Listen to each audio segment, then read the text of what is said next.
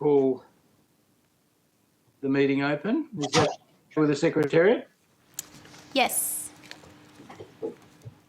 Good. Good morning, everyone. I'm Mike Freelander, a member for Macarthur and Chair of the Standing Committee on Health, Aged Care and Sport. I declare this public hearing of the House Standing Committee on Health, Aged Care and Sport for the inquiry into long COVID and repeated COVID infections open. In accordance with the committee's resolution of the 4th of August 2022, this hearing will be broadcast on the Parliament's website, and the proof and official transcripts of the proceedings will be published also on the Parliament's website. I'd like to firstly thank all our guests for appearing, taking time out of their very busy schedules. I would like to call witnesses from the Royal Melbourne Hospital to give evidence to us today. I'd like to ask the witnesses for the Hansard record. Would you please state your name and the capacity in which you appear before the committee? I'd like to note that this hearing is a legal proceeding of the Parliament. The giving of false or misleading evidence is a serious matter and may be regarded as a contempt of the Parliament. The evidence given today will be recorded by Hansard and attracts parliamentary privilege. I'd now invite you to make a short opening statement of no more than 5 minutes before we proceed to discussion, after you give us your names and the capacity in which you appear. So I'd like to call our first witness.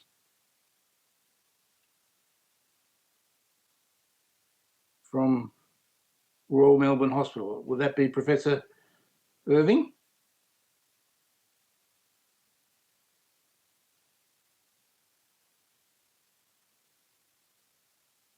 You're just on mute, Professor Irving. I think you'll find he's on mute.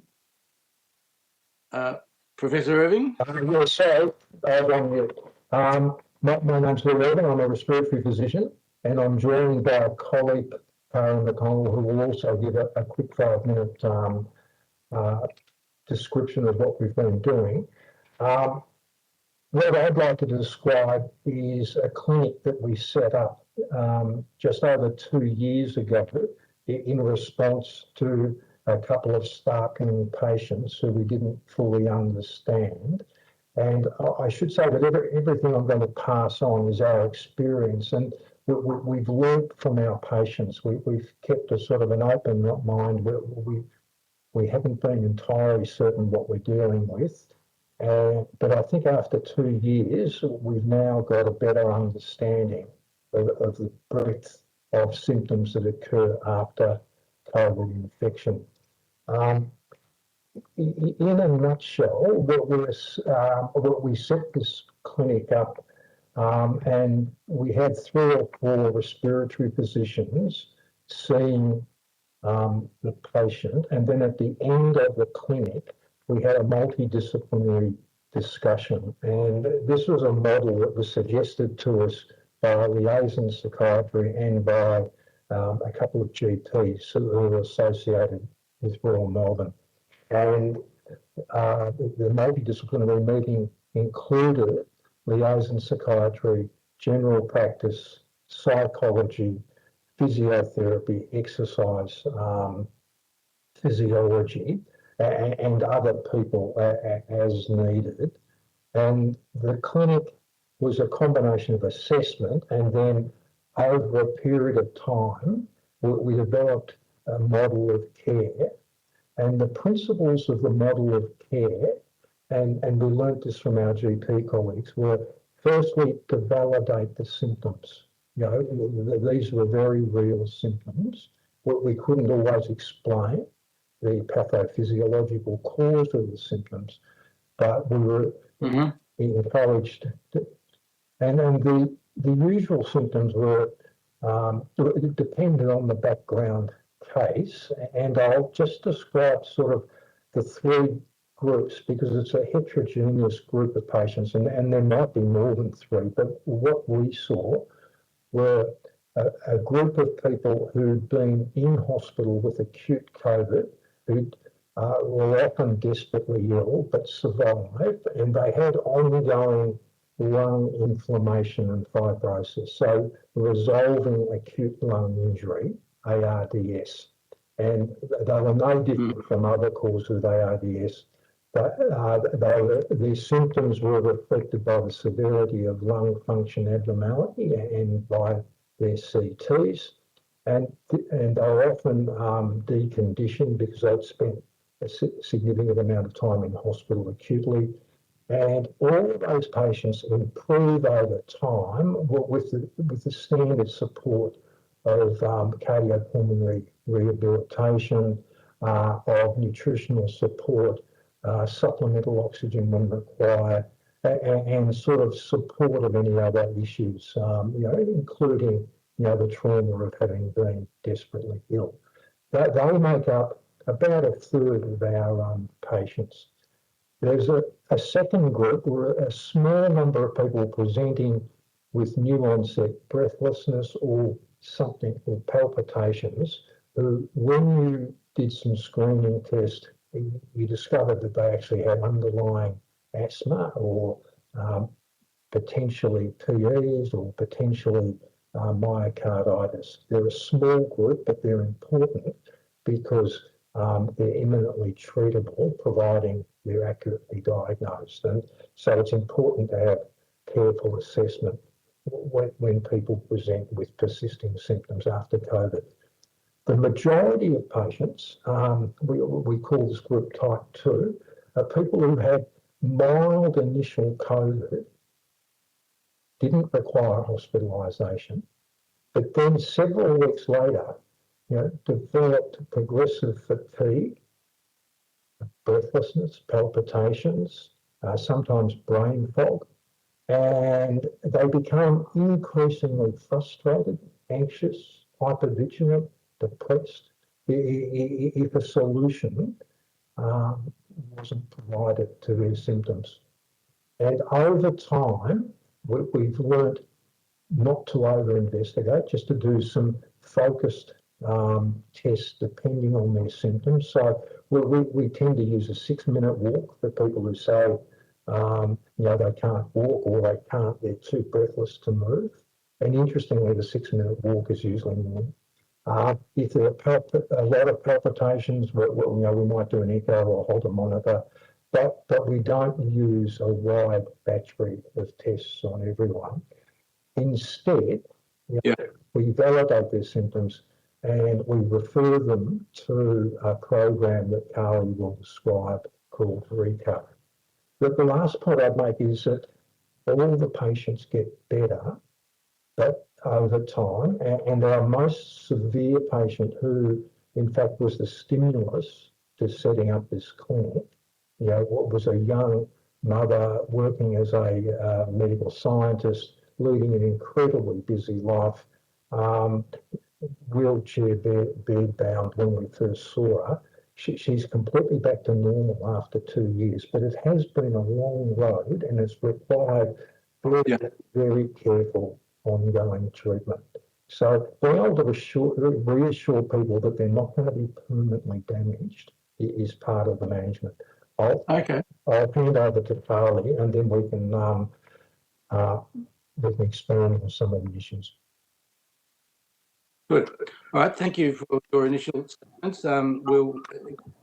We might ask Ms. McConnell now to give her short summary of how she feels the issues are.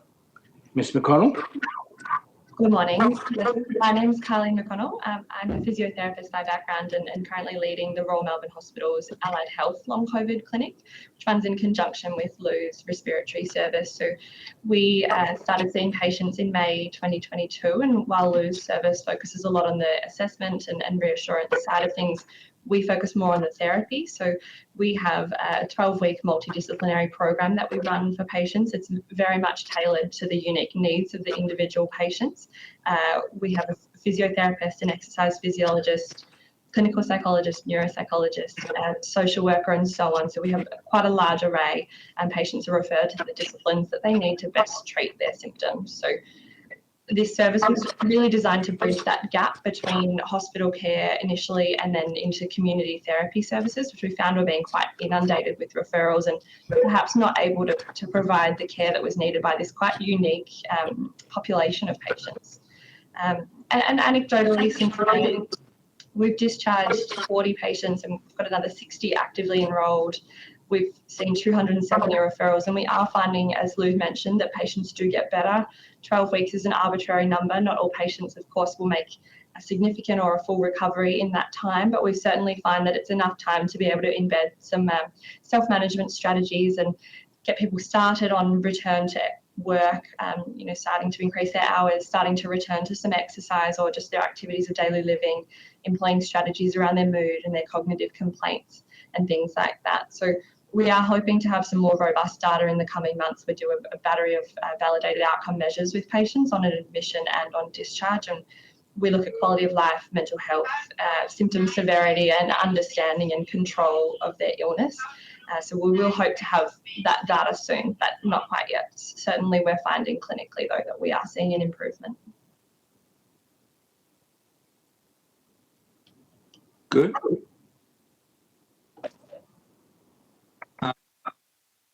Have you finished? Yes, thank you. Oh, good. Well, thanks so much for that. We might open it up to questions now. I'll start with the McIntosh, the member for Lindsay. You've got some questions on this? I do. Thank you very much for your evidence today.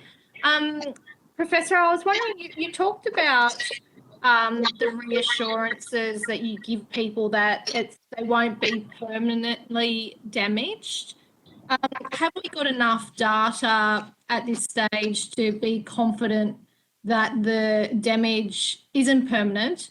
And how does that apply to things like autoimmune diseases coming through or other conditions that have been triggered by COVID? Yes, so if we're talking about that larger group, mild initial illness and then sort of very severe unexplained symptoms that occur, you're quite right. I can't be 100% certain that there isn't some form of ongoing issue. But interestingly, we keep an eye on the research.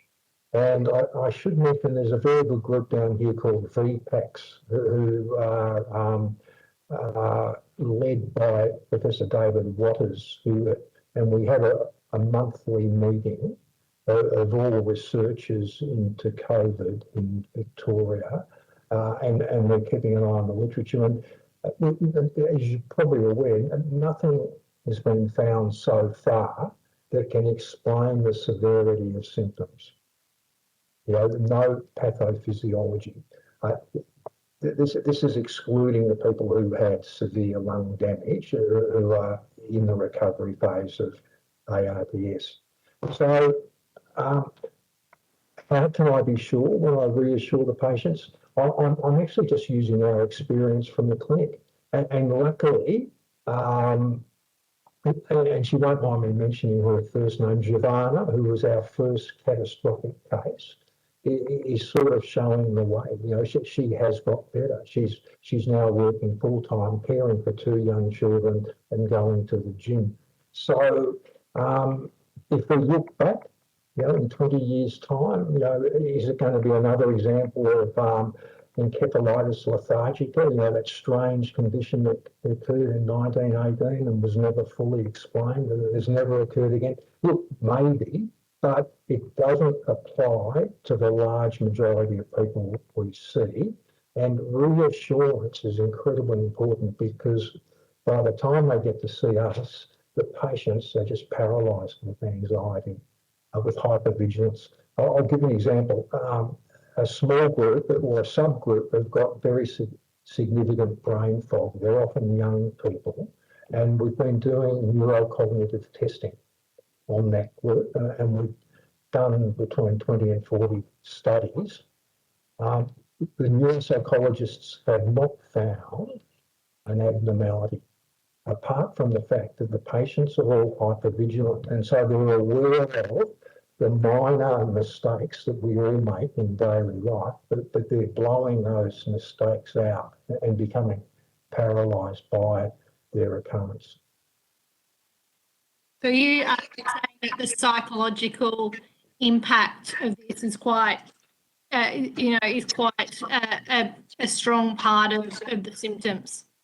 The secondary frustration of not improving, of anxiety, of depression are very common, and it's really important that we have a liaison psychiatrist in the group who's been with us from the beginning. He's really thought about the interaction between the mind and the body. Now, we're certainly not saying it's all psychological, but we're saying there can be roadblocks to getting better that need to be managed. And one of those roadblocks is anxiety and frustration. A second roadblock, and this leads on to Carly, is we found a subgroup of people who are high achieving people, and I suspect some members of the committee might be in this group as well, but they're very active, who validate their wellness by running 20 Ks or cycling or staying up and working hard at night, and they've solved problems by putting energy into the problem. Long COVID, it doesn't get solved by putting more energy into it. You've actually got to learn to rest. And this group are greatly helped by Carly's program, where they are told to, or they're helped, guided to slow down for the first time in their life, and a balance between work and outside of work. So graded return to work, graded return to usual activity is incredibly important. Carly, do you want to comment on that? Because it's starting to rehab is to crack a whip and get people moving. But this is very interesting. This is actually to slow people, subgroup of these people down. Yes, thank you, Lou. Yes, certainly we found around 80% of the patients that have been referred to our service, when they complete their triage questionnaires, that's what we base the referral to different disciplines off. And so around 80% of those have responded in a way that would indicate they would benefit from clinical psychology, and another 80% from occupational therapy. And our occupational therapist works a lot around pacing and reducing fatigue and being able to return to work and activities of daily living. So I would certainly second what Lou's saying, and I would also add that the median age of patients accessing our service is 43, so very young, of working age, and as Lou says, probably leading quite busy lives. And often for many people in our service, it's the first time they've been significantly unwell and limited in what they can do in their lives. So we do certainly find that the psychological impact is significant, and it's a bit of a self-perpetuating cycle. They become anxious, and that can lead to palpitations and those kind of physiological symptoms that are also linked with long COVID. So it's a difficult cycle to break. Thanks. And thank you, Chair. Thanks, Melissa. We might move on to Ms. Stanley. Hi, and thank you both for joining us today. Do you have any feel about the number of patients who experience long COVID compared to the number of people who've got long COVID? And in some of the literature that I've been reading, it seems long COVID is more prevalent with the early strains, but there seems to be a bit of a debate about is that because of vaccinations or whatever. But what percentage of people do you think are going to get it? And is it specifically those people who overwork themselves anyway, so their immune systems are a bit hypervigilant anyway? Is that the sort of scenario? Yes, so the early studies suggested high frequency of symptoms after COVID, but more recent controlled studies where they had data before the individual got COVID indicate that some symptom at around 12 weeks and beyond occurs in around 15%, and severe symptoms, probably in the order of 6% of people who get COVID. Your question as to whether it's less now with vaccination than it was at the beginning of the pandemic, there's certainly some suggestions that that might be true, although my experience with all COVID-related publications is that you need to see it a second and a third time before you believe it. There are a lot of early reports that turn out not to be true. The largest study was a UK study that was published in The Lancet recently, and it showed that risk factors for having persisting symptoms, and this is in a group of people who didn't have severe lung disease with acute, so it's that type 2 that I'm describing. Risk factors were people with pre-existing physical or mental health issues, older people. They didn't describe the subgroup that I described of these high achieving people, but I think that's because our clinic has been up to 40% healthcare workers. We unfortunately had a large nosocomial outbreak of COVID with the second wave, and 250 of our own staff have become, were infected, and some of them have got persisting symptoms, which leads me just to make a comment that healthcare workers are a particular risk group in my experience. The comment about staged return to work is incredibly important.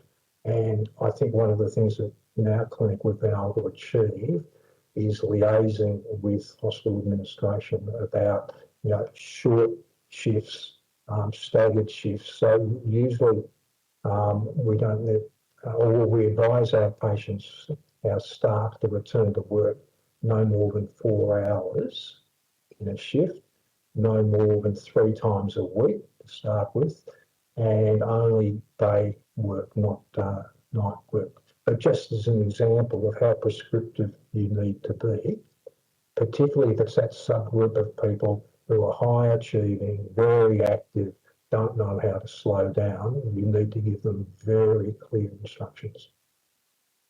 Good. Thanks very much. Can I just ask one supplementary question? If it's the incidents in your clinic are substantially health workers, is that because they're exposed? They may well have been exposed, but subclinical, so that they've got their immune response is heightened, or you're not up to that sort of conclusion yet? Yeah, I don't think we're up to that conclusion. We see people with an immune background. They might have a little bit of psoriasis, or they might have a history of rheumatoid, and COVID can certainly bring out a worsening of their autoimmune tendencies. But we also see people with a background of chronic fatigue, fibromyalgia, post-traumatic stress, and COVID can actually reactivate that. And I see asthmatics, who are reactivated by COVID. So,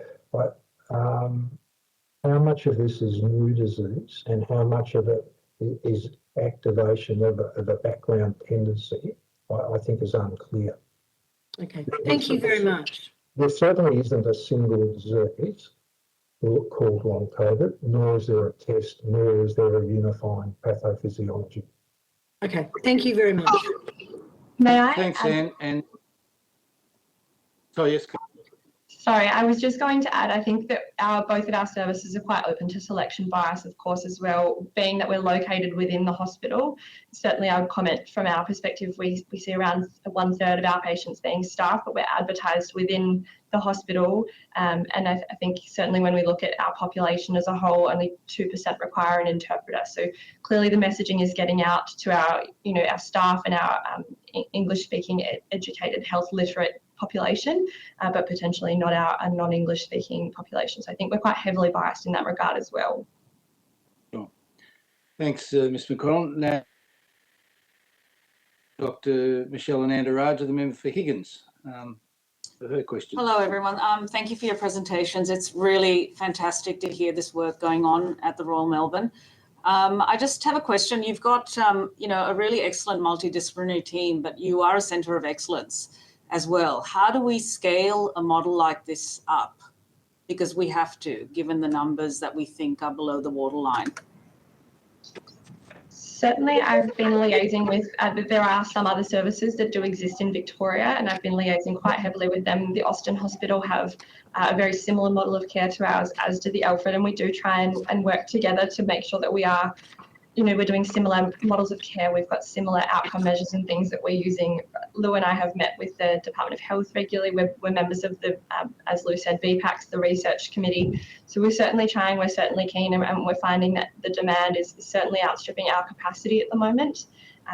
So we'd be very keen to upscale. I think public education comes into it quite significantly, so that, as I mentioned, those non-English speaking and different populations can start to access our services too. Have you considered a model like, there are models overseas that are used to scale up this sort of, care. Project Echo is one, a hub and spoke model. Have you considered that, where you start training up other clinicians around the country, particularly in regional areas, remote areas where access to care is, very difficult? Certainly when any services reached out, we've been very quick to engage with them and to do that. I've certainly been met with a number of different health services in Australia and in New Zealand as well recently. The other thing that we've been investigating is potential use of a digital platform also to provide access. So the NHS in the UK has a great program called Your COVID Recovery, and we've attended some training sessions and met with the Department of Health around potentially employing something like that, which is it's an online platform. It looks like an app, and patients can enter their symptoms and monitor their symptoms. They can participate in a graded walking program, exercise program. They can access lots of resources, and they can also communicate with the health service as required. And so I think a great way of scaling our service up would actually be to triage the more mild symptoms into a program like that, so that they can self-manage, and then the tertiary services can really focus their resources on where it's needed more in the severe disease. I think general practice has got a real role to play, because they know the patients. If you ask enough questions, at least 50% of people have got background issues that COVID is then sort of bringing to the fore.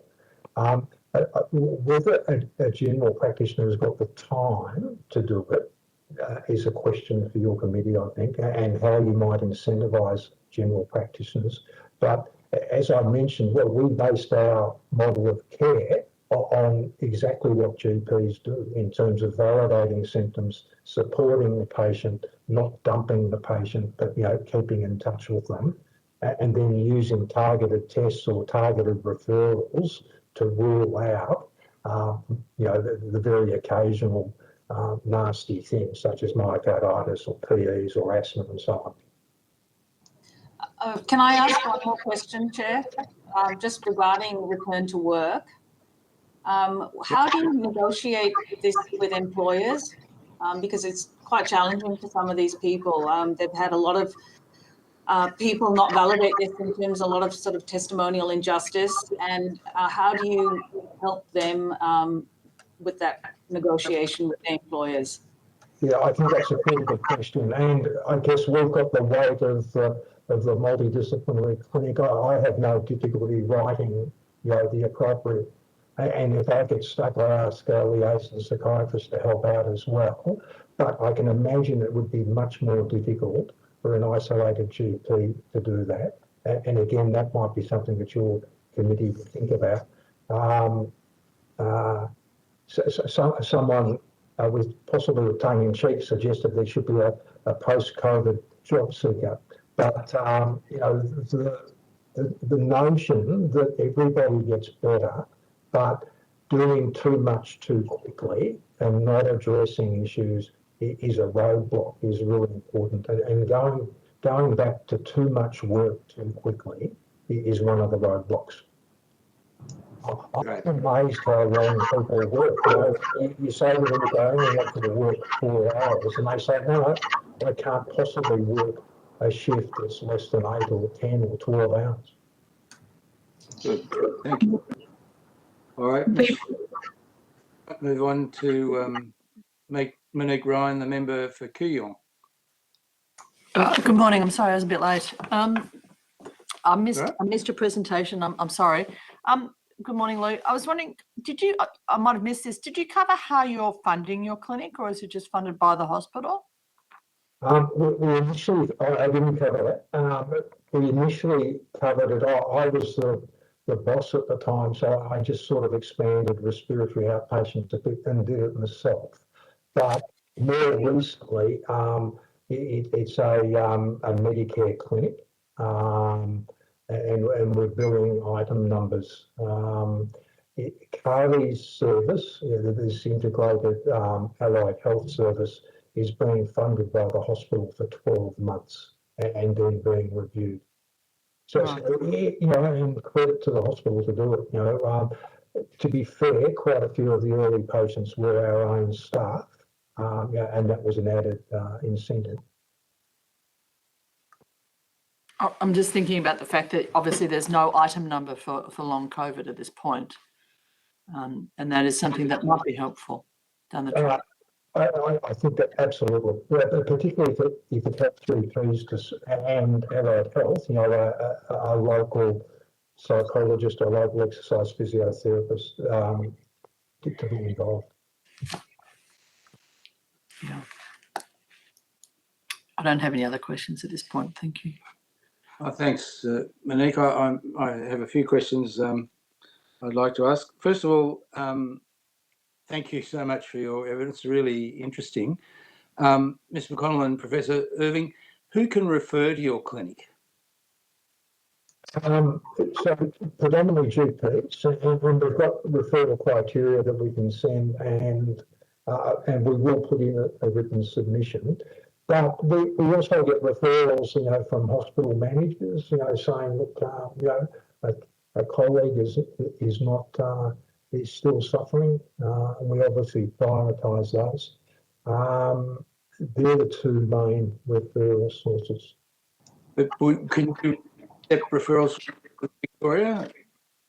Yes. And Ms. McConnell, to your clinic? Our service is a touch different, being that we're not Medicare billing. We can accept referrals from GPs in the community, but we'll also accept self-referrals from staff. We'll see some referrals from the emergency department, and then from Lou's respiratory service, and also from other outpatient areas. Perhaps the referrals come through to a different outpatient clinic, but it's more appropriate in our service. Right. And so you'll accept from GPs and we will other accept allied? from, yeah, correct. We'll accept from GPs. We wouldn't particularly accept from another allied health service. We would prefer that the patient's been through their GP and had any necessary testing done to rule out any, particularly if they're having palpitations or tachycardia or anything like that. We'd prefer them to come from the GP with sign off for exercise, essentially. And we will, if we have patients referred who are within a catchment of another hospital that has a comparable service, so the Austin or the Alfred, for example, we will refer on to them. But if they come from an area outside of that doesn't have a comparable service, we'll accept them. And we see most of our patients, 90% of our patients, via telehealth anyway. So the distance is not particularly a barrier. Okay, so you'll do a lot of telehealth consultation. Chair, I have a question regarding income loss, right? So a lot of these people are taking time off work. They may need help with childcare, particularly if they're women. And asking women, to rest is impossible. I don't know how you're actually achieving this, but can you talk us through what kind of measures we should, what kind of financial supports we should be thinking about for these people?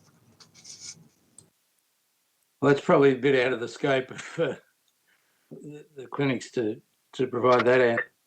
Well, Welcome to hear. Well, in this subgroup of patients who work at Royal Melbourne or in a nearby health service, particularly if they were infected at work, which was relatively common to start with, and it no longer occurs. We've been very firm about the use of injury assist, or some form of work cover. And I think you can apply it to other people in other industries. There's a time limit, but my feeling is that in most cases there will be substantial improvement within 2 years. We're not looking at an NDIS like lifelong support, but Yeah. I've got no doubt that there will be people who are permanently, inverted commas, scarred by their experience, because it's been, a terrifying existential, loss of control type of experience. But with careful management, that they substantially improve in terms of how they can live their lives, including return to work. But they need support. Good.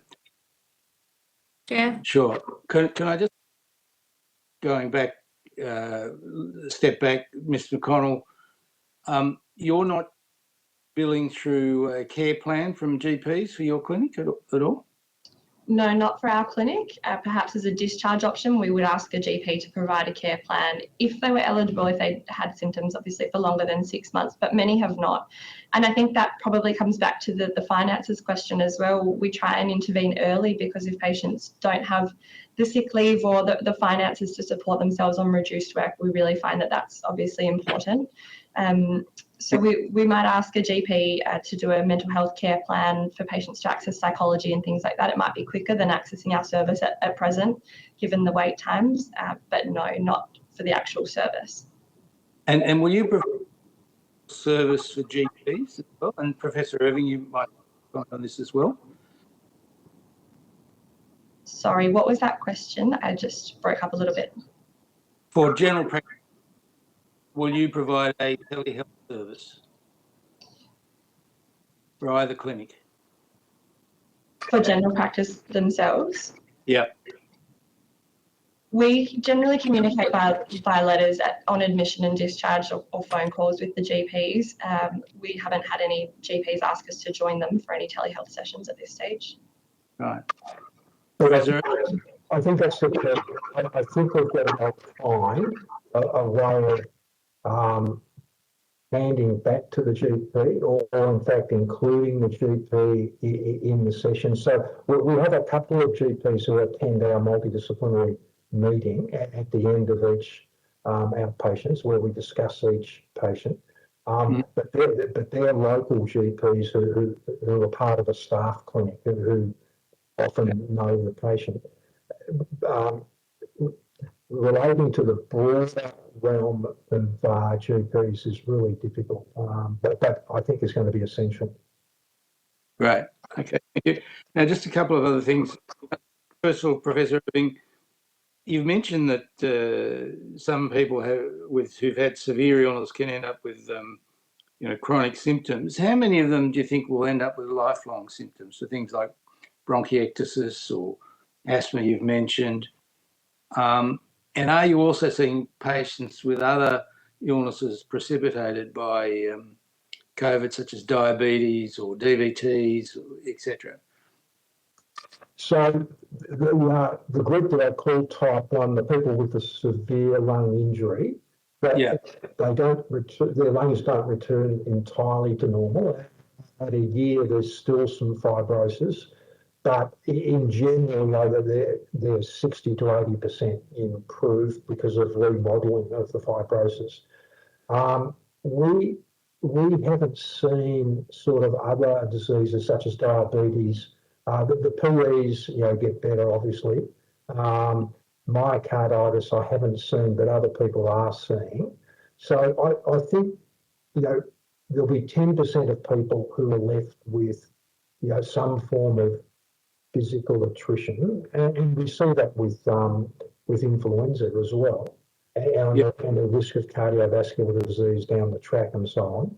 So I don't think there's any doubt that there will be some long-term scarring abnormality in a smaller group, but for our full stop. Another thing I didn't mention, autonomic dysfunction is very common in this group. We see mainly tachycardia, but other groups are describing parasympathetic abnormality. It doesn't seem to cause much bother apart from the occasional patient who becomes hypotensive. Where it worries patients is if they're wearing smartwatches and they get signals day and night, that their heart rate's 120 and so on. But we've done exercise tests on this group, and we haven't found any sort of major physiological abnormality. But it's an indication that there is something going on, but it doesn't explain the severity of symptoms. Yeah. Okay. And just one last question from me to Ms. McConnell. You were mentioning before about digital program. How great a need do you think there is for that, and have you had much? We've not employed that yet, so I couldn't comment on the uptake. I certainly have met with the UK Health Service of the NHS a few times, and they have had great uptake. They've got thousands of patients enrolled currently. And the way that it works is their trusts work similarly to our hospital services, if you like. So patients are allocated to the hospital or to the trust that is looking after them in their area. So they sort of still sit under the care or the clinical governance of that hospital. So I believe with our patient cohort, we've had 270 referrals in the first 5 months, and we only opened to GP referrals in July. So in the last 3 months, we've seen a lot of those. I think there'd be a large proportion of those patients who would be really keen to uptake a program like this. As I mentioned, the median age is 43. So our patients are all quite tech literate. They complete a lot of their outcome measures and things online anyway on a REDCAPS secure database. They communicate with the service via email. So I think from that perspective, the uptake would be really good. I think there's quite a good appetite for it. And I think a lot of these patients, as Lou mentioned, need reassurance and access to quality resources that we're lacking, I think, Australian specific at the moment. And I think a lot of them would be quite satisfied with that. And if we found that they got to the end of their 12-week online or digital sort of program, we could enrol them in a tertiary one if needed, but I think we would reduce the demand on the tertiary services if we were to be able to use something like that. Great. Thank you very much. So, That's one more, Chair. yeah, we've got a few minutes for questions. Can I just remind people to mute? They're not talking. Thanks. Thanks, Chair. I'm really interested in a few points you made around the people that are presenting at your clinic. Words like high achievers, they're active people, but then you also, and if you could just sort of talk about this a bit more, you're saying that they may have had pre-existing mental health conditions as well on top of that. Like, if you can just tell us more about people specifically. So it's not always the same person. So, yesterday of the 6 people I saw, there were a couple who had severe background issues, young people, with post-traumatic stress, with fibromyalgia, chronic fatigue, on a range of medication. But then I also saw a 40-year-old ED physician, who's been incapacitated for 6 months. As soon as we're able to achieve a structured return to activity, a 4-hour rather than a 12-hour shift, walking rather than running 20K, miraculously he was back to normal. And I did an exercise test on him yesterday for his own interest, and he's completely normal. So some people have got a background, some people haven't.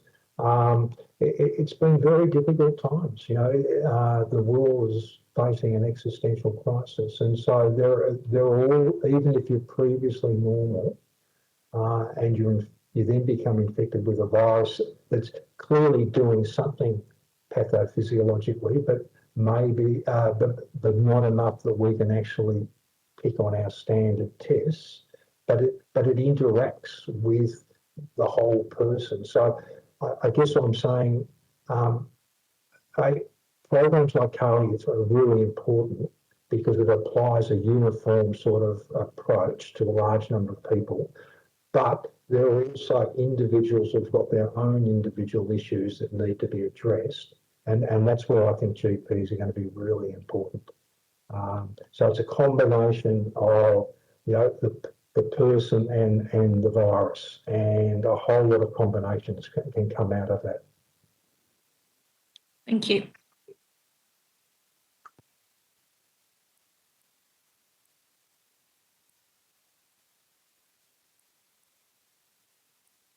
I think you're on mute, Chair.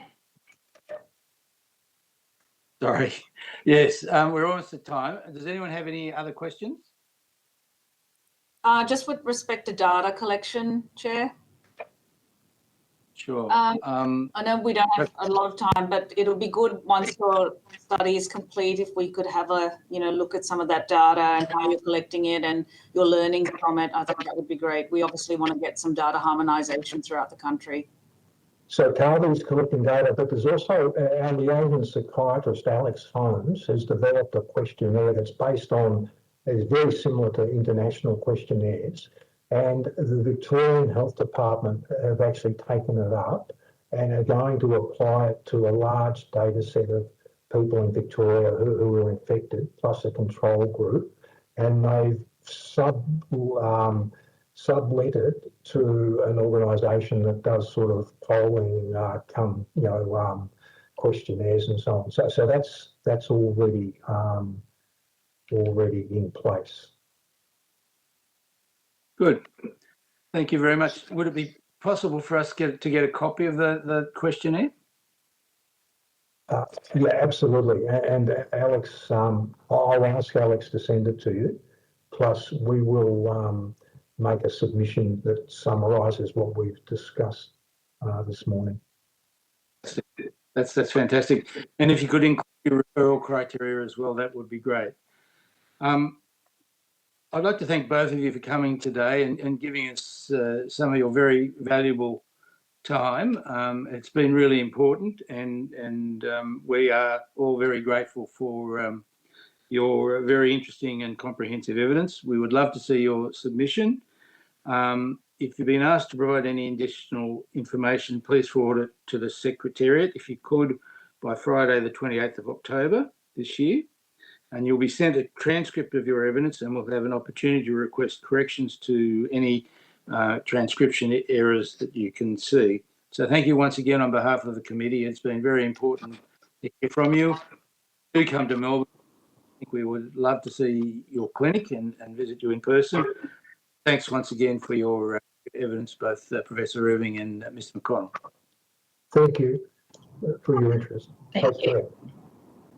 Don't worry. Thank you. We will try. Thanks.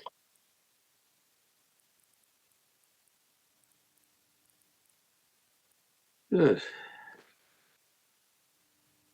Now, we now have a witness from the Royal Children's Hospital in Melbourne, Dr. Shidan Tosif. And I would like to, first of all, welcome Dr. Tosif to giving evidence to the Standing Committee on Health, Aged Care and Sport today.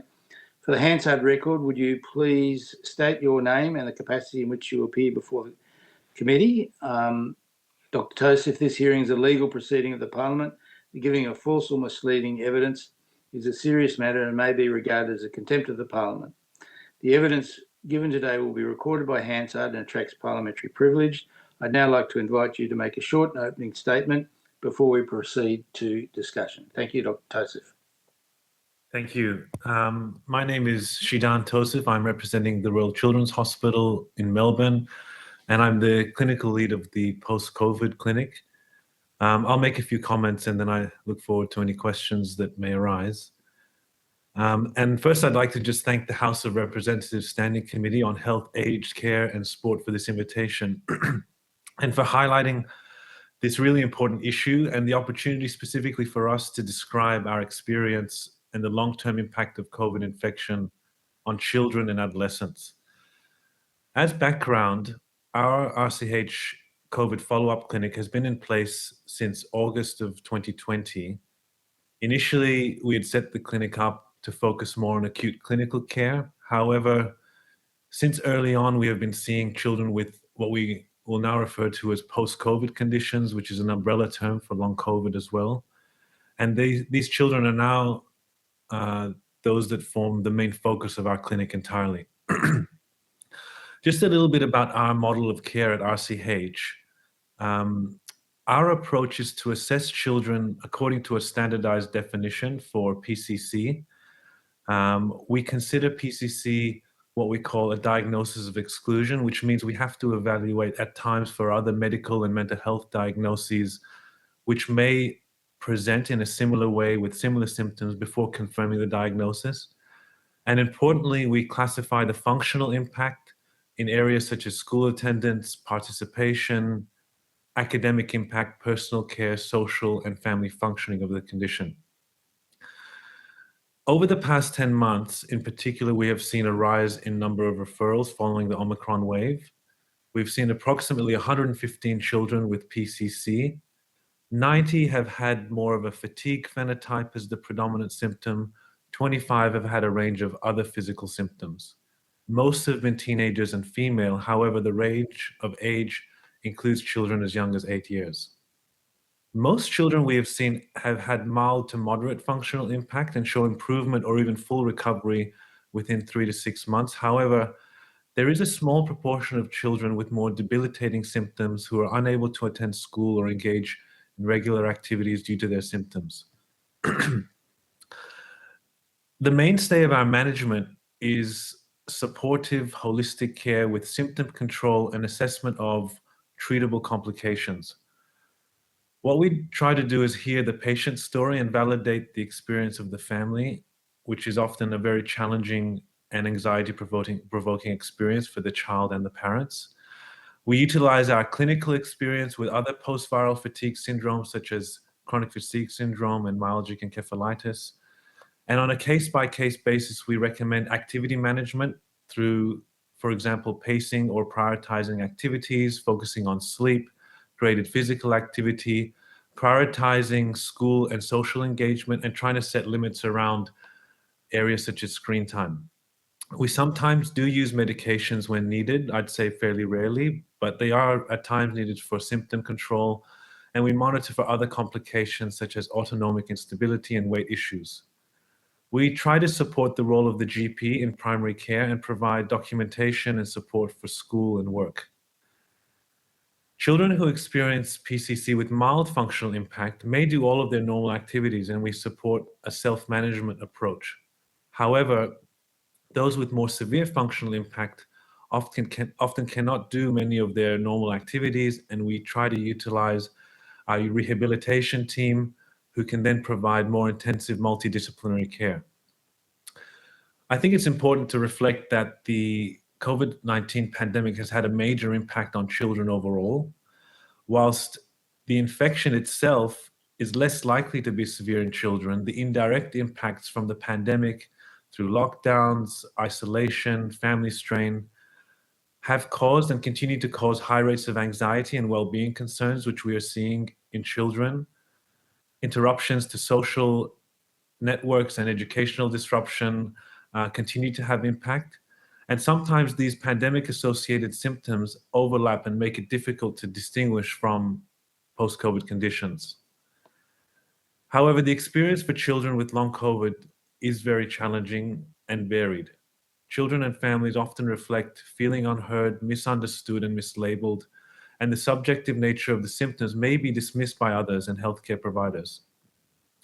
Unfortunately, the research and resources for children and families remain limited, and more data is needed to improve our understanding and management of this condition.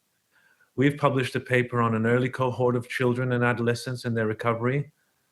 We are part of an international collaboration to build evidence for long COVID in children. We have had meetings with Victorian pediatric units, and last month a joint seminar was held to try and reflect and harmonize efforts with Queensland, New South Wales units looking after children with PCC. However, there remains much which is unknown. This is still a very new condition, not only to us, but globally. and a lot of work needs to be done to understand this condition and its impacts. The Royal Children's Hospital welcomes this inquiry, and we appreciate the opportunity to participate in this important piece of work. Thank you. Thanks, Dr. Tosif. I'll ask Dr. Ryan, Dr. Monique Ryan, the member for Kooyong, to start with her questions. Oh, thank you, Chair. I should probably declare a conflict here in that Dr. Tosif was my registrar some years ago, but he's also done research with my husband more recently, so I'm not sure if that's a problem. I don't think it is. It's not relevant to COVID. No, I don't think that's a problem at all. It's a problem with Melbourne. Everyone knows everyone. A few questions, if I might, Shidan. Why do you call it post-COVID? Why do you call it? Why you don't call it? You call it a post-COVID clinic, not a long COVID clinic? Is that because of the time frame of the symptomatology that kids are experiencing, or? Thank you. We've chosen that term just because it's a more encompassing term, I feel. And I guess that's part of the challenge is there's a lot of different terminology. Sometimes long COVID is associated with more of the fatigue predominant phenotype, I find, and resonates more for children and families in that way. But we've chosen that term because it also encompasses the symptoms that may be more physical in nature and predominant in that way. We also, there have been changes and differences in definition for long COVID and post-COVID conditions. So we're just trying to make sure we capture everything and not exclude any particular subset in our clinic. Okay. How are the patients being referred to the clinic, and how is it being funded?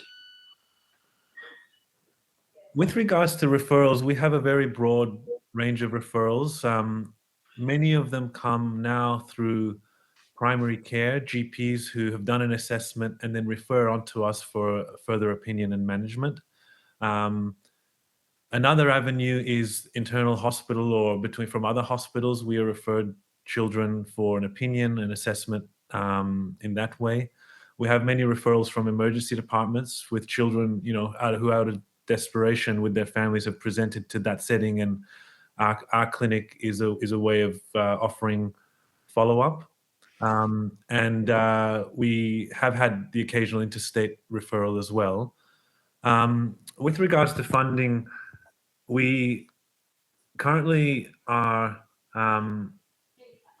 we do not have any ongoing funding for our clinic. Actually, we have made a submission to the Victorian Department of Health and are awaiting advice on the funding proposal that we've given. But our hospital is continuing to support this clinic to continue in its current form in the short term. Okay. Can I ask one more question, two more questions maybe? You mentioned medication for kids. What medication, are we talking stimulants? Are we talking steroids? What sort of medications are you using for kids with persistent symptoms? So there's no cure for long COVID or post-COVID conditions, and therefore there's no single medication that we universally apply. It really comes down to a case-by-case assessment and trying to firstly optimize all the non-pharmacological means by which the child through which the child may have benefit through those measures I discussed earlier. In some children where they have maybe perhaps pain as a prominent symptom, headaches is a common one. After we've tried simple analgesia, if the headache is really impacting their function and quality of life, then we may consider something similar to what we would use for migraine prophylaxis, for example. We don't tend to use stimulants in our clinic, and then other medications that are basically symptom focused. But I would say, interestingly, the benefit from medication is not like we see in other conditions. Typically, the medications don't have as much benefit as you might see for pain even, for example. The body doesn't seem to respond in the same way with post-COVID condition. Okay. And one last question, if I may. Would you say that these patients, the children that you're seeing, are children who were previously well, or do they tend to be children who've had pre-existing physical or psychological issues? Most of the children we've seen have been previously well. They've been well, normally functioning, and this kind of really hits them out of the blue. And I think for them that, it's particularly devastating in their families because they really are feeling helpless as to what to do in this really devastating situation. There are some children, I'd say that there's certainly a representation of children who have got chronic illness, such as type 1 diabetes, asthma, other medical conditions who also experience long COVID. It hasn't been a predominant theme. I would really like to go back now and look at our presentations over the last 10 months in more detail. And I think data is another thing which is really lacking, and we'd like to contribute to that. Thank you. Thank you. Thanks, Chair. Good. And I'd like to ask Ms. Melissa McIntosh, a member for Thank you. questions. Thank you, Chair, and thank you very much for your presentation. Monique had one of my questions, so I might ask an extension question on the psychological front. Even though children may have had previous psychological or mental health issues, do you think the environment and the experiences that children have been going through the last few years from a mental health perspective could be playing a part in now presenting with long COVID? Is that something that could be possible? Thank you for that question. There's certainly, as I mentioned, the pandemic-related indirect impact for children has been very significant and manifests in a range of different ways, from behavioral issues to anxiety, depression. And naturally, some of those symptoms overlap with what we would see in post-COVID conditions. However, post-COVID conditions, such as what we refer to as long COVID, certainly appear to have their own time course, their own appearance. And whilst there is overlap, and certainly the condition of the pandemic does not help children with long COVID, it's really important to try and tease out over time and through solid engagement with the family what the reality and what the basis is for the presentation of the child's symptoms. Sometimes it's quite challenging to delineate what the main contribution is. How much is long COVID? How much is the pandemic? And even for parents, they often reflect to me that they are not sure. Something's not right. Is it long COVID? Is it the pandemic? In those circumstances, it's really important to take things at face value, to not dismiss, I think, what the experience of the child and the family are, and to provide still the same supports.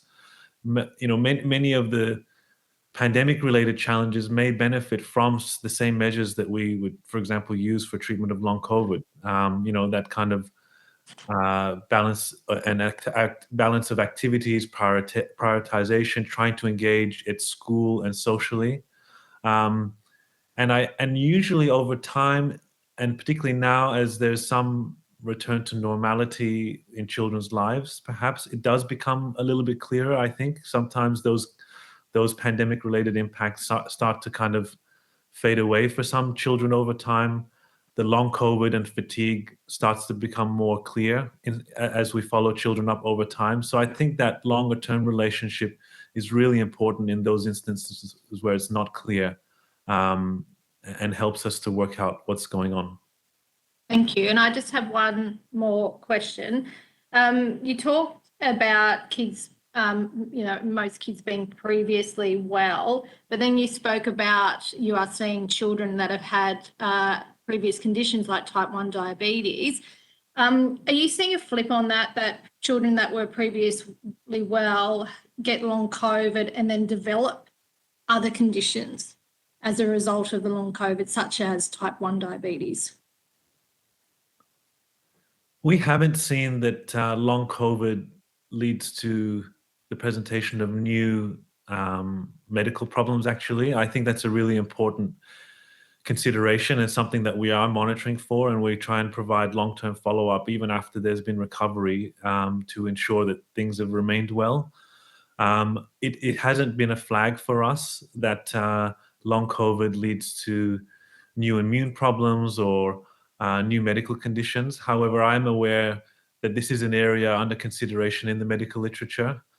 So it is something that we'll have to keep an eye on, absolutely. So there's not enough data yet, is what.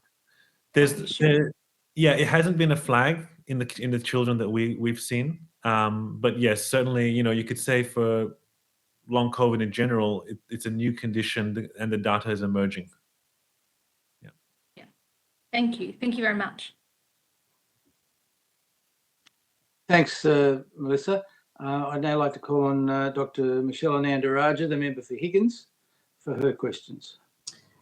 Thank you, Chair. I have 3 questions. One is around prevention. So obviously, long COVID is enormously disruptive for children and families. And we know, at least for adults, that vaccination is protective. And yet we have in Australia vaccination rates in 5 to 15-year-olds sitting at around 50%, just above 50%.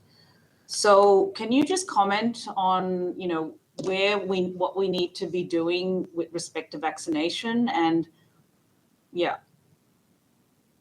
And I'm also a little bit concerned that, at the start of the pandemic, COVID was discussed as being a mild infection in children. And I worry that this has, in the minds of a lot of parents, demoted the need for vaccination, when in fact, we now know that vaccination may well be protective. Yeah, thank you for that question. I think this is a really important consideration. And obviously, with long COVID, being able to describe its incidence and prevalence and the impact of vaccination in reducing it is critical.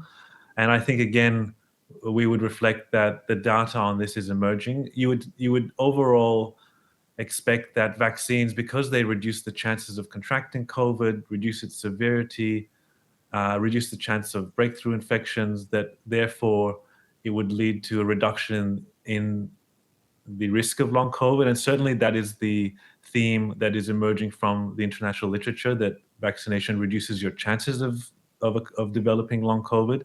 But yet at the same time, it is not entirely protective.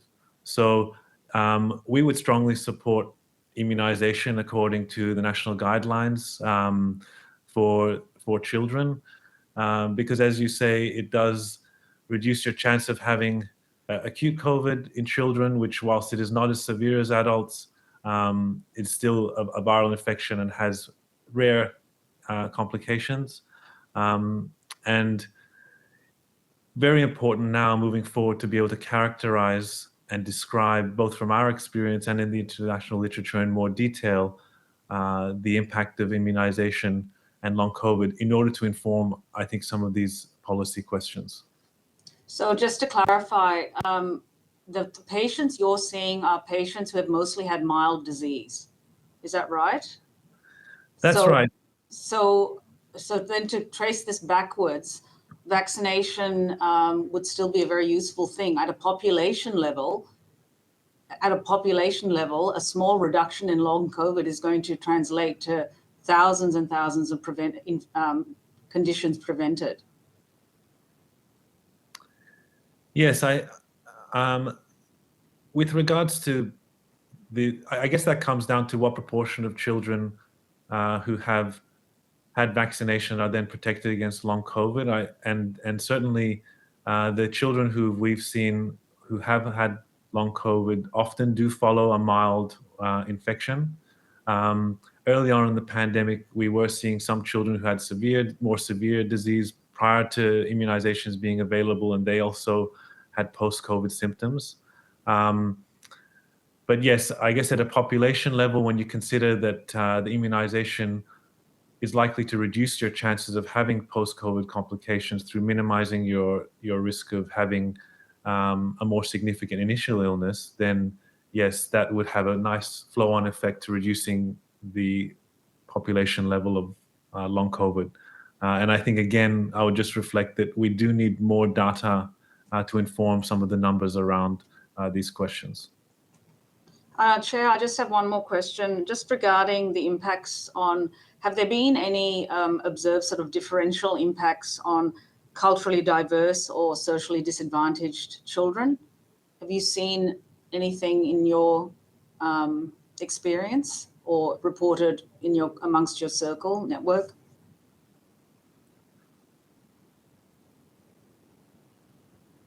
The children we've seen in our clinic are probably not as reflective as I do fear that we are seeing potentially those higher health literate and English speaking families that are able to access, recognize this condition and access services. It does raise concerns for us about the awareness of this condition more broadly in culturally diverse and non-English speaking background children and their families. So I don't think we are yet seeing a broad enough representation in our clinic of what we should be seeing in some of those groups who may not have access or the awareness through barriers of language and health literacy.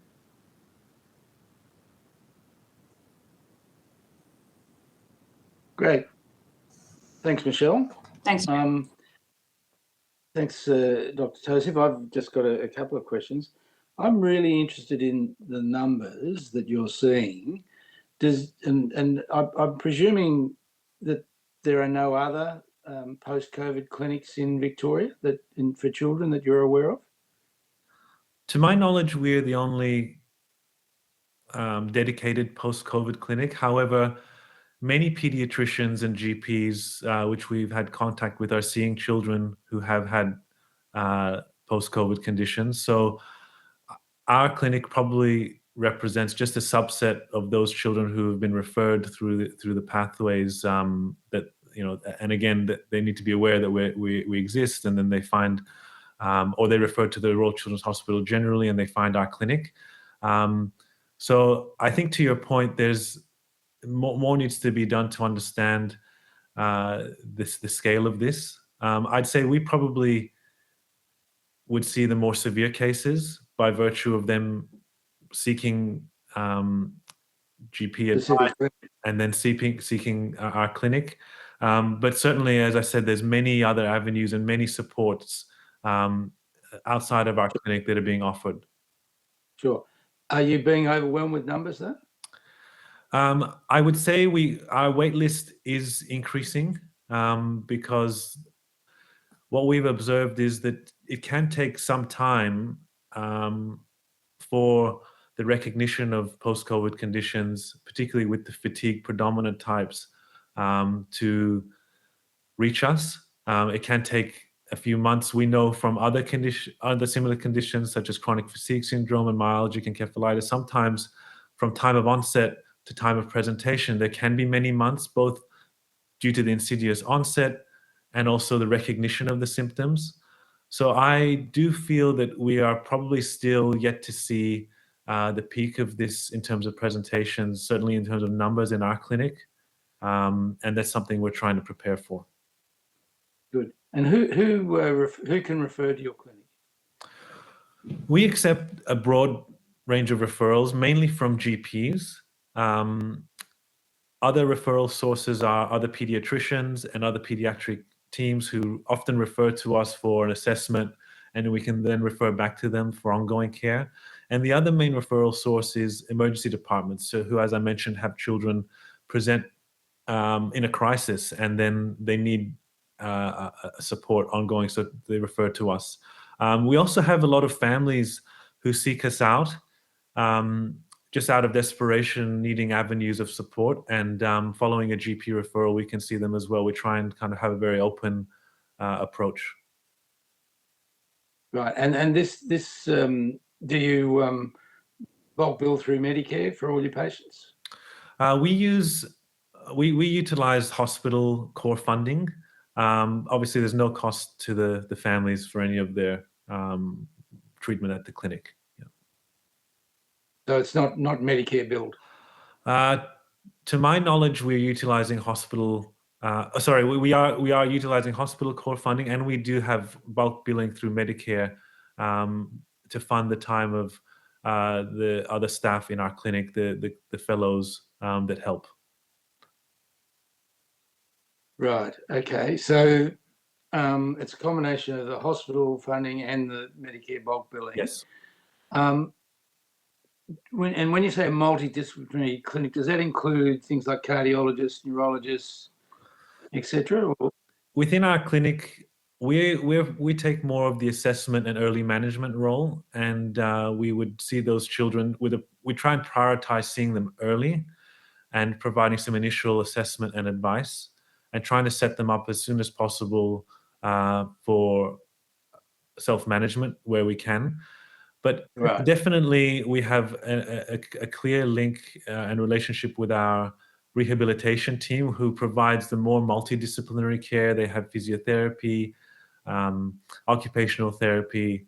They have a more intensive rehabilitation approach, which we can refer those children who have more severe or long-term symptoms. And then we do have very close relationships and links with our cardiologists, our respiratory physicians. They're not part of our clinic. However, they're very closely linked, and we very commonly call on them for their assessment and work together. Right. And are you seeing many children with chronic health conditions such as myocarditis or bronchiectasis, chronic lung disease, post-COVID? Are you seeing many of those kids? Really? So we are not seeing those chronic organ complications that were described in the earlier report in adults, and is well reported in the literature for adults. We are not seeing those complications arise from acute COVID in children. We were following up children, every child almost who had the positive test for COVID in the first 18 months of the pandemic, many of them out to 6 to 12 months. And we were not identifying that they had organ damage as a result of COVID. And to my knowledge, that's been the reflection in the literature as well, which is one of the differences of COVID infection in children compared to adults. Right. And you may not be able to answer. There's been a little bit of, in every country, it's a little bit different. There's long COVID or post-COVID syndrome, and that Omicron's the variant is less likely to cause long COVID than the initial variant. Do you see any evidence of that at all, or not? Or can you comment on that, I should ask? Yeah, I think it's a great question, and it's hard to comment. You know, I think we have seen more cases since the Omicron wave, but that's a reflection of also just the surge in number of cases. So, Yeah. you know, it reflects that we're seeing a very small percentage of the overall number of children who catch COVID. A very small proportion of those may go on to develop long COVID, and reflecting the high numbers of Omicron that we've seen. Obviously, that very small proportion is manifesting now in more numbers. However, we were seeing cases with the earlier strains, and certainly the early reports that were arising from the UK and the US, were really highlighting this earlier than us. I haven't seen any comparative literature on the different strains, but certainly something that we can look out for. Good. Well, look, thank you very much. I don't have any further questions. I'll just check with my colleagues. Are there any supplementary questions anyone would like to ask? Ms. Stanley, do you have any questions? Or I have one question, Chair. It's just regarding biomarkers. Are there any biomarkers that we can use to predict how kids are going to go once they develop this condition? Thank you. That's a great question, and to my knowledge and to our experience, there are no specific biomarkers, which is part of the challenge of the diagnosis, because this is a syndromic diagnosis, and therefore there aren't any specific biomarkers that are diagnostic in that sense or help to track improvement or recovery. And there's certainly there's certainly interest in that. However, nothing has kind of stood out as a test that we can do. It would be really nice if there was a test. I think that would help kind of, it's always nice to have a number or a diagnostic test which you can do specifically for these sorts of very challenging situations. So, but at the moment we're left with kind of a syndromic diagnosis. Thank you. If I can ask one last question. Are you participating in active data collection?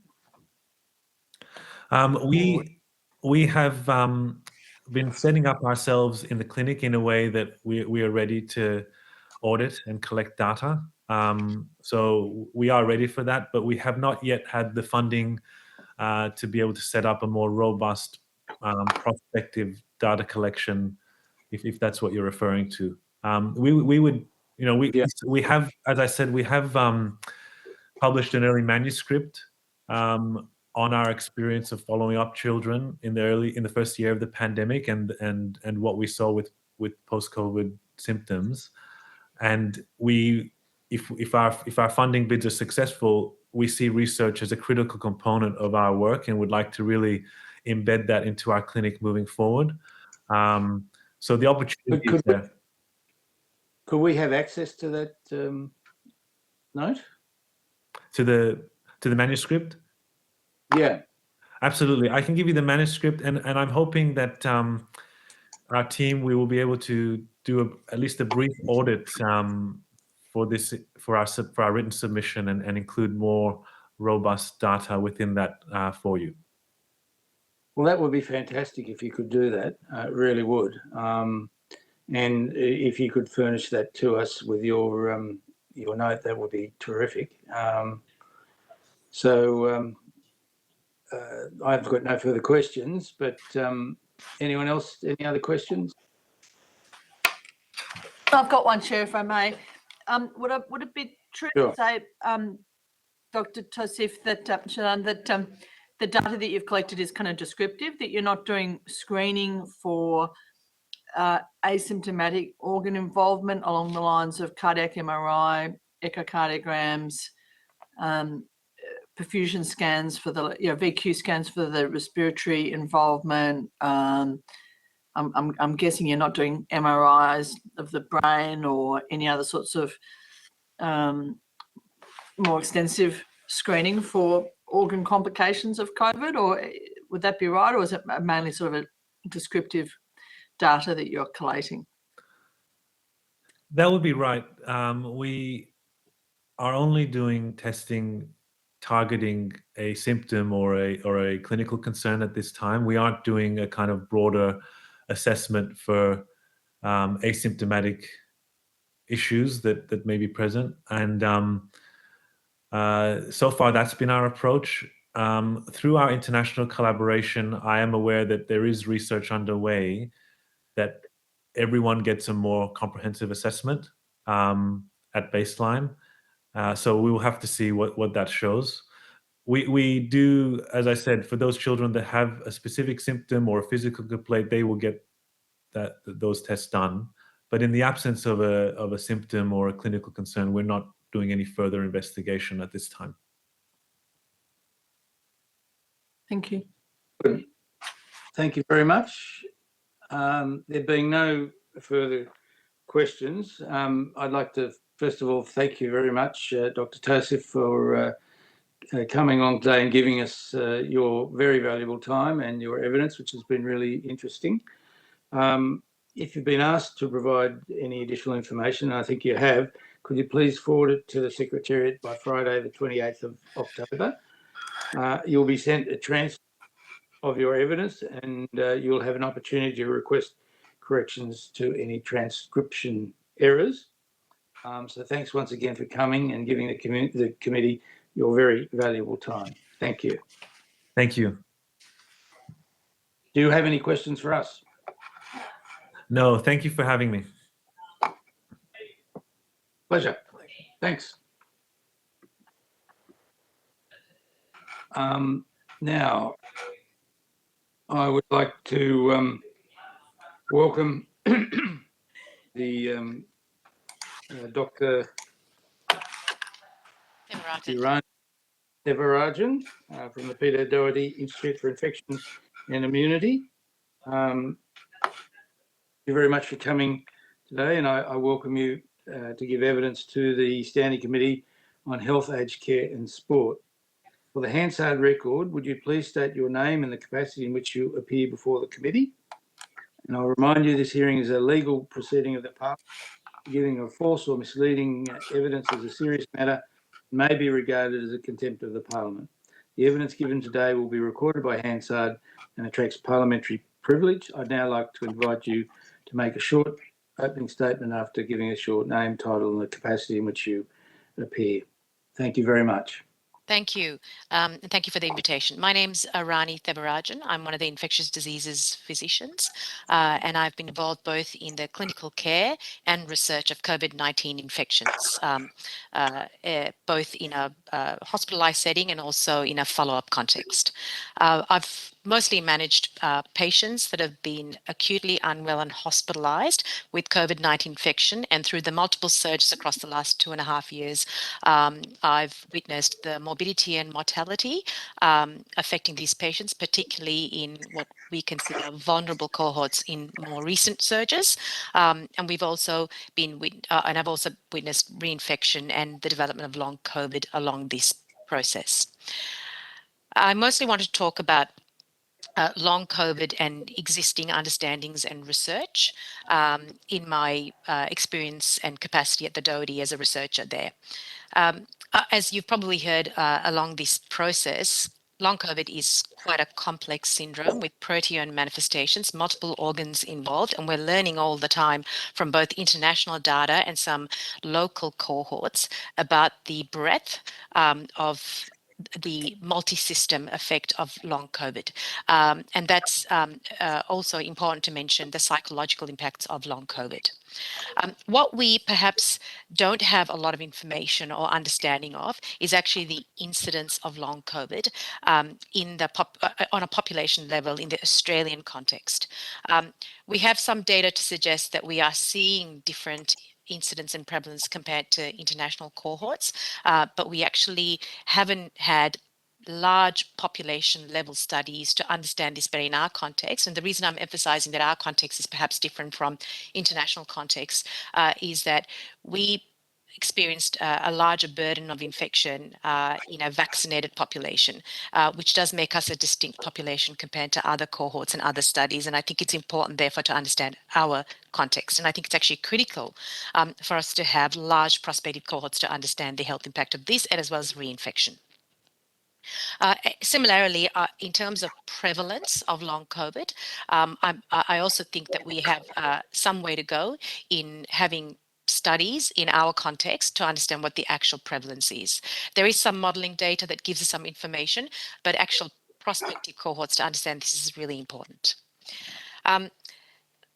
There's a good increasing body of evidence to make us understand what are risk factors for developing long COVID. And that does come a lot from international data. So we understand that there's a gender predilection for long COVID, that being a female. We know that there's multiple comorbidities that are associated with developing long COVID, a high viral load diagnosis, which might relate to the pathogenesis of why people develop long COVID. And we also know that those in a poor socioeconomic status or of a ethnic minority seem to have a higher proportion of developing or higher risk of developing long COVID. But again, I actually think that, you know, as I've mentioned earlier on, that we need to have a greater understanding of this as well in our context. Lastly, I just wanted to mention that, you know, there's also a need for clinical trials in our context in large populations, so we actually understand and accelerate our access to treatments for long COVID. And I'll stop there. Great, thank you very much. The member for Higgins to start the questioning. Thanks, Irani. I should just disclose that Irani and I trained together a long time ago. So with respect to treatments you just mentioned there, what kind of treatments are you proposing? As far as I understand, there's not many treatments for this condition. Yeah. Are you thinking a bundled care approach or Yes. something else? Well, what perhaps is existing at the moment, I mean, there's a multimodal approach to the treatment. Because of the complexity and the diversity of the clinical presentation, there's a need to understand what kind of treatment, what kind of approach, what kind of model of treatment is actually ideal for those that experience long COVID. So I absolutely agree. There's not a specific treatment or drug, but I think having a model and an approach, whether it's a bundle or whether it's a bundle then targeted approach, is an important area that we need to understand. Most patients, oh, sorry. No, sorry, go on, you go on. I was going to say most patients, in the current context will get referred to their GP. Their GPs will, most likely either start a set of treatment approaches, but also if those treatment approaches are not successful, so it depends on what they've actually presented with, we'll refer them to a specialist or to a long COVID clinic. And as you may have heard earlier on, we have long waiting lists in our long COVID clinic. Patients often are, have ongoing symptoms without having an approach or having an opportunity to have those symptoms addressed. So I think getting just a greater understanding on how to efficiently and effectively approach patients that suffer from long COVID and what's the best model of care is important. And just one more question, Chair. Just you mentioned earlier that you thought that there was perhaps an overrepresentation of socially disadvantaged and ethnic minority groups. Can you elaborate on that? Yeah, it's come through in some of the studies that have occurred, and it's been represented in multiple studies, and that might be related to the access to care that those in poor socioeconomic circumstances experience. So that might be what we might be seeing, that they don't get early access to care, and whether that's early access to care in the acute COVID setting or whether it's access to care in the post-acute COVID setting. I don't think that we have the answers. I think it's speculation at this stage, but it's certainly been seen in repeated studies that those of poor socioeconomic circumstances seem to have a higher risk factor of developing long COVID.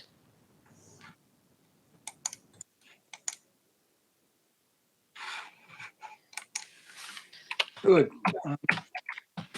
Thanks, Michelle. I now like to call on Ms. Melissa McIntosh, the member for Lindsay in Western Sydney, for her questions.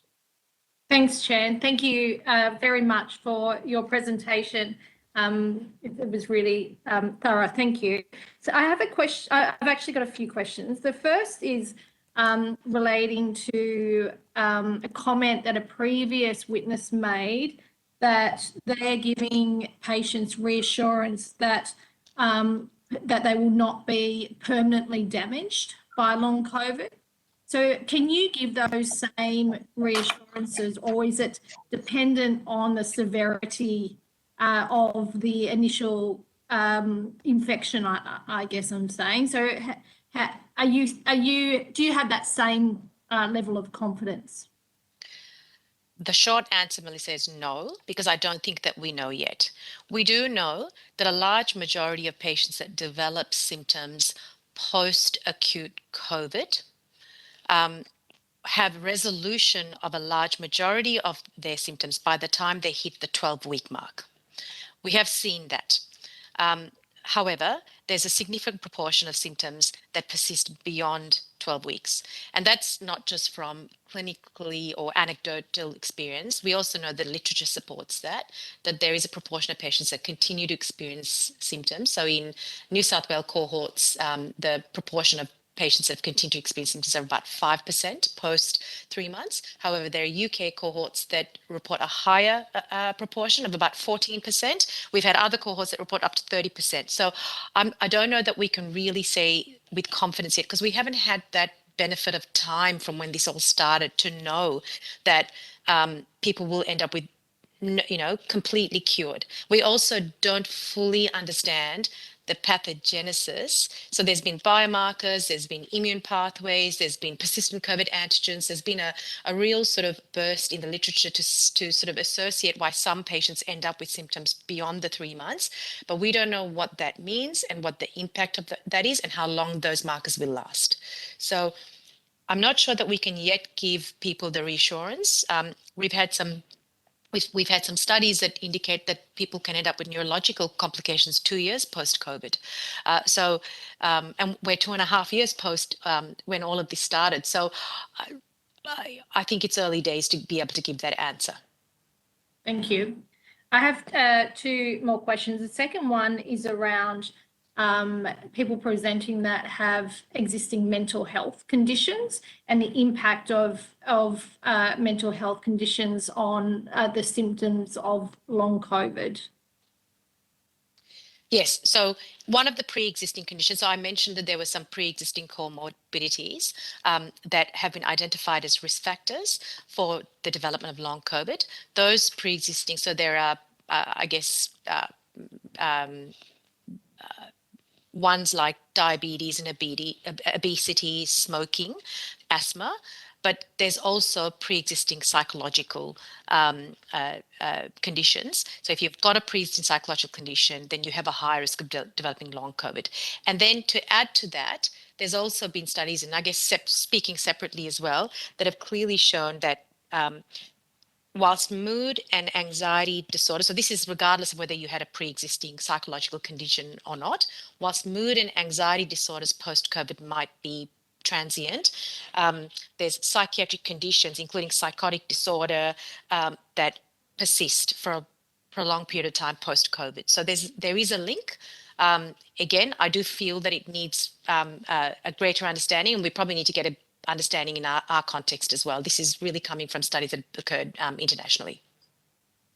Okay, that's really, really interesting. You're saying that's in people as well that never presented with psychological issues previously? Yeah, so it's identified as a risk factor, but putting that aside, there's a clear psychological impact from having long COVID.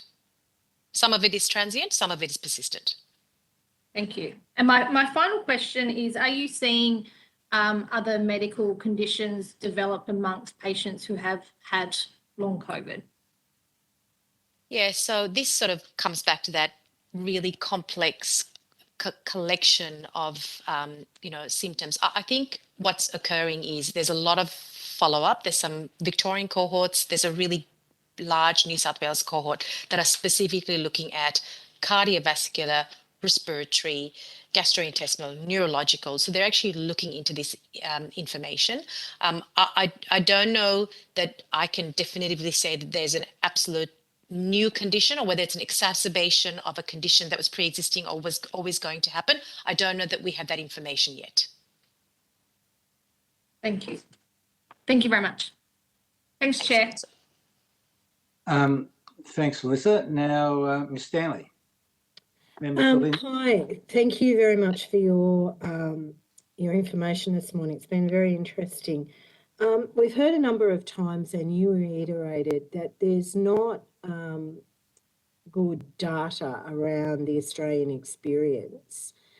What, in your experience, do we need to do to get that data started and happening? Entail, any insight you could give would be wonderful. Yeah, I think there are some really good cohorts that are occurring, clinical cohorts. There is definitely, more deep dive cohorts that are looking at immunological mechanisms and biomarkers and so forth. But what I'm really talking about in terms of incidence and prevalence is large population-based studies. So I think we need to collect information across the nation, across our population on a large level, because that's where we're really going to pick up patterns and trends in a more reliable way. So it's a numbers game, as often is the case with research. The larger the number that you study, the more confident you can feel of the data that you observe. So is it a lack of funding to do that research currently, or even if we funded that research, the actual data sets are not available, and we need to today start saying that people who present from today, you need to tell us X, Y, Z, W, so that we can 6 months into in 6 months into the future, we can actually start this data. Like, does the data set actually exist in a reasonable form that you could be confident with your what you find, or do we need to say this is the data we need to be collecting and therefore do it today? I think it's about creating the networks. I'm probably not the best person to comment on funding. I know there's been quite a bit of funding that's been distributed for this kind of purpose, but that's not my area. I'm walking out of my area there. But I will say that it's about creating networks and optimizing the networks so the data can be collected in a consistent, large-scale way. Okay. And in your experience, you don't have access to that sort of data collection at the minute? No. Okay. You've made a comment, and others have made a comment as well, about the incidence of COVID, particularly in poor socioeconomic situations, people who come from that sort of a background.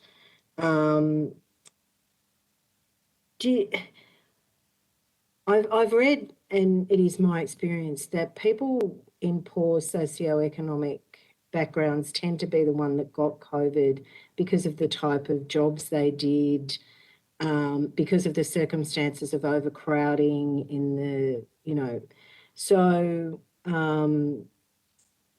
is that why they are more representative, or is that one of the reasons why they're more representative in long COVID? Yeah. I just wonder,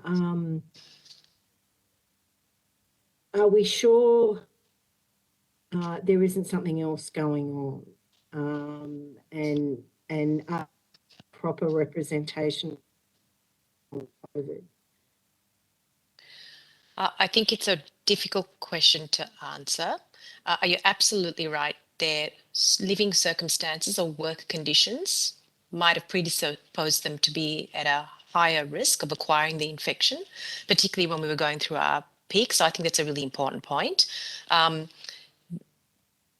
This is purely speculation, but we know that vaccination, there's been studies that have come out that have shown that being vaccinated is protective against developing COVID, long COVID. And again, this is speculation. I'm not sure about the access and acceptance to vaccination in these groups. I think that's worth looking at. It's really hard to know that information, but I think that's one aspect. But there is also the access to care, whether it's access to care during the acute COVID infection or access to getting all the appropriate help when you start to develop post-COVID symptoms. I mean, getting access to a cardiologist and getting access to a respiratory physician and getting access to a psychiatrist and a neurologist. I can't imagine that they would be easy areas for someone who has socioeconomic limitations. So I do think it's an incredibly hard question to answer. It could be multiple factors, but certainly something that I feel that we should look at because it has come up as a risk factor in several studies. Can I thank you for your candour? It's been a really interesting conversation. Thank you very much. Thanks, Mike.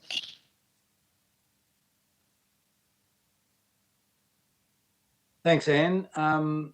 Now, Monique Ryan, member for Kooyong. Good morning.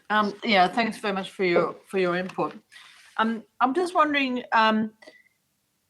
if we gave you all the things that you wanted to run the service that you have, what sort of things do you think would be helpful to improve the quality of the service that you're providing and the data that you're collecting? Well, I think importantly, having the resources to start to both explore and implement a network for data collection, because we need to understand the data to then know what we actually need to actually do and how we approach or formulate a solution.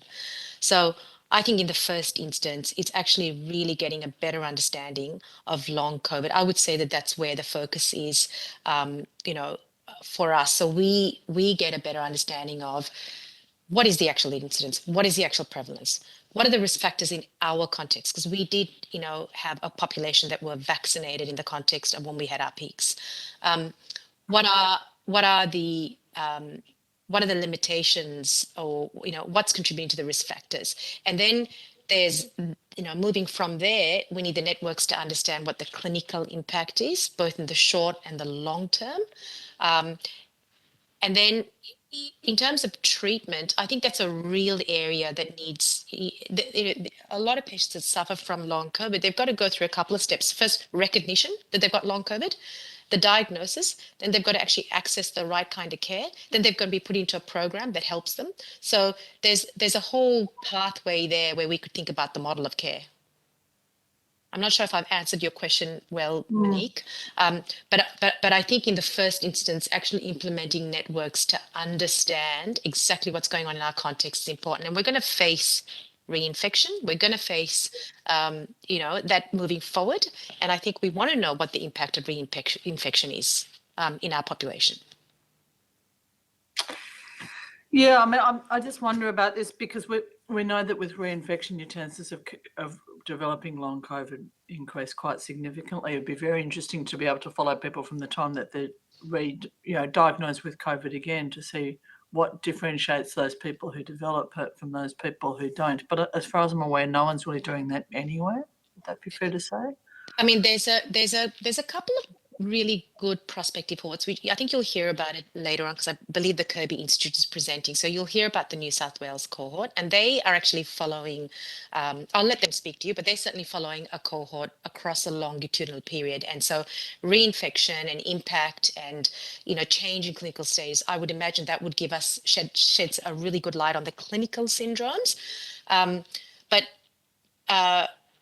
we have a large, that's not going to represent the large group of patients, so I guess, what I'm trying to say is the larger that data set is, the larger that follow-up is, the greater representation we have of the different populations within our context, and we get a better understanding of who gets impacted and what that actually means for us. And I suppose just the only other thing is that some people have, I know, pointed out some similarities between what people think might be the pathogenesis of long COVID as opposed to people who've had issues with vaccination and some of the specific vaccines, the spike protein and stuff like that. Are you collecting that sort of data in terms of relationship of infection with COVID, timing and type of vaccination that people are receiving, and then subsequent development of specific long COVID symptoms? We have a very small cohort that we are following at the Doherty, but I don't feel that that's going to give the large level answers. So I'm not aware of any large cohorts or large studies that are collecting that information. Okay, thank you. Thank you. Good, thanks, Monique. Thanks very much, Dr. Thiagarajan. I've just got a couple of questions, and both Ms. McIntosh, Ms. Stanley and myself work in areas of Sydney that have been most severely impacted by COVID. I'm very worried that from the evidence we've heard so far, that there is significant recruitment bias from some of the places we've heard from in terms of the cohort they're following, and that those that are most at risk and most disadvantaged are not actually being followed or their data collected. Would you like to make any comments on that? And is the Doherty trying to have a more balanced data collection cohort? It's a good point. I think, and I've alluded to this before, that the data, it is important to get as large a data collection set as you can so that the population at large is represented well. So I agree. I agree with I agree that that is a potential concern or bias is, as such in the data. In terms of what the Doherty would like to, so Doherty has funding for a prize, which is a large national network. And one of the intentions with the prize is to try and collect large level data. It's in its infant stages in terms of what that's going to look like and some of the discussions around that and what the proposal is. So I can't really inform you of anything further in terms of what that particular network is doing, but it certainly is, it's certainly on the wish list of what we'd like to do. So if we're going to look at data, we have to look at large data sets.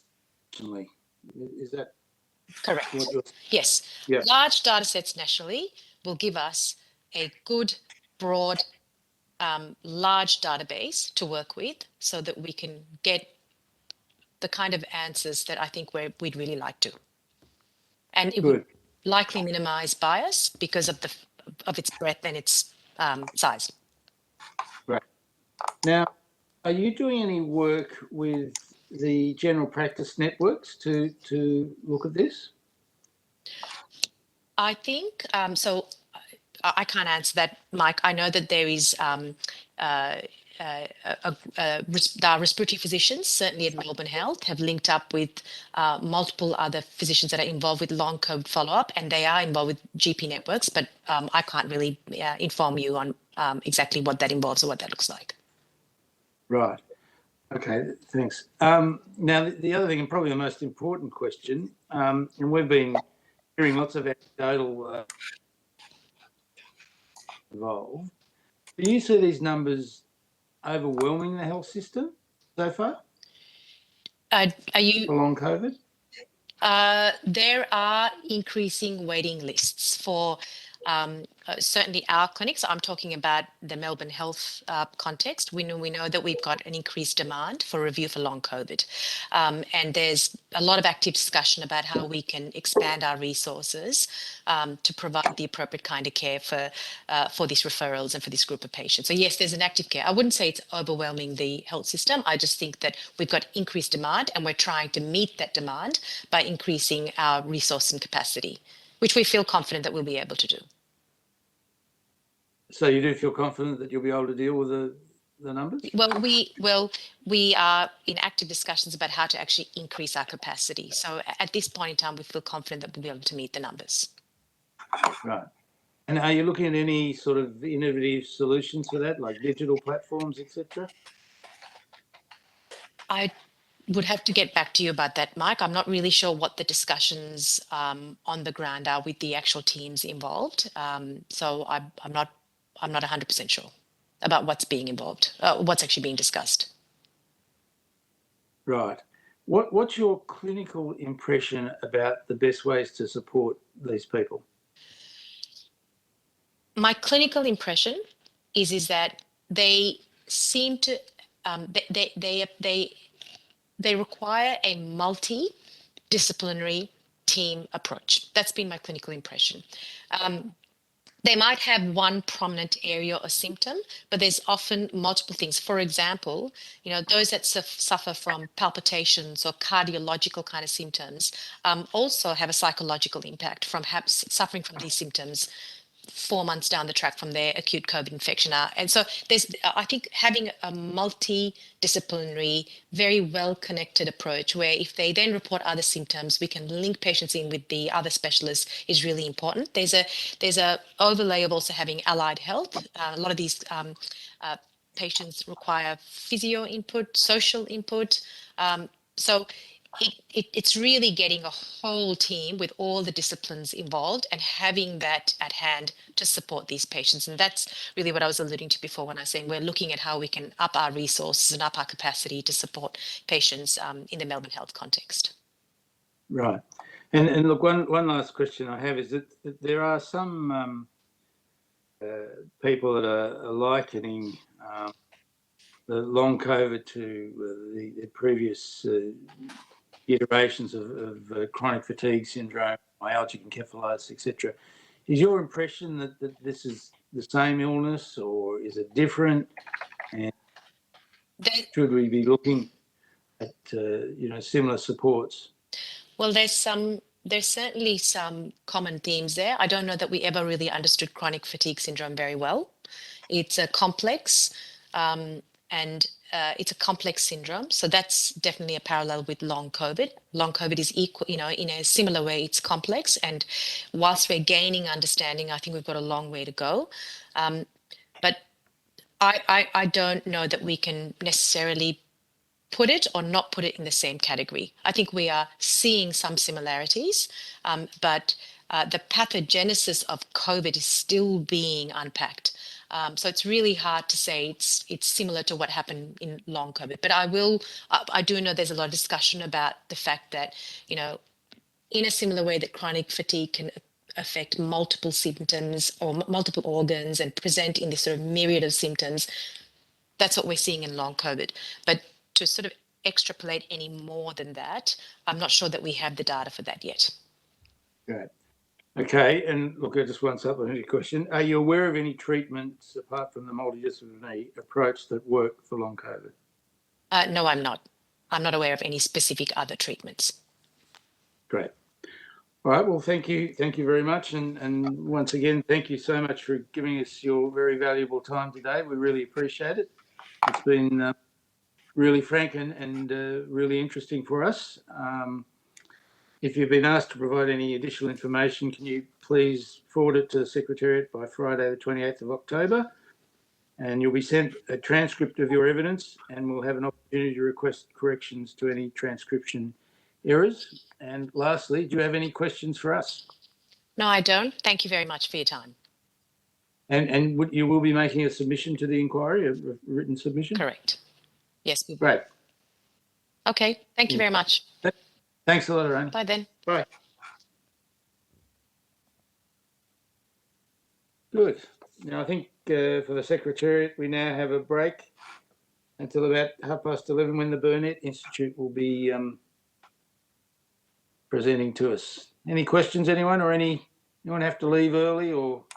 I think it's an interesting thing. I mean, the need for data is huge, right? Everyone's mentioning it. I think the challenge we're going to find is that with a condition with so many symptoms, it's going to be challenging to sort of collect the right kind of data because the number of symptoms are as long as your arm.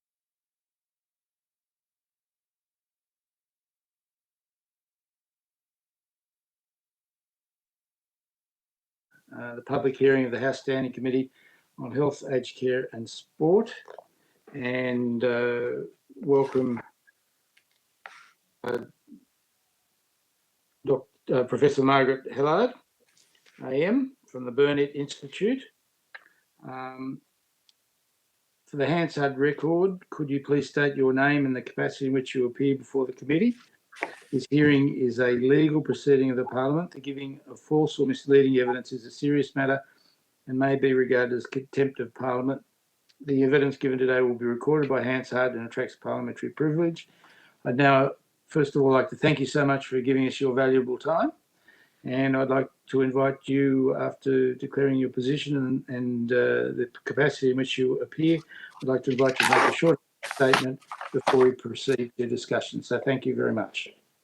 Thanks very much, and thank you for having me. My name's Margaret Hellard. I'm a Deputy Director at the Burnett Institute, which is the guise under which I'm appearing. I do have other appointments, just for I don't know whether for the record, but I am an infectious diseases physician at the Alfred Hospital, and as well have honorary appointments with the University of Melbourne and Monash University. But the two kind of key appointments I have is the Burnett, where I'm a Deputy Director, and the Alfred.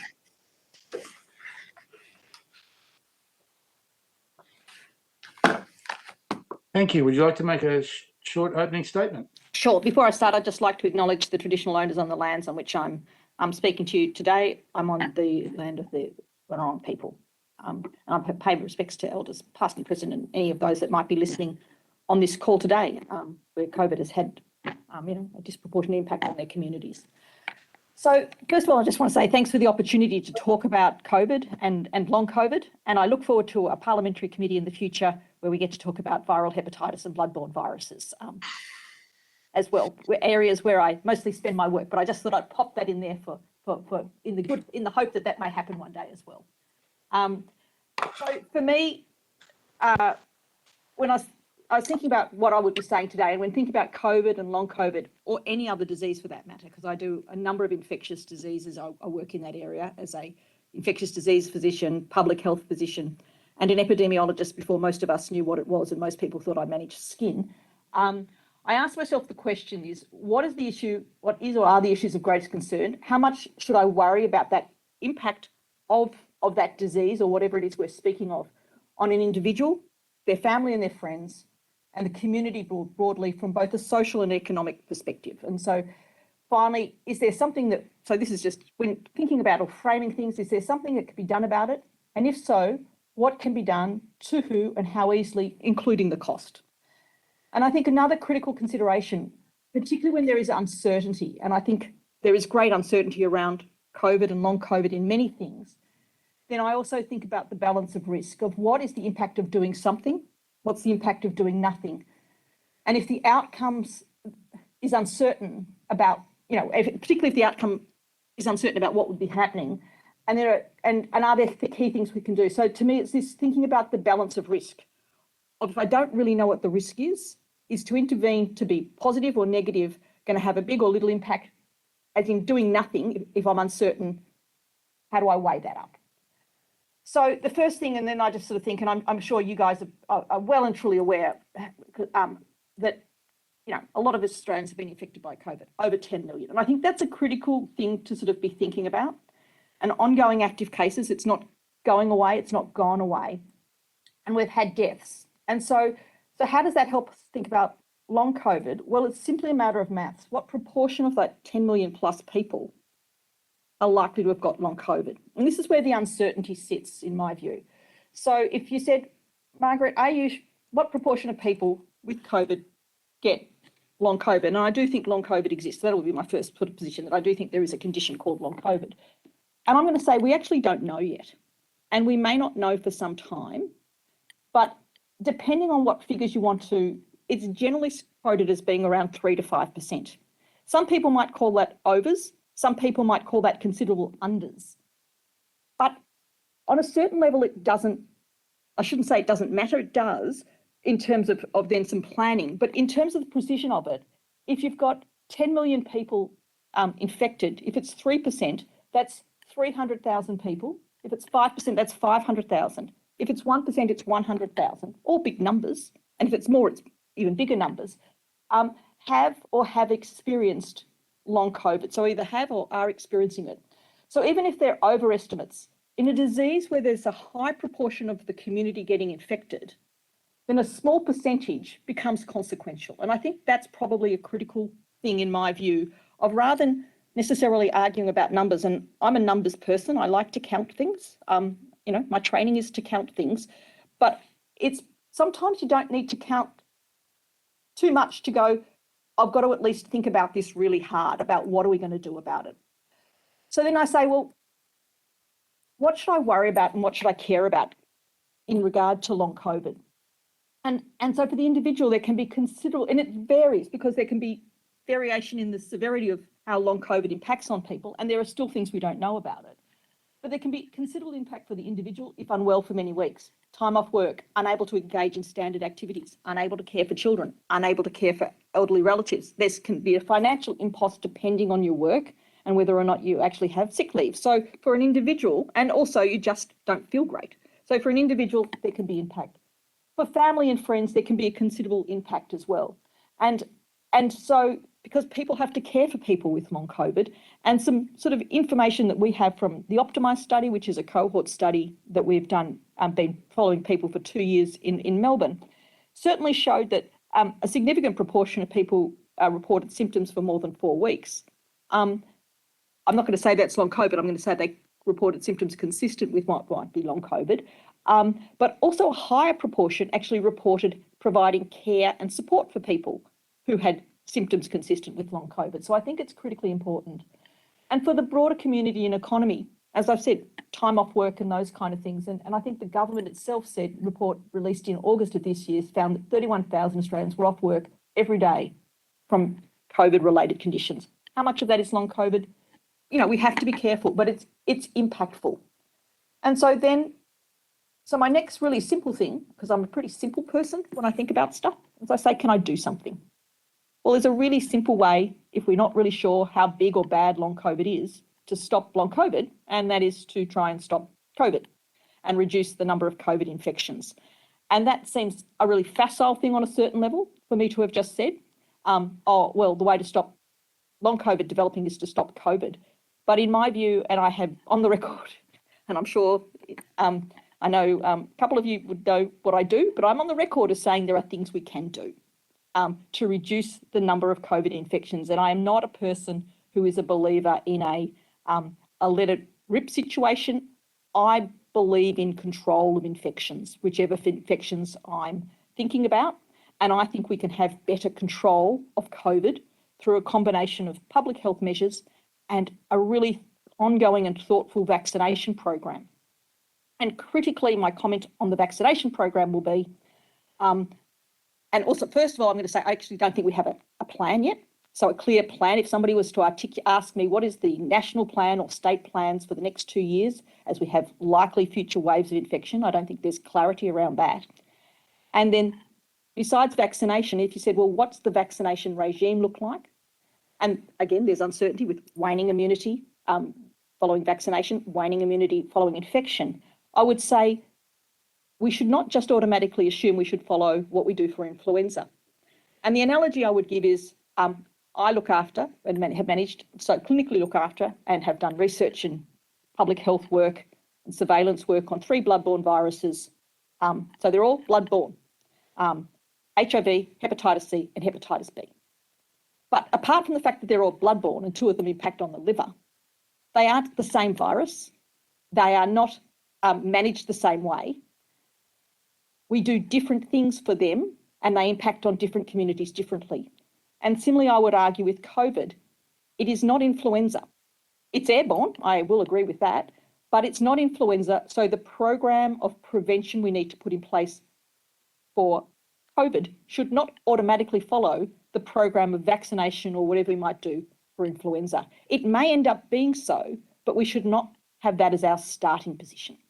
So with that in mind, they're the kind of things. I could then go into lots of details about what I think about long COVID symptoms and the like, but perhaps the time would be better spent asking questions. I'm happy to keep on talking, but I'm also happy to take questions. Good. Thank you very much. And thank you for coming. I'll now, I think Miss McIntosh is offline, so we might ask Monique Ryan for questions. Good morning. Thank you for that. I don't think I've got any specific questions. I mean, any words of wisdom for us, Professor Hellard, in terms of what we should be doing differently from what we're doing? I mean, I could probably just give you half an hour there, couldn't I, really? I mean, we seem to just said that you've made the obvious point that we stop long COVID by stopping people getting COVID, but the fact is we're in the process of actively dismantling many of the things that do that. Yeah. So I can speak about some other things as to more things we could do. And please call me Margaret. Everybody does. I get quite confused if I get called by my title sometimes. So I don't know who they're speaking to. So I'll talk about COVID and then I'll talk about things that I think we can do, though, in terms of thinking about what's the nature of the preparations one might begin to do for long COVID in the background or in the setting of the uncertainty that I spoke about the numbers. So in terms of COVID, I am, and I've articulated this, and it's in the public record and with the Victorian inquiry and others. I do think we should have a plan, and I think part of what I think has became a problem with COVID, like our COVID response is a confusion of words about whether we're going to eliminate it or do various things. And as an epidemiologist, I used to get, and I remain pedantic about it, we were never going to eliminate, we can't eliminate COVID as such, but we can go for control. And when we talk about control, in my view, that means we don't stop every infection. But if we have a clear vaccination regime, which is based on the evidence of waning immunity, as opposed to another vaccination program that may be established. What does that look like? Also trying to understand and monitor closely when COVID is coming in and trying to anticipate that so that you can think about public health measures. But recognising that you may, every now and then, this is this balance of risk I talked about, have to say, if we were to wait until next March, April, May to implement the next vaccine rollout, is that too late for when we are likely to anticipate our next wave of infection? And if you don't have a significant proportion of the community with a more recent vaccine than that, you may have missed the boat on when the next wave is. If you said to me, Monique, when is the next wave coming? So I can say a couple of things to you is that, number one, I don't know. When the next wave is coming in terms of a variant, we don't know. And then there's things I'm not allowed to talk about in terms of modelling we do on behalf of the government, the Victorian government. But suffice to say, if I just put on a broad epidemiological hat, we will have waves of infection and we will probably have some early next year, regardless of what the models might say. So are we actually having enough of the population vaccinated leading into that? And if you look at the number of people that are dual vaccinated, as opposed to having their third vaccine or their fourth vaccine, we're unders by a long shot, and we would benefit from a vaccine program, in my view, over the coming months. Health promotion, all of those kind of things to engage with people to get the vaccine. I do think we should be then thinking about public health measures and saying, do we have a trigger point for when governments would say it's a good idea under these circumstances to recommend that people might work from home, to recommend people might wear masks in indoor settings on public transport and the like. We don't have to have public health, and people sort of worrying about the mandates being taken on or off. I just think there has to be clarity and in communication to the population, to everyday Australians, that we are not through this. We will have waves of infection, and there will be maybe once or twice a year when you may need to do things to look after yourself and your family and the community to reduce long COVID, and then we need to provide the resources to help that happen well as the vaccine. So that would be my broader COVID response. In terms of for long COVID, I think it's critically important we try and get a sense of really whether or not some of the things that people say are happening with better measures. So what proportion of people, and I'm not a believer in Australian exceptionalism, there is no reason to think that what's happening overseas won't happen in Australia. We clearly can see that there's data that if you get COVID post-vaccination, whilst your risk of getting long COVID may go down, it's not nothing. So when you reduce the risk of something by 30%, if 500,000 people would have got it and then you reduce it by 30%, well, do the maths, that's still quite a lot of people still going to get it. So even this sort of notion of, oh, well, people were vaccinated prior to them getting COVID means that they won't get it. It doesn't go down to nothing. So you need to sort of do those things. And there's uncertainty about that. As well, if you have multiple infections, your likelihood of COVID, long COVID, we're uncertain, but possibly may go up. So again, even though there is uncertainty there, would speak to the fact that you don't want people to get multiple infections if you can avoid it. So how do you help people with that? Then we need to think about people seeking care and asking the questions, well, over the long run, is it the 4 to 8 to 12 weeks of fatigue? And that's what most people get. But what's happening with the proportion of people that may have really severe COVID? Are we able to provide adequate services? So we do need to know what's going on in terms of the cases along COVID and better monitoring to better understand that.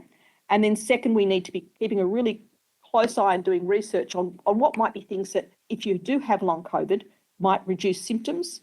If we think that this is an inflammatory response or an over-inflammatory response in terms of whether it's anti-inflammatory steroids or other medication. So I think there are other things we can do with that. So the first thing is to try and prevent it. Always prevention is better than cure.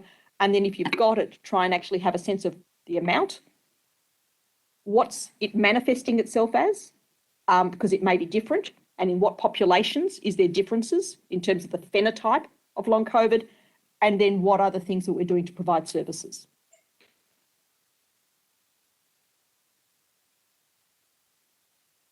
Thank you. Agree. Good. Thank you very much. Michelle.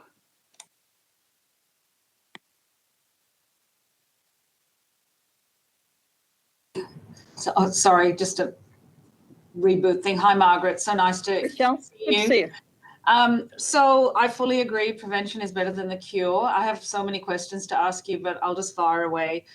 With respect to vaccination, we have a fairly restrictive vaccination regime with respect to boosters, right? Now I know we're under with the third booster, but when it comes to the fourth booster, it's pretty heavily restricted, and I find the recommendations somewhat confusing. I've read them, and my background. I'm infectious diseases. I have a PhD, and I find it confusing to interpret those sorts of recommendations.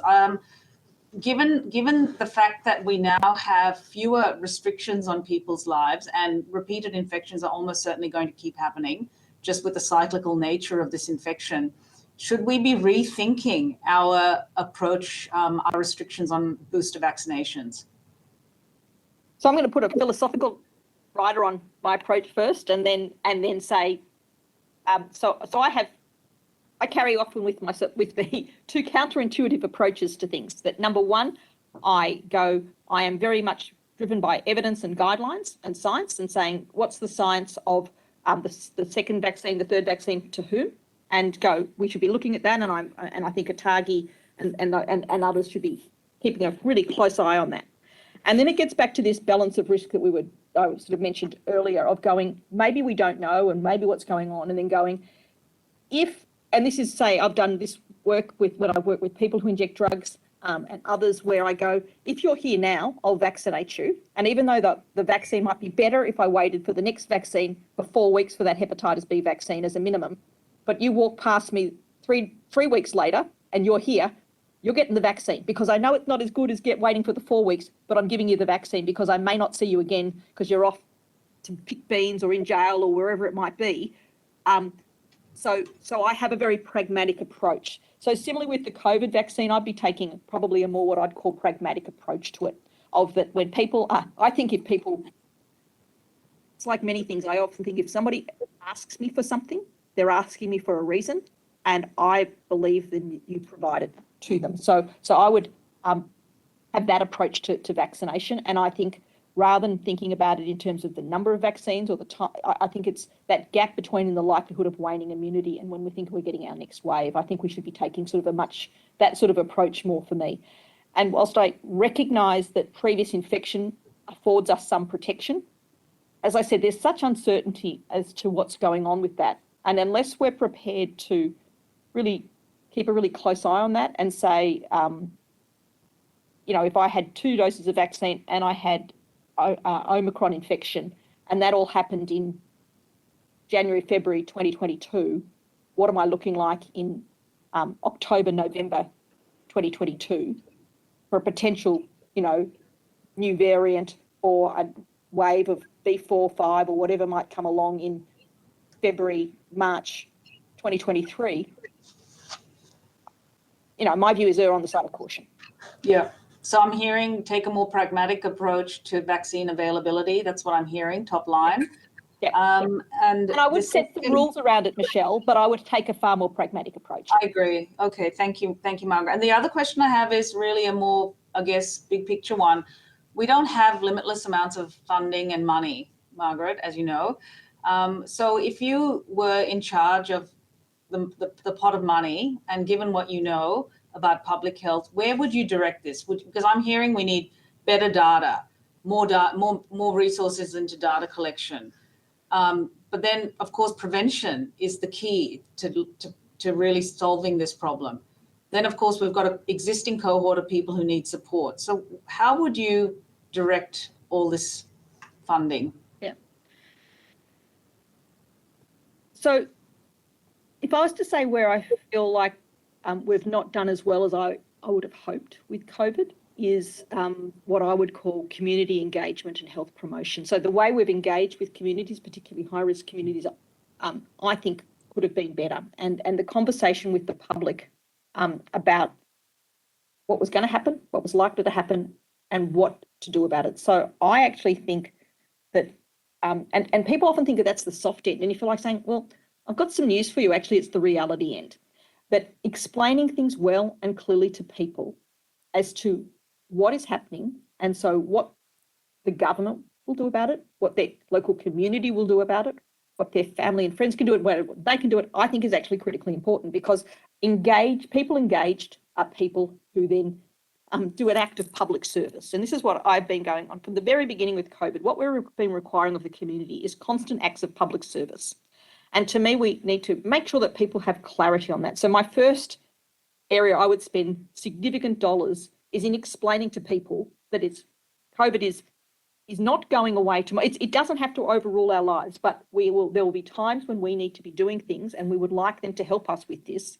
And that might be to get vaccinated, to put on a mask and those things. So that would be where I'd be beginning to spend my first amount. In terms of long COVID, I do think it's really, so that's my broader thing with COVID, and I could go on there, but getting back to long COVID, of what this committee is about, I do think we need to have some sharper measures of what is going on and finding out whether or not, so there's two reasons. It's number one, the acute thing of dealing with somebody who is sick, that they actually get the care that they require and they don't have to wait months and months, because that is a cost to the community. The moment somebody is not actually engaging in their family life, their social life, their work life, that's a cost anyway. So it's costing us money. So it's a false economy to not do that. But the other critical thing, I think we do need to be, as part of a global community, is really looking at the science of whether or not, there's this anxiety about whether or not there's future cardiac disease, renal disease, these things. And they may or may not stand in terms of the long term. Maybe they're just common post-viral things that happen. If we look closely at anybody that had a nasty virus for a period, you had it. So, but I do think we need to be putting work in there to try and say, are we likely, what is the likelihood, to try and actually get a better understanding of that risk window of what we're trying to do, because that may change our view on how we then manage COVID. Because if we think it's just a mild disease where only a small number of people have a significant sequelae in the future, might be very different to if we get a surprise as to the longer term impact. Now, I'm not actually a subscriber to a large number of people having that longer term impact, because I don't think there's the evidence, but I'm mindful we don't know. And so to me, the way I like to think about managing risks I don't know is to work out, can I get more information to work out whether I think it's a big risk or a little risk? And I don't think we know yet. And I think we do need to invest in that.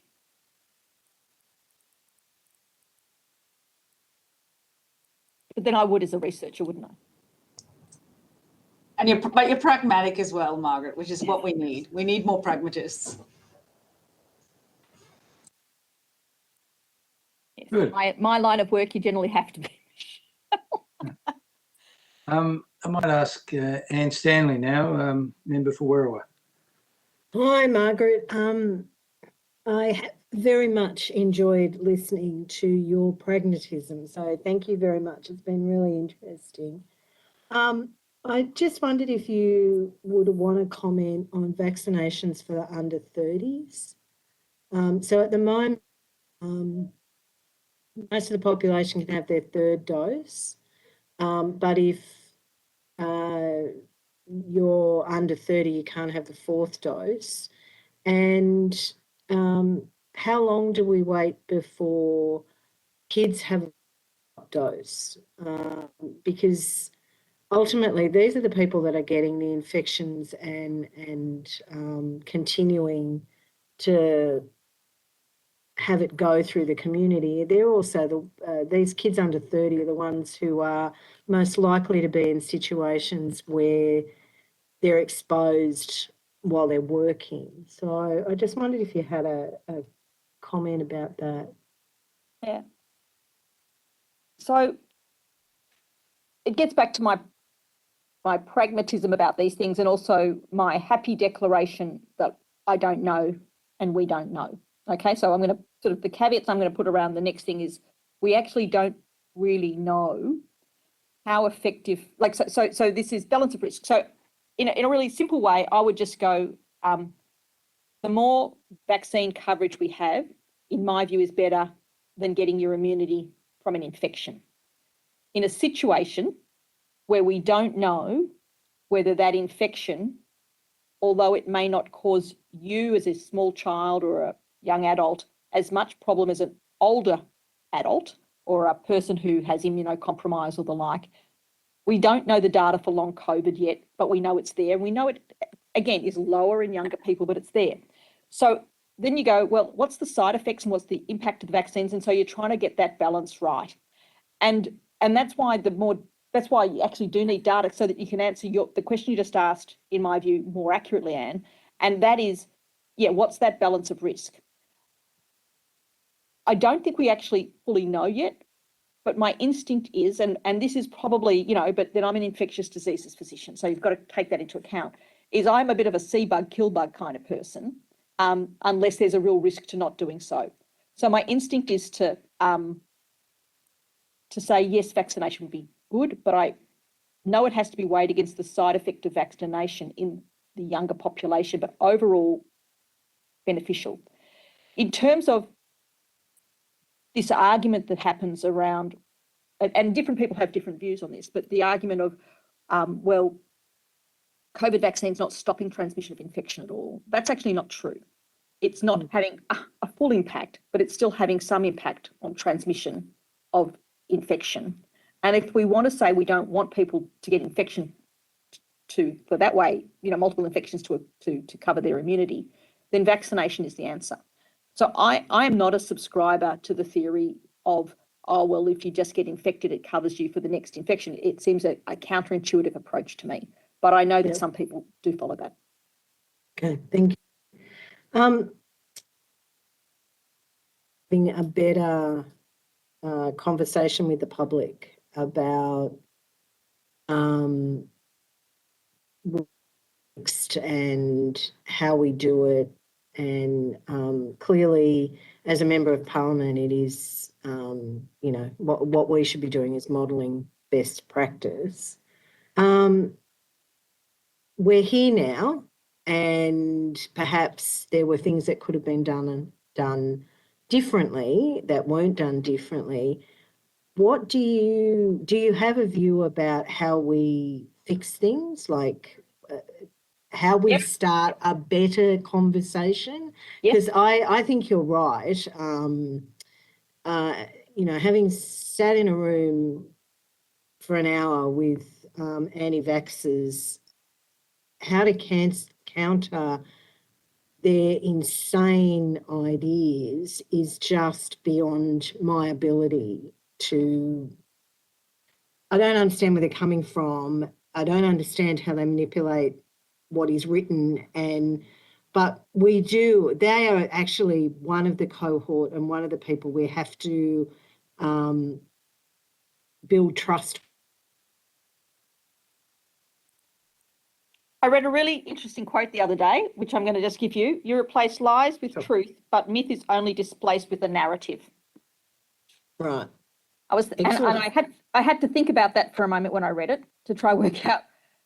So there's two components. We need to make sure we're telling the truth as we know it and make sure that that's clear. And that truth also requires transparency so that the models that I might do or that others might do for governments, in my view, after a small amount of time, should be in the public domain. All data, there's modelling going on for the federal government in terms of economic modelling, which nobody gets to see around the impact of COVID. There's modelling going on all around the country. There's other data, there's data sources, there's hospital. Why can't these things be in the public domain? Now, of course, some people might misread them, but at the moment, nobody gets to actually do it. So I would say, number one, transparency with information. And then number two, a clear plan. Do we actually know what we're aiming for? So, Anne, I would ask you, what is our current COVID plan in terms of, are we trying to reduce infections? Are we trying to reduce overwhelming our hospital system? Are we trying to reduce deaths? Or is it an economic thing of trying to reduce the number of people who are off work for a period of time? Or is it a combination of all of those? Because unless we're all have some shared understanding of what we're aiming for, it's really, really difficult then to explain to the public what we're aiming for. So to me, in terms of if you or I talked about controlling COVID, you or I might have slightly different views of what that outcome that we're looking for is.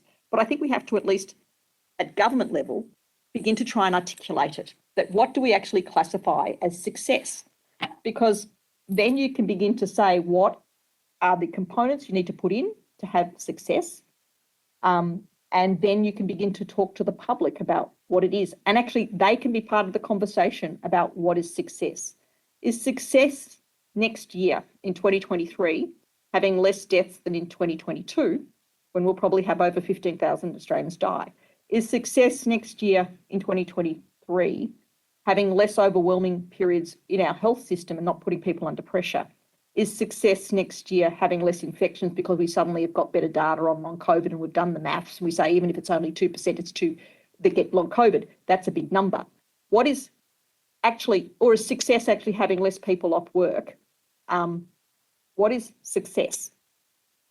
And you know, what do we think? And then that helps inform your next steps. But at the moment, as far as I can tell, that's hard to get a constant narrative around it. So that gets back to that issue of myths and narrative. It's really hard for you to have a story, a narrative. There has been no clear narrative to provide to people who are understandably anxious, and some people understandably against certain things, to fight the myths and the lies about vaccination, the myths and the lies about masks. So we need to have a clear understanding of what we're aiming for, to be able to provide a clear narrative to the community around what we're asking of them. And we are asking them to engage in a public service for another couple of years at least to manage waves of infection that are likely to come through, because it is, and they may not come, but the likelihood that they will come is greater than the likelihood that they won't. Thank you very much. I very much appreciated the chat. Thank you. Thanks, Anne. Margaret, if I might just ask you a couple of questions, and thank you very much for your very pragmatic approach. Just got a couple of questions.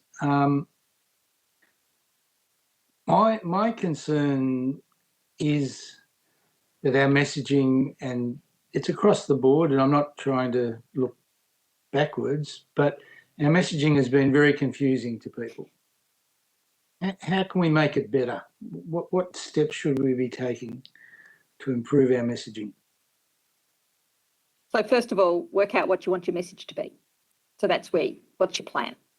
You know, what truly, and this is the thing that I've asked for a number of government, and I'm not very good at politics, so I'll be, you know, happily confess that I'll ask anybody, any persuasion, you know, can I have a number? In my area of, so I'm going to give the example, in my area of hepatitis C and hepatitis B and HIV, where I've done a lot of work both in Australia and globally, we have targets. We have global targets that we're aiming for. I know, and I was involved in setting those targets, and I know why, and I know the cost, and I go, yep, we might not make it, but we've got a plan, and we're going to try and act on that plan, and we're going to try and explain it to the communities involved. We're going to engage the communities involved. We basically know the game plan, and you can have an argument about around the edges of emphasis here or emphasis there, but you've got a plan. Okay, we've got a clear plan. Yeah, I'm not confident that in Australia or many other countries for that matter, so I don't think of us as being particularly unusual in this regard. There's not many countries with clear plans for the next 1, 2, 3 years as to what is our COVID plan, as in a measurable outcome of success. So then once you've got that, you can begin to say, now, who are the communities I need to speak to about this? So there's the general community and a clear conversation. This is the plan. And to act this plan, when a wave of infection comes, these are the things we're going to ask. Plus, this is our vaccination program. And that's let me explain why kind of thing. That's your plan. And then for key critical communities, where they are at greater risk of the consequences of COVID or the consequences of our action to prevent COVID, to actually have proper community engagement. And that is not called translation of your document. That is actually looking at where those community leaders are and having a discussion about how do we get this plan discussed within your community, how's it going to work, and how do we need to alter it, change it, tinker with it, so that it actually has a real resonance within your community and a living reality within your community. Good. And how do you have a sort of list of the at-risk communities? Yeah. I I think there's some big ones and little ones. So we know, yeah. look, you know, so no surprise at all that we basically, people where there's social and structural disadvantage are at greater risk of COVID and greater risk of the consequences of the measures we put in to reduce it. So that's the first thing. And then you say, okay, so where are those groups? And often those groups overlap with people from culturally and linguistically diverse backgrounds. Often they overlap with people with chronic health issues, because one of the reasons why they're socially and structurally disadvantaged is because they have chronic health issues and can't engage in the workforce.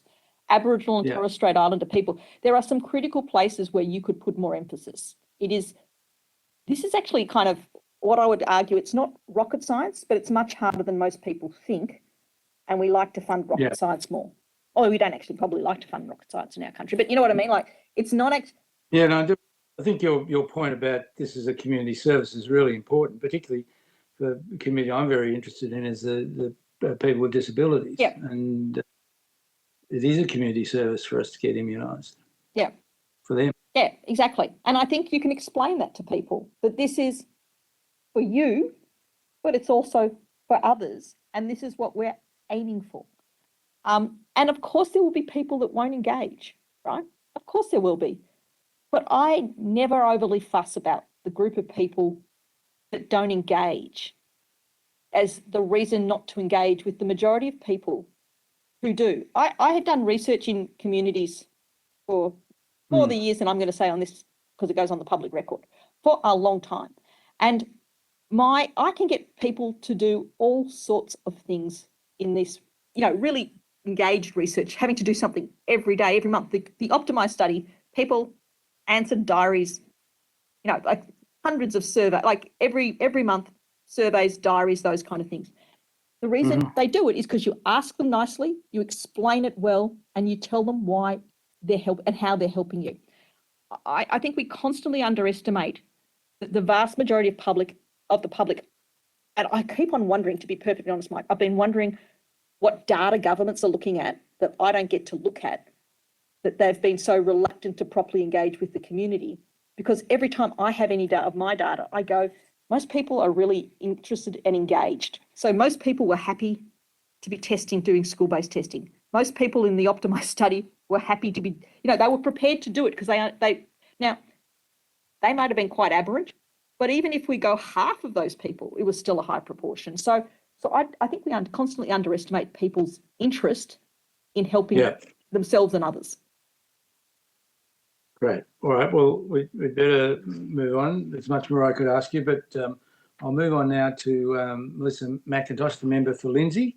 Melissa, have you got some questions? Thank you, Chair. And I do apologise for dropping off. My computer decided to update and turn itself off midway. So I'm really sorry. I obviously missed a really good presentation, but there is something that you said just now around the COVID plan, and Australia is not alone in not having a plan and then communicating that.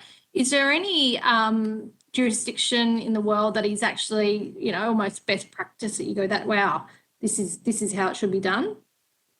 No. There's a couple of places and in fact, it was one of those things, Melissa, my apologies, that I have got somebody looking for another reason in terms of trying to understand some modelling stuff of who has a good COVID plan, because it's actually one of those things that I'm trying to work out. And so short answer is I'm not aware of any countries that have a great plan. I am aware that, South Africa had a plan and it was pretty reasonable. I understand Rwanda had a plan. I've been looking around, and it's one of those things that we're going to be looking at. But if you said to me, who's had a plan, and partly it gets back to, and you might have not been on the call earlier, about where we got, I think, globally, and I've been involved in the Lancet Commission on this. So that's why if you said to me, who's had a good plan, there's not been that many places, is in part because we got confused about what we were doing. And that's because people use words that are little words, but that mean something. So as an epidemiologist, which I am, the word pandemic, and then you talk about diseases, you talk about whether you can eliminate something or eradicate something, eliminate something, control something, or manage, they're all different words, but everybody used them interchangeably. We were never, ever, ever, and not going to eliminate COVID. Okay, so this notion that we're going to eliminate it and get rid of it totally was misunderstanding that word. We were going to control it. and we could control it at our borders for a period of time until we got vaccinated, when we'd have to then have a control program.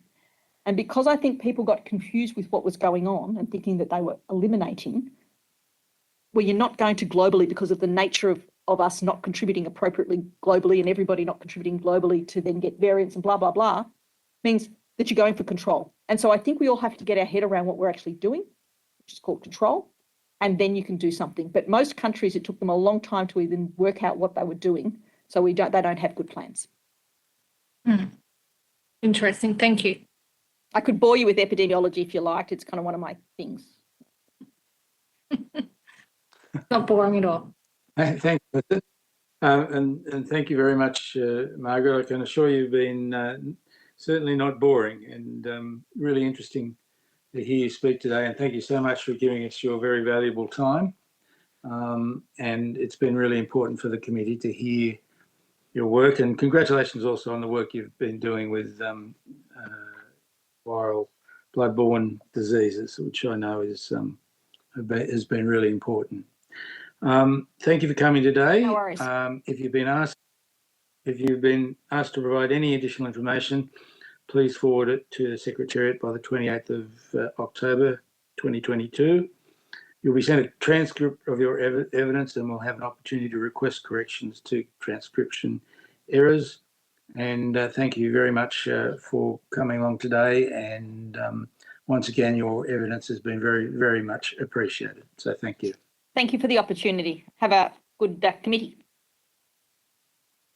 Thank you. I now welcome the following witnesses to speak to the Standing Committee on Health, Aged Care and Sport. Professor Catherine Bennett and Dr. Danielle Hitch from Deakin University. I welcome you. For the Hansard record, would you please state your name and the capacity in which you appear before the committee? This hearing is a legal proceeding of the Parliament. The giving of false or misleading evidence is a serious matter and may be regarded as a contempt of the Parliament. The evidence given today will be recorded by Hansard and attracts parliamentary privilege.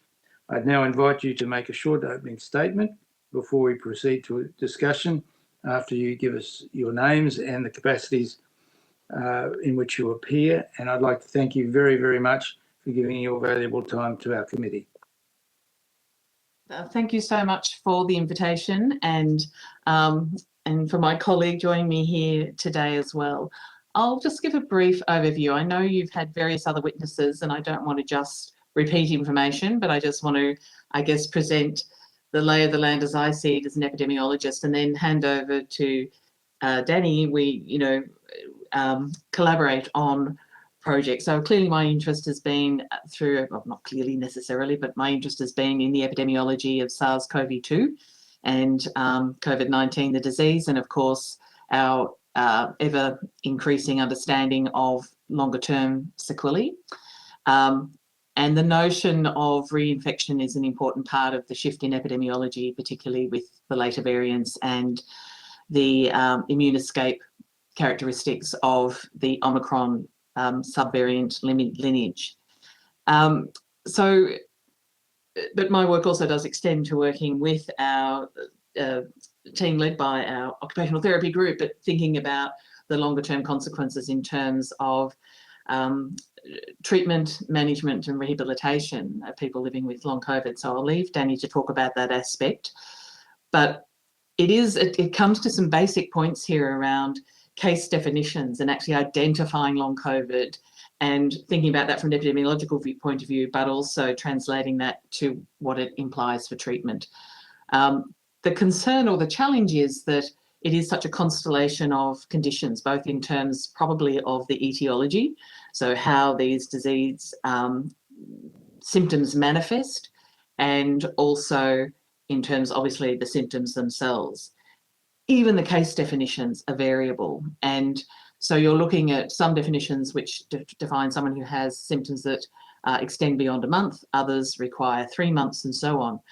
But you don't want to be in a situation where you're looking at this through the rear vision mirror to say, to somebody, yes, you had a problem and we couldn't intervene early enough. So we're in that challenge period where we're still understanding who is at risk, how to identify long COVID, and also how to identify particular disease groups that might be clustered under this broad term of long COVID, which will relate to treatment and management pathways.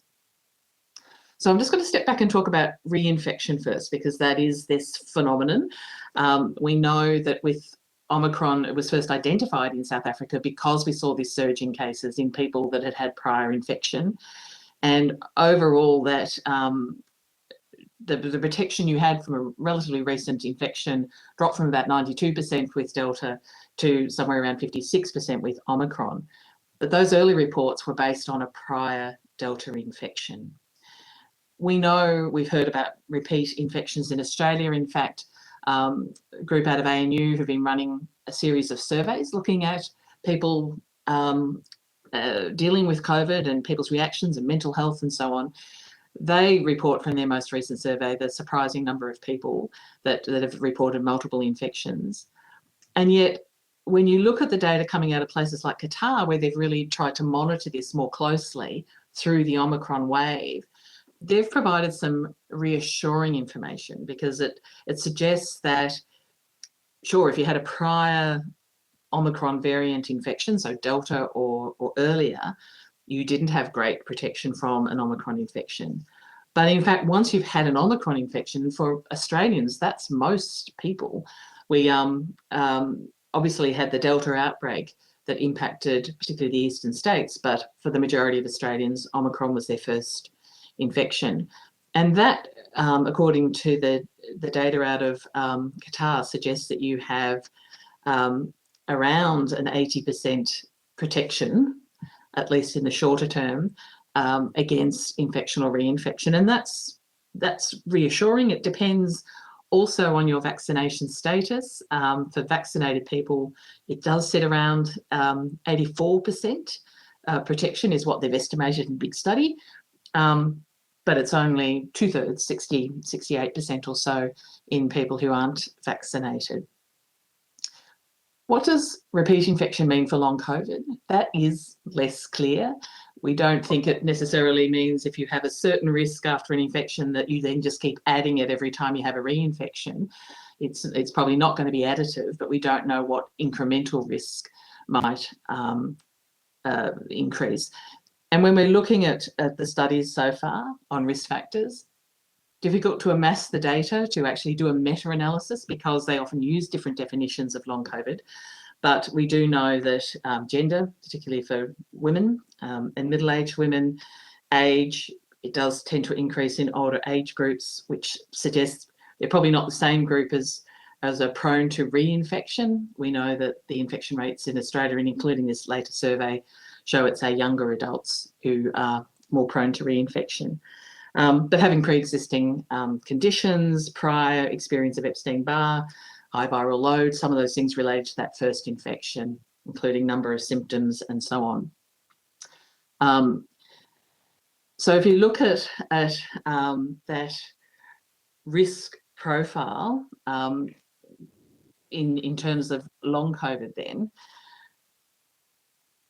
that's looking at this sort of general definition of a long-term post 1 month or post 3 months, depending on the definition, either exacerbation or continuation of symptoms, exacerbation of other conditions and including underlying conditions potentially, as well as more recent evidence suggesting an exacerbation of risk for other conditions. So even if you're looking at the broadest level, there's probably 3 ways of looking at it: that continuity of symptoms, this other risk that new or continuing symptoms then persist in a way that can last for a long time, the more traditional understanding of long COVID. And then this other risk of exacerbating your likelihood of having other events, particularly cardiovascular events. A study out of the UK Sweden first documented that for a period of about 3 months post an acute infection, that they did see an elevated risk in pulmonary embolism, heart attacks and stroke. And the UK later also in analysing their own data, produced a similar story. It then seems to disappear. In both studies, it showed that disappeared. So it's very hard to actually determine risk factors because there might be different sets of risk factors associated with these different disease pathways. And so that's one of the big epidemiological challenges, along with the fact that people are still using different definitions, or we're not trying to delineate different causal pathways within this sort of constellation of conditions that are now starting to emerge and to be understood. I might stop there and hand to Danny. Thank you. Dr. Hitch.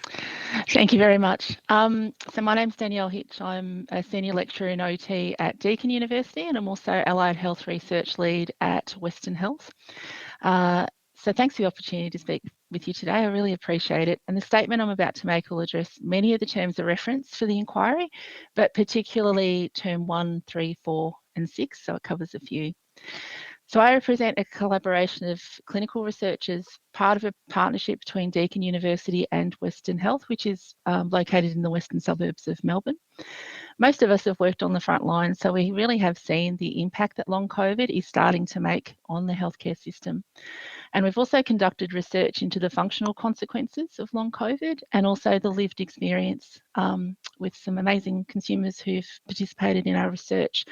So from our expertise and the lived experience of more than 100 consumers who've participated in our studies, we believe the following points are crucial to the nation's response to long COVID going forward. First of all, the constellation of symptoms that Catherine mentioned just before is incredibly diverse. From what we're seeing, it can affect any body system. And not everyone has the classic post-viral presentation of breathlessness and fatigue. A healthcare system therefore needs a range of responses for people with long COVID. And currently the predominant model of care are the specialist long COVID clinics, which you may have already heard about. And they're mostly based in tertiary healthcare centres, but not all. But these can be really inaccessible for some, especially those living in remote and rural areas, people living in poverty, people from culturally and linguistically diverse backgrounds and marginalised communities generally, which is a really high proportion of the people we see out here at Western Health. So the pandemic has amplified and compounded disadvantage for a lot of Australians, and ensuring equitable access to quality care has never been more important than it is now after the pandemic. So we'd recommend that the long COVID clinics that have a lot of specialist knowledge also have a component of outreach so that everyone can benefit from the specialist knowledge that's being developed through those. Secondly, we've actually co-produced a model of care with people with long COVID, so it's called the Discovery Model. And our consumer partners are really clear. They wanted access to care in their local community. They didn't want to have to travel, and they wanted something that was, just around the corner if possible. And they also wanted options that met their individual needs. So the model is founded on care coordination rather than a new long COVID clinic. And it's really about linking people with existing local services and supports, both healthcare supports, but beyond healthcare, because long COVID impacts on every part of daily life. So we also, as part of the model, have things like education, cultural participation, employment, relationships, all of those sorts of things. So our co-design process resulted in a patient-identified best care principle, a set of principles, which really reflects what our patients are asking for, and it really speaks to the idea of individualised, tailored care rather than one size fits all. Multidisciplinary teams have to be available to deliver this personalised, accessible and locally embedded approach. So some of the long COVID clinics are allied health led, and they're the key rehabilitation experts for chronic and complex conditions. We've been doing that for a long time in allied health. But most of their long COVID rehabilitation to date's really focused on the really important contributions of medicine, psychology and physiotherapy. There's a growing body of research that supports the expansion of these teams to other allied health disciplines. So for example, we know a lot of people lose a substantial amount of weight during their acute COVID infection. International research has shown on average 8 kilograms. So dietetics and nutrition could have a role in looking at malnutrition as potentially an issue that might mean that recovery is not as good as it could be. Consumers have told us really clearly in our research that the lived experience of long COVID, it's not just about the symptoms, it's about the impact that it's actually having on their daily life. So occupational therapists are experts in supporting people to re-engage with life and also working with the social determinants that have a huge impact on people's recovery and lived experience.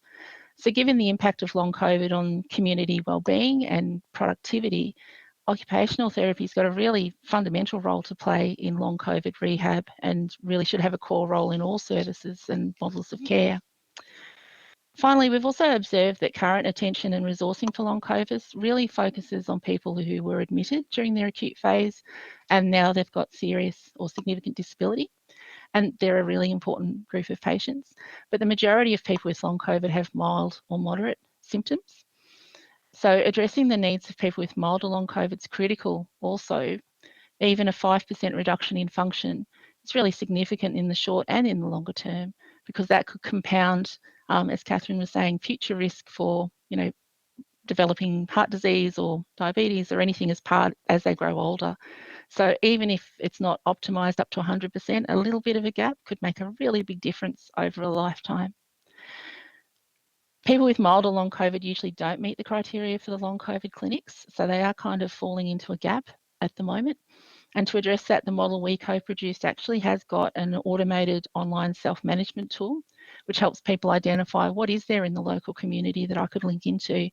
And our consumers were pretty clear that for a lot of people with mild to moderate long COVID, they're quite happy to self-manage and link in. They just need to know what's out there. So in conclusion, we'd really encourage everyone to look beyond the challenges of long COVID and really look at it potentially as an opportunity to design responses that are going to benefit all Australians with complex and chronic conditions. We're really advocating for diverse models and pathways to meet the diverse needs of people with long COVID. And to achieve that, we're really going to need to work together across disciplines, across specialties, across institutions. And grassroots and informal collaborations, such as the Victorian Post-Acute COVID Syndrome, or VPACS group, have started to do that and have started to make those partnerships, but we need to move those to nationwide. And just to finish off, consumers are the current experts in this field. The rest of us are catching up in terms of the evidence base, but consumer expertise, needs and preferences really should be driving our national response to long COVID. And our responses have to be inclusive of all Australians so that we don't end up exacerbating the disadvantage that I think has been really brought to the front over the pandemic. Thanks very much.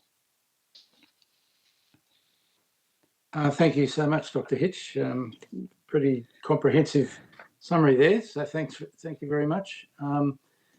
And to Professor Bennett. Now I'd like to hand over to Melissa McIntosh, member for Lindsay in Western Sydney, for questions. Thank you, Chair, and thank you very much for your really comprehensive presentation.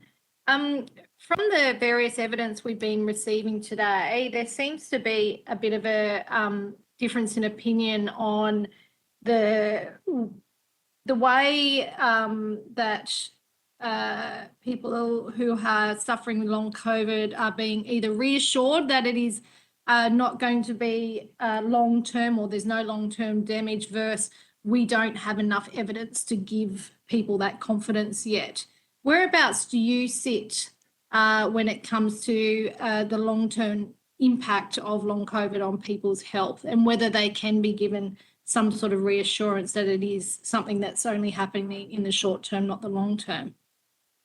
Well, I might speak first from an epidemiological point of view and then hand to Danielle for the more clinical. The challenge is Australia's come a different pathway to much of the rest of the world. The majority of Australians were vaccinated before we saw very widespread community transmission, for example. And that's quite important because it might actually, and hopefully, will give us a better outlook when it comes to long COVID than other countries where they had high rates of infection with pre-Omicron variants as well. The data suggests that when you compare like for like, Delta rates were about twice that of the long COVID reported out of Omicron in other countries, but also that that vaccination can further reduce risk of long COVID. And that depends on age, but it can be by about a half. So it's hard to be sure because we've come a different pathway, and we're often using overseas data when we're looking at long COVID. So you can't just translate that to here. It also can play out potentially differently in terms of the duration and severity of long COVID, even for people that do have it. There is some evidence that vaccination, particularly prior to infection, can reduce both those things. So on the one hand, we don't want to raise anxiety by saying, you know, you've got it, we don't know anything, but equally we don't want to be basing our kind of general predictions based on what we've seen overseas from earlier infections. It's always the challenge when you have a chronic condition that you actually need time. And of course, even though we're well into the Omicron wave, we're still talking about a period of, 10 months since the first big influx of cases, and so still understanding what's going on there. And then you have this constellation effect. So the data isn't good, but that doesn't, we have reason for optimism based on what we know from overseas and some of what we have seen here. The other thing to take into account is the breadth. There's a lot that's captured within long COVID. And for some people, it will be transient. And for others, it might be something that is continuing and disabling in terms of its impact on their lives.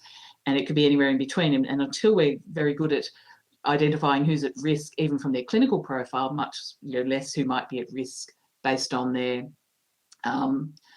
prior medical history or other characteristics, again, it gets hard to predict where people are going. And I'm going to hand that to Danielle, because I do think that's a challenge when you're talking to patients in terms of probabilities, when in fact it is so diverse, and we don't want people who might actually be back on their feet and good in a few weeks to be overly anxious, which might in fact contribute to a poorer recovery. Yeah, definitely. I think that reflects clinical practice before long COVID as well, in terms of you might have a diagnosis or you've got multiple diagnoses, but everyone is different, and most clinicians start at that point. It was really interesting in our research that a lot of the consumers were expressing a lot of frustration, and this was about a year ago, that no one could tell them what the course might be, but also a lot of understanding of why that was. So we had a lot of comments in terms of, oh, I wish I knew what would happen, but I know you guys don't have the research yet. So I think there's understanding of that out there anyway. From some of the qualitative research we've done, there seems to be 3 broad patterns, which we've started to sort of say to consumers. You may have a pattern where you gradually improve. You might have, and a lot of people have told us about, they were good after their acute infection and then they relapsed. Or you might end up, relapsing and remitting and going up and down a little bit. So we can give some very broad guidance to consumers. But I think as a clinician, it comes down to really focusing on that individual, getting to know them really well, using outcome measures so that you can then feed back to the client, that you have improved in this, this, and this. And also what came through really clearly was, goal setting, that you might work on one area and then move on to another as it becomes less of a priority, because what seems to happen with function anyway is that some things are really a priority at the start or closer to the acute infection, and then they dissipate, but there's other things that emerge or become more apparent. So just, really focusing on what that person's individual circumstances are is a good way for clinicians to deal with it, rather than trying to add, provide blanket statements. And generally people are pretty honest with their clients to say, we don't know a huge amount at the moment, but here's what we do know and here's what we can help you out with. Thank you. Thank you. Melissa, do you have any other questions? In the interest of time, I might, if we come back at the end, I'll let the other committee members ask theirs. All right. Well, next, Michelle. Thank you, Danielle and Catherine. Danielle, your research sounds very interesting. It's the first time I've heard of some qualitative research being done with consumers. Could you just talk us through, just going back to your multidisciplinary treatment approach, have you thought about how we could scale this up, how something like this can become scalable? Because obviously we have significant workforce issues in this country, and finding OTs, physios, et cetera, is not easy. 100%. It is really difficult to find us, and especially in those areas where there are less health resources overall. In terms of scaling up, I mean, there are existing services that can be used, but obviously the problem is oftentimes people just join a waiting list. And if you're reliant on public health systems, you're going to be on a very long waiting list for that. I think it'll be interesting to see how funding plays out for long COVID services into the future. And some access will be available through these long COVID clinics, which generally are quite multidisciplinary, but making it available more often is tied to those workforce shortages. Some of the allied health disciplines are growing. So I know occupational therapy, there's a lot more of us becoming available than there used to be, but that's not true for all of them. So it is going to be a barrier. And I guess in short, I'm not too sure how you solve it, but I think, it'll be interesting to see. I think this is an opportunity when we look at how the nation responds to long COVID. That's a factor that could be factored in a little bit with funding to see if we can make sure that it's available. Telehealth's also a really good option that can make things more available to people. And allied health are actually really good at telehealth now because the majority of our services were delivered by telehealth through the pandemic. So there's a lot of skill in the workforce now to use telehealth effectively. Could we be looking conceivably at training up, for example, a nurse with skills, where they're able to provide, say, a bit of OT, a bit of physio, a bit of some of the other allied health kind of interventions? Because I just can't see us being able to ramp up a workforce when we've got potentially 500,000 people currently with long COVID. And I'm interested to know whether there are some innovative options that we could be looking at now. I think it's really hard to train up. The nurses are under the pump as well. And to become sort of an OT, it's like a 4-year bachelor's degree. So I think it's really about thinking about maybe making better use of our allied health assistance workforce, because I think that works really well already in the acute services, especially on inpatient rehabilitation wards, where you might have an OT plan the therapy, but then the AHA does some of the more day-to-day implementation of that. And I think AHAs are really underused in Australia. I spent a lot of time in the UK where I often had an AHA or a therapy assistant, and they can be used really, really well. And the training for AHAs can be done through the TAFE system. So I think that's a really good option. I think it's harder for someone from one discipline to go to another discipline effectively. And that wouldn't be a good use of time, say, for nurses to be doing that sort of stuff. It's actually more of an AHA role. So I think we could be using AHAs far more effectively, but there aren't that many of those at the moment. We would have to upskill and get people into that field. That sounds like a really great idea. We should, Chair, I think we should find out who we talk to regarding AHA training. Danielle, can you give us some guidance? Is there a particular college that we would have to approach?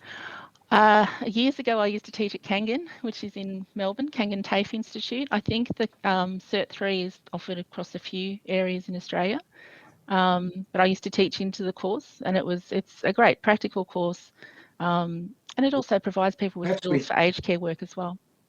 Great, thank you. No more Perhaps questions. we could ask, thanks, Michelle. Perhaps, Dr. Hitch, we could ask you to send some details through to the Secretariat about who we should be contacting about that.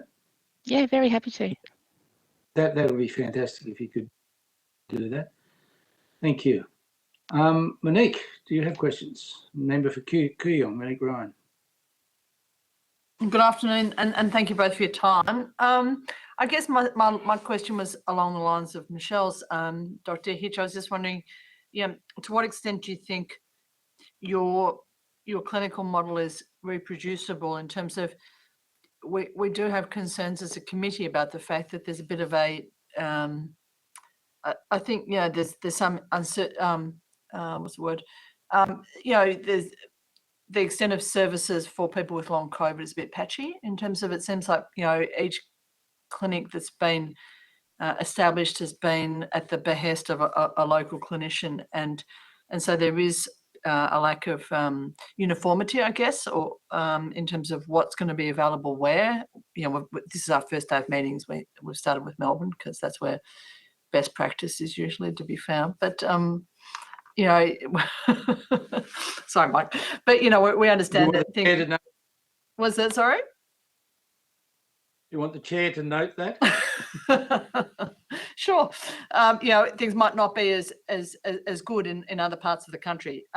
So the question, I guess, is, you know, could we cut and paste? You know, is this a model which is easily reproducible? Would you see it as something that could be rolled out in other centres relatively quickly? You know, using the benefits of the insight and the experience that you've developed locally, or is it going to be something which is really going to be user dependent based on what skill sets would be available elsewhere? I think when we were co-designing it, we really did give some thought about that, because at Western Health we don't have a long COVID clinic. It hasn't been set up, and we did have input from consumers out in Horsham and, you know, rural areas as well. So because it actually focuses on care coordination rather than provision, I think it is a model that can be rolled out. So it has two streams. One of the streams is intensive rehab. So if you've got access to a long COVID clinic, that's probably what you'd use. But if you don't, you'd still have access to community-based rehab of some form, or telehealth or something like that. So it's not dependent on what's available locally.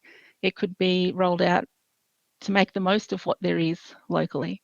Doesn't mean it's going to address gaps necessarily, but I think the gap that it does address is the self-managed stream, which is the other stream, is really designed for people who have mild to moderate long COVID. And as I say, our consumers really said, we could self-manage, we can do this if you just let us know what we need. And a lot of it is about health literacy and education around what an OT does, what an exercise physiologist can do. People aren't aware of their options. So it can be rolled out because it's not specific to a type of clinic or service delivery, and it could be rolled out fairly quickly. It's essentially good care coordination. And in terms of, I've just actually written to the Minister for Health about exercise physiology and their MBS funding, because I understand it's a bit more limited than it perhaps could be or should be. And I've had people from the electorate ask me to advocate on their behalf in that respect. How are you funding the services? Are you all just funded from within Western Health, or have you had any external sources of funding? Well, we don't. It depends on where the person goes to through the discovery model. So if they're referred to our CBR service, our community-based rehab, then that does fall under Western. But the reality, I think, that became clear to us is the majority of long COVID recovery is going to happen in primary care and out in the community, not necessarily in the hospital. So we don't have any extra funding for any of this. It's really more about linking people to existing things rather than getting extra funding. We'd love to have extra funding, but that's not what we have at the moment. But I mean, the majority of it will be out in the community. It's not going to necessarily sit in a hospital, and it probably shouldn't sit in a hospital necessarily. Good. Thank you. I've just got a couple of questions again, if I could ask initially, Professor Bennett, going right back to basics. We don't really, for our committee, have a generally accepted definition of what is long COVID. Do you have any specific definition that you work on, or is this something that we're making up as we go along? Well, I think therein lies the challenge. You know, different countries use different definitions. There's pretty much split between a 1 month definition and a 3 month definition. And this sort of notion that they may be new or they may be existing symptoms. But it gets more complicated when you start to talk about exacerbation of underlying risk or exacerbation of underlying conditions. And it's also more complicated because some other work I'm doing with colleagues and pathology partners is looking at disruption to testing, in particular, concern about either screening for cancers or for, maintenance of diabetes, for example. And so, evidence that there has been disruption there will also play out in different ways, just as, some of the other impacts from the pandemic itself or from isolation have yet to be really fully understood. So I think there's contributing factors, including infection, that can lead to symptoms that might mirror some of the others in the constellation that we talk about, that is long COVID. And as our infection rate rises, the majority of the population now has had an infection. Epidemiologically, that challenges us because actually having a coincidence of an infection and then subsequent health challenges doesn't necessarily mean it's because of the infection, particularly when these other factors coincide in time, because it was about disrupted services and so on. So I think having a set case definition is really important. Work that's being done in Australia, and we did have, cohorts set up quite early on to try and understand long COVID. I do think it's important that internally we are looking at some of those basic issues, like having a consistent case definition that allows us to compare across studies or across time or across populations, because fundamentally, if you don't do that, it's really hard to compare findings from one study to the next. And even in terms of length of follow-up and how it plays out, even looking at antiviral treatments, different trials follow up people for different periods of time in terms of their symptom resolution. So long COVID, it's more complicated. Do you have any information you could send to us about definitions? We could pull something together just to give you an idea of the range of definitions used. Happy to provide that. That would be fantastic. I think there's also, Oh, sorry, I was just going to say quickly, I think that the important part of that is that largely determines who's in and who's out in terms of service access. But also we've been talking a lot in my clinical group about we don't want to wait necessarily 3 months for someone to officially have long COVID before we intervene. So it also has an impact on how we provide early intervention. My understanding, the General Practitioner College have come out and said that we don't need to wait 3 months, that when patients present, they're encouraging their GPs to start treating them or managing them. Yeah, well, we need to give them some support as well. But Dr. Hitch, I was very interested in your perspective from Western Melbourne. Both Anne Stanley and Melissa McIntosh and I serve electorates that are in outer Western and southwestern Sydney. We don't have long COVID clinics, and many of the we were amongst the worst areas that were hit by the variety of peaks in COVID infections, and yet many of the people we serve have not had access to any services at all, and it's very hard to reach them statistically as well. And so I'm interested in it. You were saying that you had developed an app or a service that you could provide to people how they access care. Is that correct? Yeah, we have developed, we haven't been able to get it into practice yet, the perennial issue of funding. But yeah, we actually did develop it with very much our community in mind, which is very similar to Western Sydney in lots of ways. And I think we're very experienced in the barriers that people face. So putting it on the web, for example, rather than an app means that most people have access to computers, even if it's through the local library. Not everyone can use an app. Right. So there's a lot of thought behind it in terms of making it as accessible. But we also have a part of that for people who can't complete it independently for whatever reason. Part of the model is to have a care coordinator available who could sit down with the person in language if needed and work through it with them, because we know some people won't be able to do it independently just online. So we've tried to design some of the features in there, but we haven't been able to trial it just yet. Are you in a position to share that with us? I can share a description of it with you. Hopefully we're going to have something built early next year that we could, on principle, we're really happy to share things, but I can definitely share a good description of how it works and what it does. Yeah, if you could provide that to the Secretariat, that would be great. Yeah, no problem. Thank you.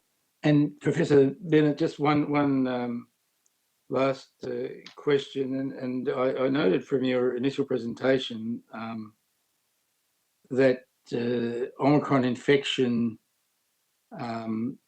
seems to protect to a significant degree against reinfection. Extrapolate that to be saying that we should be looking now at getting people access to Omicron specific vaccines?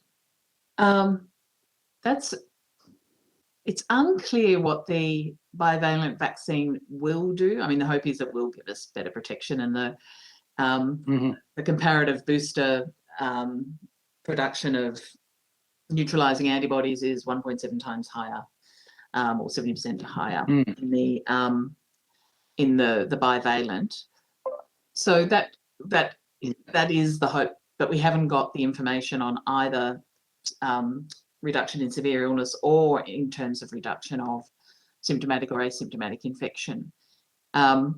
And it's going to be hard to get that because the world is now, in a position where we don't have the sort of standard controls with no controls. So we're now looking at what extra benefit you get, but we're still waiting on that. So it's not clear whether the vaccine will be equivalent to an Omicron infection, but that's certainly the reason we pursued an Omicron bivalent vaccine, was the hope that it would actually step us up onto that next Omicron stage, even if we're talking about now generations along in terms of the subvariants.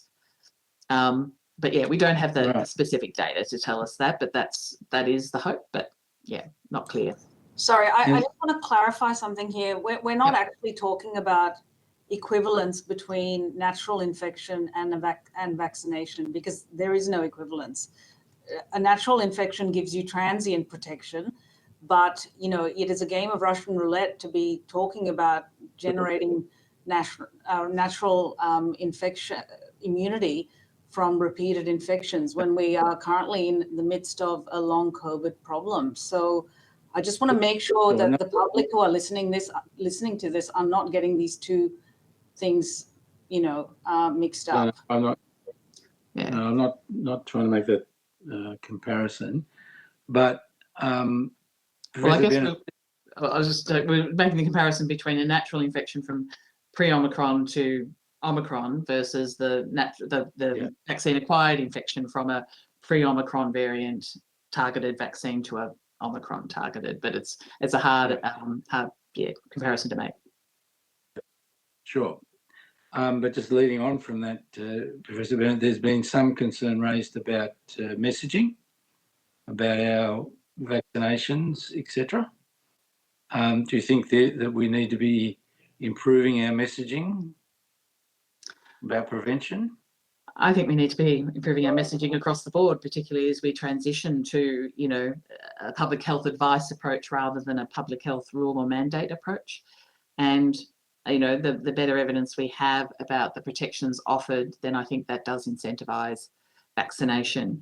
And for those 30 and above who are eligible for a fourth dose, or those 16 above that are eligible for a third dose and booster and haven't had it, then I do think long COVID is always an important part of that communication, and something I always include, just so that people can be mindful of, the benefits of avoiding reinfection. And I think, as we've already discussed, your initial symptoms aren't necessarily a predictor of your potential for long COVID.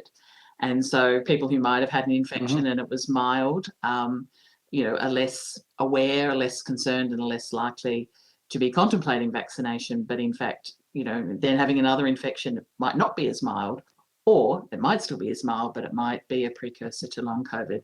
So I do think we need to, without raising anxiety levels, in a way that starts to add confusion and people start to resist that. Really good public health messaging is about putting information in people's hands so they can make those safer choices based on what's presented to them. And I think, we don't want to, we want to have our own data. I think that's really critical to good public health messaging, that we can actually get some of the information now being collected out there and systematically collect better information so that people understand what's happening in their own community with people that look a lot like them, what is actually the risk, and that becomes part of their decision making about vaccine uptake. Right. Okay, thanks very much. Now, lastly, and this is for both of you, we're getting mixed messaging about whether we should be having long COVID clinics in every major hospital, or whether we should be better getting resources to our primary care providers like our GPs, etc., and also to the patient cohort themselves. Do you have any ideas about how we should be supporting primary care in this? I was just going to say pretty much as my finishing piece, and I think, again, that's probably a more specific question that Daniel can answer, but actually, part of the problem here is we're looking at an escalation in poor health generally that sits, as I said, in the broader context of disruption to testing and a few other things that might be happening. And some of the things we've talked about are about referral. And so it is about that early identification. And people won't know that they necessarily have long COVID. They may not even know they've had a COVID infection, particularly if they had a very mild or asymptomatic infection or an atypical COVID infection. They might not even know that it could be long COVID. So I actually think, just thinking about it from a referral point of view, that you have to support this from the GP level up so that they can identify people that might actually benefit from these treatments. But of course, if they're then referring on and we don't have the capacity in these dedicated services, as we've been talking about, then you still end up having a bottleneck anyway. The other point that Danny and I have talked about before in terms of the COVID clinics is that you end up with, at the moment, because there isn't this consistency, it's built around specialisation, and you probably need that too. It's got to be a balance between looking after people with kind of more generic symptoms and where they can be supported, or where that self-managed support with really good guidance can work, versus those with more advanced neurological symptoms. Another study's just come out talking about 44 different neurological syndromes or disorders associated with COVID. So you probably need a balance between some specialisation so that you can refer people to clinics where there are the medical experts who understand, whether it's thinking about it from a cardio or a neuro point of view, for example. So again, it's trying to plan a system the way people can be identified, fed into the system, and then supported through services, both specialised and also those that are going to be able to be scaled up. Great. Yep, I would agree with that. I think it's like we were saying, having multiple options for people. Not everyone has a GP, not everyone accesses their GP either. So because we've got all these different groups, we've got people with significant disability who probably do need hospital support. The majority of people are out in the community, so that's more primary care. So I think having options, a range of options, is more likely to actually reach all Australians, or the vast majority. Hospital services will have some really good specialised capacity building too, that they can contribute out to primary care and vice versa. So we can all learn from each other about this. We're all learning together. Thank you. Any other questions from the committee members?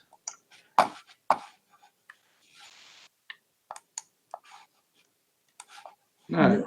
Well, Professor Bennett and Dr. Hitch, thank you so much for coming today. Your evidence has been really important and very well presented, and given us a lot of room for thought.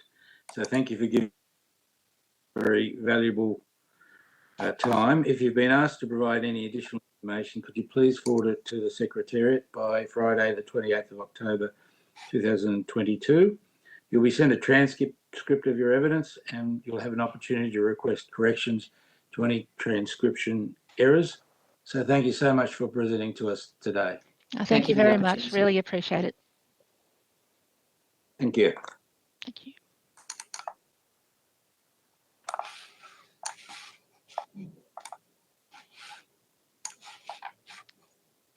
Good.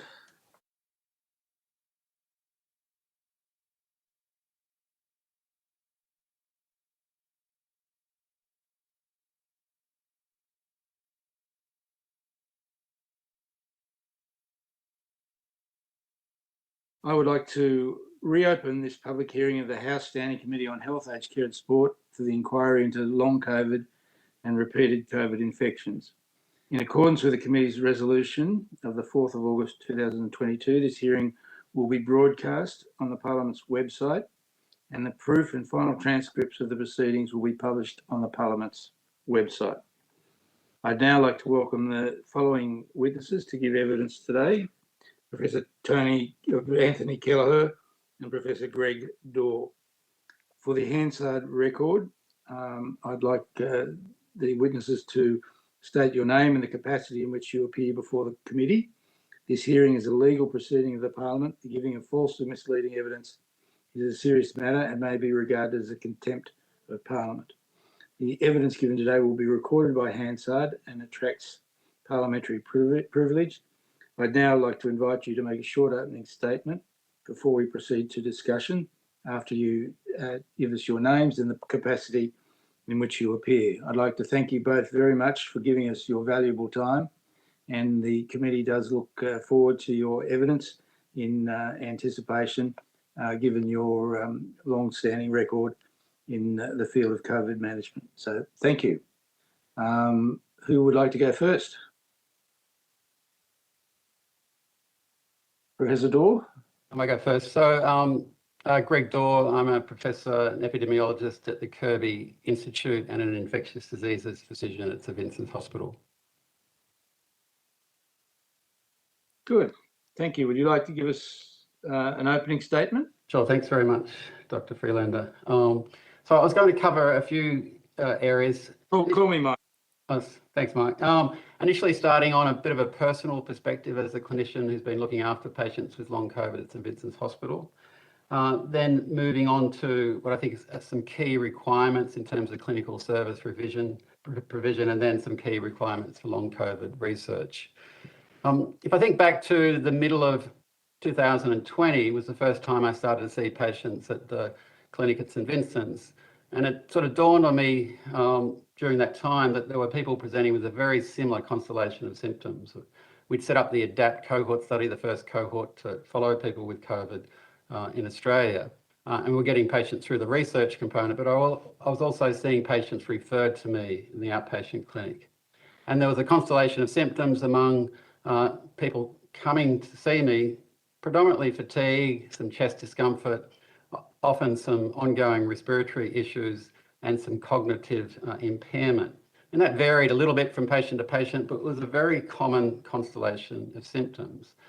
One of the things I think back in that time was because there was a relatively small number of people that had been infected with COVID, a lot of these patients sort of came carrying significant sort of stigma and even discrimination by other healthcare professionals, or maybe not out and out discrimination, but just a lack of understanding of the symptoms that they were presenting with. So I think one of the key components of that clinical interface, which was back then, but is also ongoing to today, is just providing patients with a sort of trusting space where they can tell their story about the illness that they're experiencing, and coming to that interface with no sort of judgments about the type of symptoms, how they may have arrived, and just building up that, as I said, trusting patient-clinician relationship. And you do get an enormous sense of gratitude when a patient feels that they're being listened to.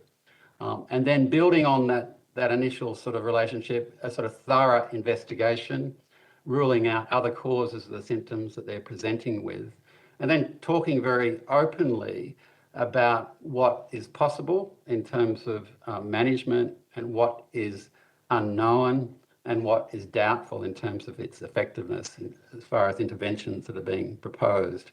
So that's been my sort of initial sort of personal experience at St Vincent's, and I can certainly build on that in the question time. Just moving on to some aspects of clinical service provision, I think one of the key requirements is some decisions around who's going to manage patients with long COVID. Are we going to, in a sense, have it predominantly managed through primary care, or are we going to build up some centres of excellence, some tertiary care services that specifically address the needs of long COVID patients? There's a lot of reasons why you would like primary care to be the foundation for management, but that will require an enormous amount of education and training.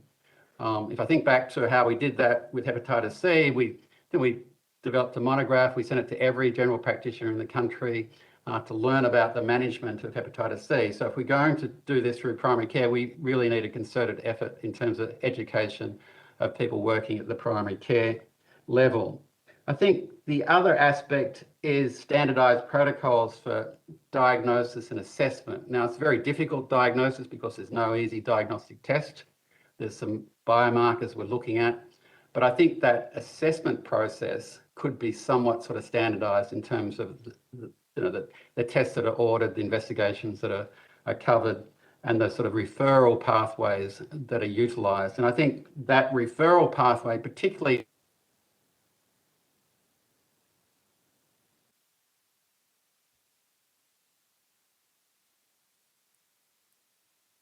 harmonised.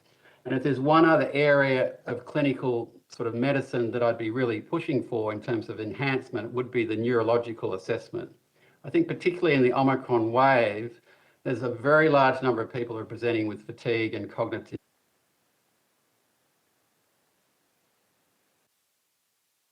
I can't hear him. MRI Sorry, Greg, you just and neuropsych. just dropping in and out. I'm coming in and out, am I? Yeah. Oh, sorry about that. Yeah, we missed the presentations of what people are presenting.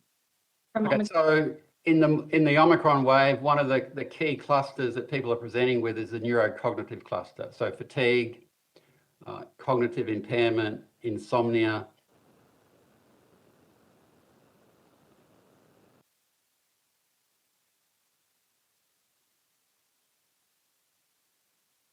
MRI,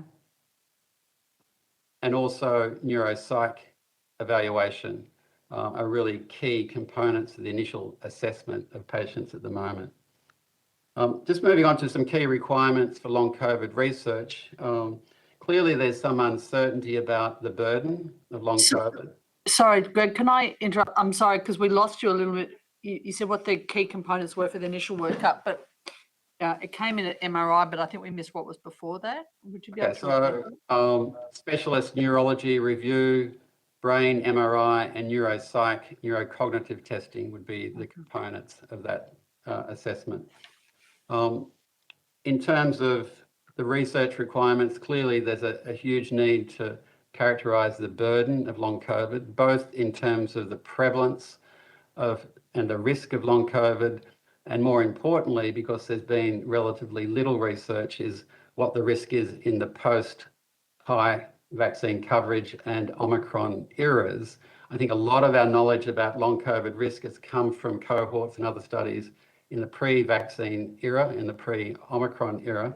So just characterising what the risk is and what the constellation of symptoms and clusters is, and then what the burden of that is in terms of the healthcare system. So what are the clinical service needs in terms of requirements of people that are suffering from long COVID? So the first component of that would be done through some studies looking at following up notifications. The second component would be sort of data linkage based studies that would characterise uptake through PBS, MBS, hospitalisations, etc. That would be very large initiatives in terms of characterising the burden. I think there's a lot, and that Tony can build on this, a lot still to be learnt about immunopathogenesis. If we think about what is the underlying mechanism for long COVID, I think we're getting to a closer understanding that this is a hyperactive immune system driven illness, but exactly what is triggering that? Is there ongoing sort of antigen stimulation? Is this a persistent sort of presence of the antigen, not necessarily a chronic infection, but is there some sort of stimulus that's driving this immune activation, or is it just the acute COVID illness itself that triggers an immune response that then becomes aberrant or abnormal in a persistent sort of fashion? So we've been doing some really interesting work that Tony can speak about here and through the ADAPT cohort. But I think that underlying immunopathogenesis is crucial because then that directs us towards what are the probable therapeutic intervention targets. So how should we deal with this? We've been doing some work looking at neurobiomarkers led by Bruce Brewer at St Vincent's Hospital. And we have some ideas about where we think it may be beneficial to intervene, and we probably will have an interventional study starting the first quarter of next year. But that's based on characterisation of neurobiomarkers in patients with long COVID compared to patients without ongoing symptoms and to healthy controls as well. So really nice research there. Because I think the solution will be some therapeutic interventions. There'll be probably different interventions for different clusters. So I think a neurocognitive cluster, for example, will need a specific intervention. There may be some immunological interventions that are much more broadly focused in terms of trying to dampen down the hyperactive sort of immune response. Finally, just I think what's crucial, I'm sure other people have spoken about this, is the establishment of a long COVID community organisations through government support. We've been very successful in HIV, hepatitis, other areas because of the community-based organisation partnerships. And I think we lack that in the context of long COVID. I think it's really crucial. So thanks very much for the opportunity to present. Thanks so much, Greg. I'm not sure, is Tony Kelleher back online? Yeah, I've managed to join by phone, Mike. I'm sorry. I don't know. I was on and then it just dropped out and couldn't get back on. And it's taken me a while to get through by phone. Great. Do you want to give talk by phone? Is that okay? Or Yeah, I'm happy to. I think we should just proceed. all right. Well, yeah. Well, if you could just give us your name and impact capacity in which you appear and a brief summary, we'll get you to do that now, if you don't mind. Yeah. So my name's Tony Kelleher. I'm director of the Kirby Institute at the University of New South Wales. I'm also a clinical immunologist at St Vincent's Hospital. I think I didn't hear Greg's introductory statement, but the plan was that Greg would. I mean, I know what he was going to say, so. The plan was that Greg would make that introductory statement and then the two of us would answer any questions that you might have. Great. Well, Greg talked a lot about the immunology, the neurobiomarkers work that you were doing. Do you want to say something about that first, or were you happy to proceed? So, Tony, I just gave a very brief sort of summary of what our thinking was around immunopathogenesis, but I thought you could probably build on that in terms of some more sophisticated knowledge of immunology. So we have studied, with a fairly open mind on, whether there was a sort of biomarker footprint or a pathogenic footprint of this condition, and we did this as part of the ADAPT study, which was recruited essentially as an outpatient study or community-based study through St Vincent's. And we looked at a relatively small group of but very well characterised people from about 3 months post with known dates of diagnosis and proven diagnosis of COVID, and that the initial tranche was of those people were followed from reasonably from sort of relatively early in 2020. So that's before vaccination and before vaccination was available, and where the infection was with the ancestral strain. So with those caveats, we've looked at a group of 31 people who had, by our definition, long COVID, matched them with 31 matched controls from the same cohort. And importantly, we matched them with people recruited from the same screening centres who were diagnosed with prevalent coronavirus infections, so the endemic circulating coronavirus infections as a comparator group. And we also compared those people with healthy controls recruited in early 2019 before there was any COVID on the scene. And, we looked at a screed of immunological markers, but the summary of that was that in the people with COVID, we found, in everybody post-COVID, out to about 4 months, we saw a activation of their immune system. But in those people who were complaining of the long COVID symptoms, we found activation of what we refer to as the innate immune system. And this was particularly characterized by activation in serum markers of a cytokine called interferon beta and another cytokine called interferon lambda. And both of those are antiviral cytokines that normally are expressed early in viral infections, and then usually you turn those off as you clear the infection. So these biomarkers were raised long after they should have been turned off, and in the people without long COVID, there was no elevation of these markers, and importantly, in the people who had the prevalent coronavirus infections, there was no elevation of these markers at 8 months.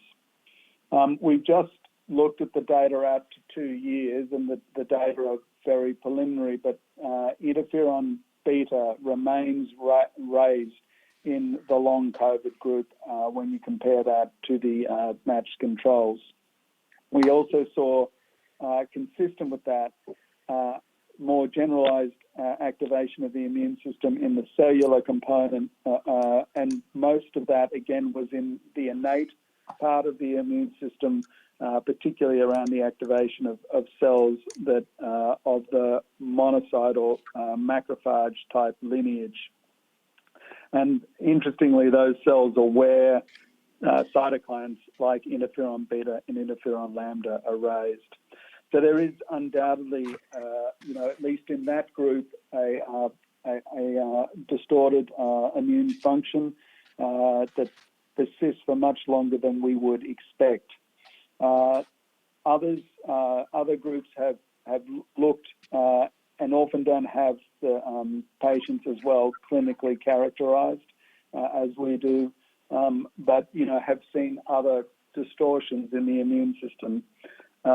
And it is plausible to relate back to what Greg was talking about, that interferons can certainly have effects on the central nervous system, and induce symptoms like lethargy and fatigue, and actually cause at high levels even psychiatric disturbances. And when we used to treat people with interferon alpha for things like hepatitis B and hepatitis C, one of the complications of that treatment was could be things like depression. So there are plausible links there between some of the symptomatology and the biomarker profile that we're seeing. I think we need to understand that much more, and we don't fully understand the effects of vaccination on that profile, given that this is an innate immune activation. Vaccines prime the adaptive immune system, and so you would hope that previous vaccination may truncate that innate immune response more effectively, if that's in fact what's driving this condition. So I think it's early days yet, but we do have things to chase here, and reasons why these people are suffering from the sorts of symptomatology that they complain of. Right. Thanks, Tony. I'm just going to ask Anne Stanley, the member for Werriwa in southwestern Sydney, for her questions. Thanks, Anne. Thanks, Mike, and thank you both for providing your insight to the committee today. Is there anything in your research yet that would suggest a particular cohort is more likely to be affected by long COVID? Have you been able to tease any of that out, or is it too early?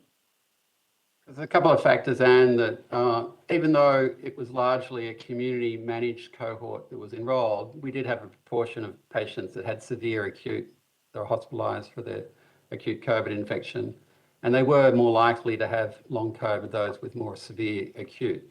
Having said that, most of the people with long COVID had what you describe as mild, sort of community managed COVID, and that's certainly what we're seeing now with the Omicron wave. The other factor that did come out was gender. So there was a relationship, even though males are more likely to get the acute severe form and be hospitalised, within the non-hospitalised group, women were more likely to report symptoms consistent with long COVID, and that's been shown in other cohorts internationally. Why? What is the difference physiologically between the two? It's really intriguing whether it's a gender-based immunological difference, whether there's clearly some potential hormonal sort of factors, or whether it is a difference in terms of self-reported long COVID symptoms. I mean, they're the sort of the theories, I suppose, underlying that gender-based difference. Just one other question, if I can, Mike. We've had a lot of discussions about the usefulness of the data that is currently available, that Australia has had a different circumstance as far as its infections. If there were no constraints on you, what sort of data would make your research, and how would you like it presented? So, in a perfect world with a magic wand, how do you think that we could get more data for people like you to do your research? There's a few things, Anne. I mean, firstly, building on what Tony described, I think we've got some really interesting immunopathogenesis insights, but that's largely from the pre-vaccine, pre-Omicron sort of cohort, which is a small proportion of the long COVID burden. So we would clearly want to replicate those sorts of studies in cohorts that are post-vaccination, cohorts that have been infected for the first time with the Omicron sort of variant. Now we're recruiting some of those patients into the ADAPT sort of cohort, but we want to collaborate with other cohorts that have samples that can do that, could provide those samples to replicate that work. On the burden sort of side, I think one of the key things, as I've said, is just to characterise the burden and the prevalence and also the trajectory of recovery. So my hypothesis is that people pre-vaccination have a higher risk of long COVID, but also their recovery is more prolonged. So I'm still seeing patients that are 2 years out from acute COVID with long COVID symptoms. I think vaccination clearly reduces the individual risk. We're still seeing a larger number of cases because of how much COVID's been around. But the hypothesis is that the recovery will also be somewhat more rapid in the post-vaccination era. So we need studies that are able to characterise that in different subpopulations, and then the linkage studies that give us the sort of, the hospitalisation, the service utilisation through MBS, the sort of pharmacoepidemiology through PBS, to see what impact COVID has in the different sort of time periods, the different waves or different sort of variants. So that sort of data is potentially available. The linkage is feasible. It just needs a bit of investment to get that sort of moving forward, as is the sort of survey-based work where you follow up notifications. There's been some of that done in New South Wales with the original sort of wave. So there's some comparison. We'd have that data from the early sort of COVID period. If we could replicate the methodology for the Omicron sort of period, we would be able to sort of compare that across the major waves. Do you have any way of... Given your question, if we had a magic wand, I think, really, sort of adapt on steroids, so a bigger cohort where, we sort of collected both, systematically collected clinical data that was of high quality and, systematically collected by a repository. If I had a magic wand, that's what I'd want, right? because I think that would allow us to dissect out, you know, and also validate the findings, right? And, you know, a lot of the studies around the world, you know, lack one or other of those things, which is what's one of the things that are limiting us in terms of understanding this condition. Right. Is your data able to identify population cohorts like held communities, Aboriginal communities? Because we've heard today quite often people who have long COVID come from low socioeconomic situations, which, you know, can be for all sorts of reasons. But is your data able to identify that, or So certainly the ADAPT cohort's not able. Yeah. The ADAPT cohort's not able to, and it's a relatively small cohort, only 200 odd participants at the moment, and that, as we said, was from the first wave, and that first wave didn't affect sort of coal communities like the sort of subsequent waves. But the linkage-based proposals certainly would have that capacity to look at subpopulations. For example, we're doing a lot of linkage work in hepatitis C. We're now sort of linking with social welfare, with housing. You know, we've got country of birth information. We've got Indigenous identifiers. So we have a lot of capacity to provide a fairly granular sort of picture in terms of hepatitis C cascade of care. You could do that with COVID, with long COVID, characterised syndromes, with the capacity to link to all those other administered data sets. Thank you. Thanks, Mike. Great. Now, Dr. Monique Ryan, member for Peel. Oh, hi, thanks, Mike. Hello, thanks to both of you for your insights. I'm wondering if you've got any information at all on what you found from your neurological and neuropsychological sort of investigations as yet, or whether it's too early to say. A few points, Monique. Clearly, in the first cohort from ADAPT, there was about a 10% proportion that had neurocognitive impairment as measured by the Cogstate tool. The interesting and somewhat concerning aspect of that was sustained through to 12 months. So there wasn't much recovery. In fact, there was a trend towards worsening neurocognitive function of those that had impairment at the initial 3-month assessment. We're obviously taking that through to 2 years post the acute sort of infection, so we'll have more data coming through. In terms of some of the neuroimaging, that wasn't done on everyone within ADAPT, but there's certainly evidence of frontal lobe inflammation, brain MRIs. In terms of the biomarkers, there's elevation of markers in the KP pathway, elevated quinolonic acid, and this is work led by Bruce Brew at St Vincent's Hospital. So there does appear to be neurobiomarkers that are associated with long COVID. And that, as I've sort of alluded to before, is starting to open up potential for therapeutic intervention. So we're looking potentially at a drug that's been used for multiple sclerosis, Vumerity, or diroximel fumarate as a potential intervention, and then we're working up a protocol to try and sort of pitch for funding from early next year. But it's based on that sort of neurobiomarker work that Bruce Brew has been leading at St Vincent's. Is that on CSF or on blood? It's on blood. Oh, good. Okay. And do those changes do they? This is sort of probably even micro dissecting even that. Do you know if that correlates with the people who've got significant affective symptoms, mood problems and things like that, or do you know if it's independent of that?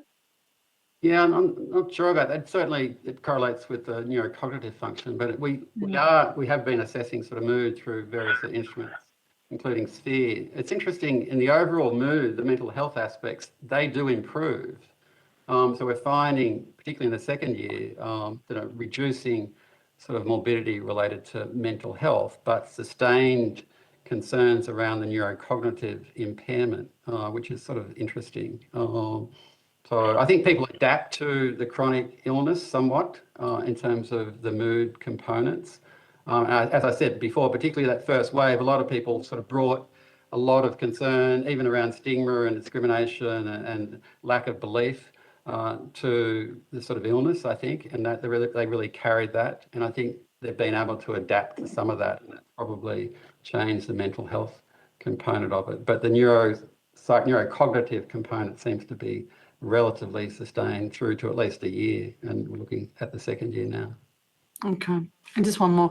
So, I mean, a lot of people have told us, and I haven't experienced I do not have experience with looking after people with long COVID, but it seems that from the literature, people's perception of their impairment isn't in most instances accompanied by objective evidence of deficits. So people say that they feel breathless, but their lung function tests are pretty much okay. People say that they feel brain fog, but at least in some series, people have struggled to identify issues on neuropsych testing and things like that. Do you have any feeling for whether or not in your series, the people's perception of their impairment was matched by what you found when you identified objective evidence of impairment? Yeah, I mean, we've been doing standardised lung function tests, for example, and even if you look at the so-called mild community managed patients, there was definitely deficits in diffusion capacity, DLCO, and so they were measurable sort of deficits.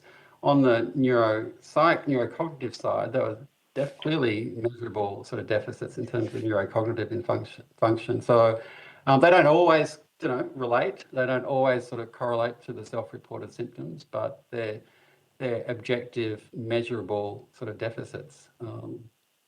My gut feeling, I'm parenthesising here, is that people are doing the wrong tests actually, and that's why they're not identifying a deficit. Yeah. No, that may be true as well. Yeah. Okay, I'm done. Thanks, Chu. So I just Thanks, just Monique. on that, both the neurocognitive and the sort of changes in the lungs are, one that interferon lambda signal, interferon lambda comes out of epithelial surfaces and damaged epithelial surfaces, inflamed epithelial surfaces. So, Right. Again, that's sort of a plausible link. And, Greg spoke about the activation of the KP pathway and how that related to potential neurocognitive deficits. And again, it's plausible that that is downstream of activation of interferons.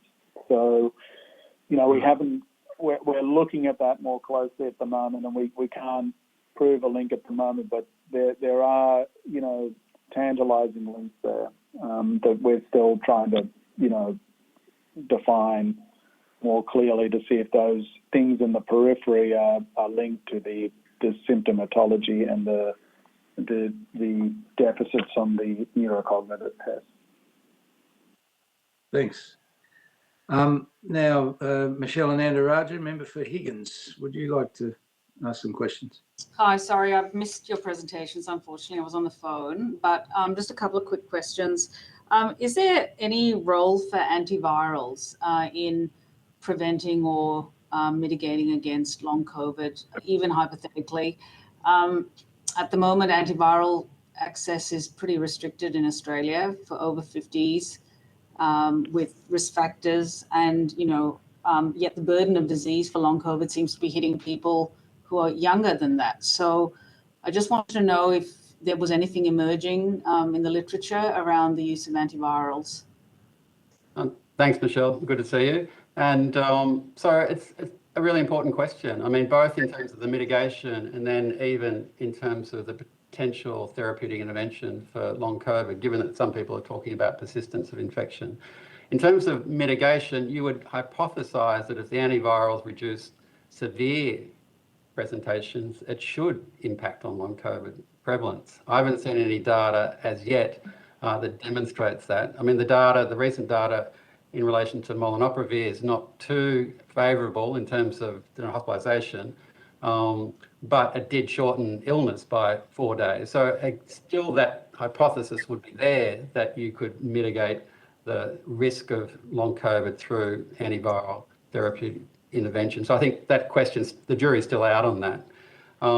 But I think with reduction of severe disease, with shortening of acute illness duration, it should translate, it should.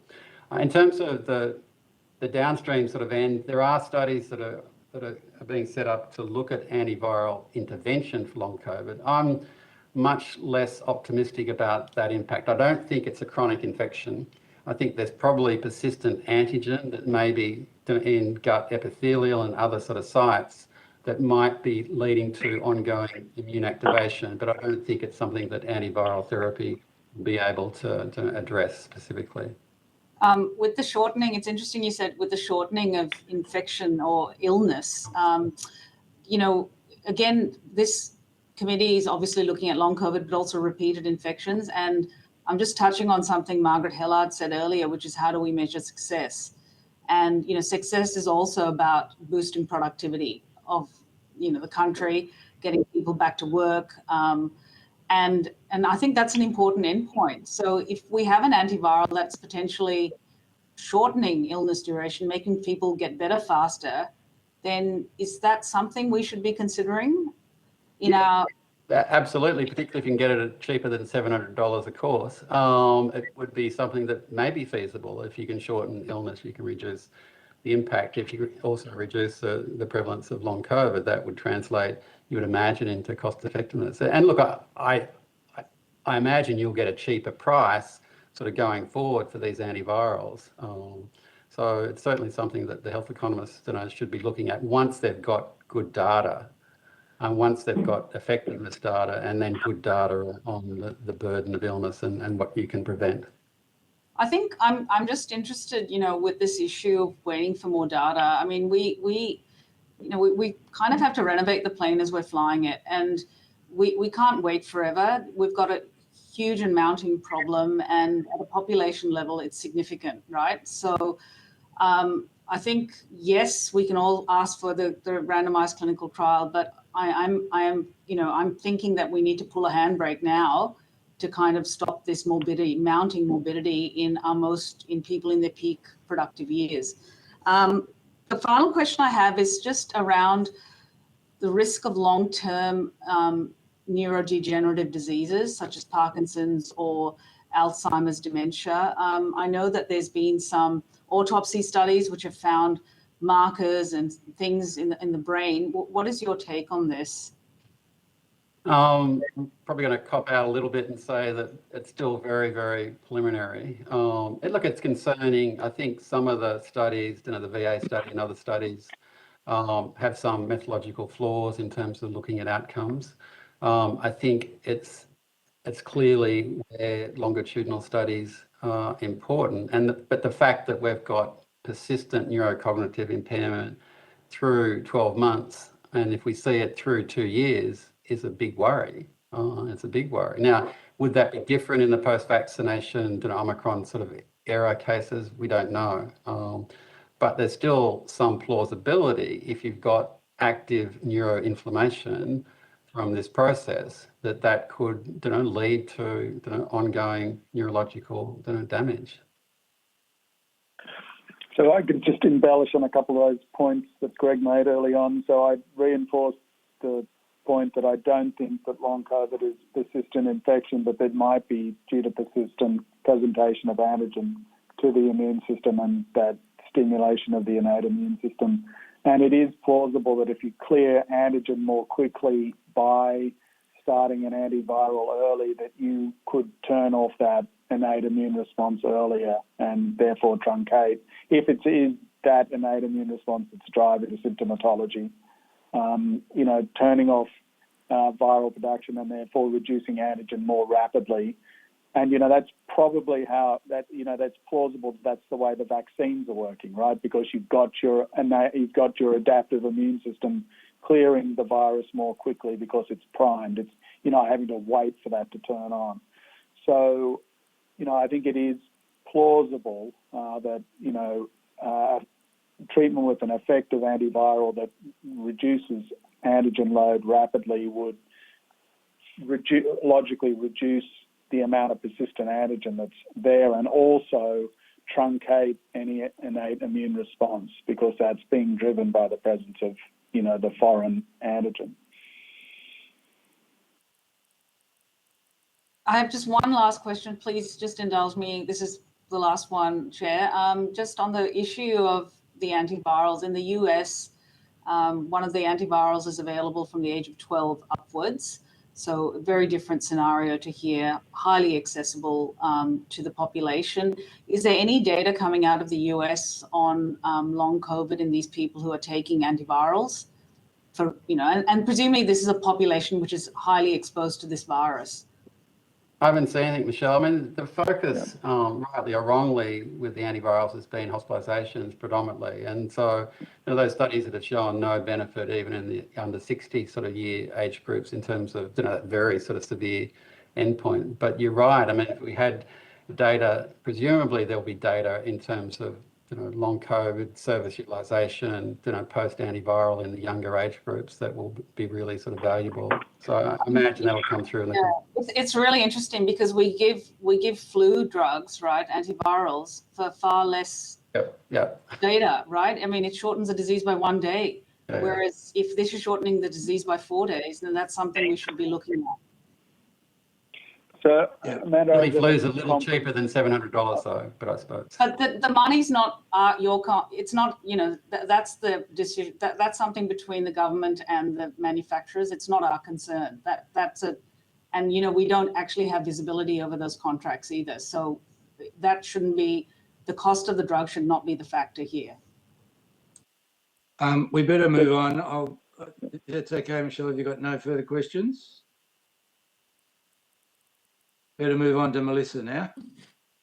Melissa McIntosh, member for Lindsay. Yeah, thank you, Chair, and thank you for your presentation, which clearly highlights what a complex position we're in when it comes to the virus, and also complex for our committee when it will come to reporting back. I've got two questions. The first one sort of goes on from what Michelle was asking about when it comes to other diseases, that we're starting to see, and if we've got a trigger in the virus for autoimmune diseases like type 1 diabetes, and the response we're getting constantly is we don't know yet, we don't know. I actually find this to be quite concerning, the triggering of really serious diseases in our population. Is there substantial research being done on this at this stage? And if there isn't, why isn't there? Thanks, Melissa. There's not substantial research being done in Australia.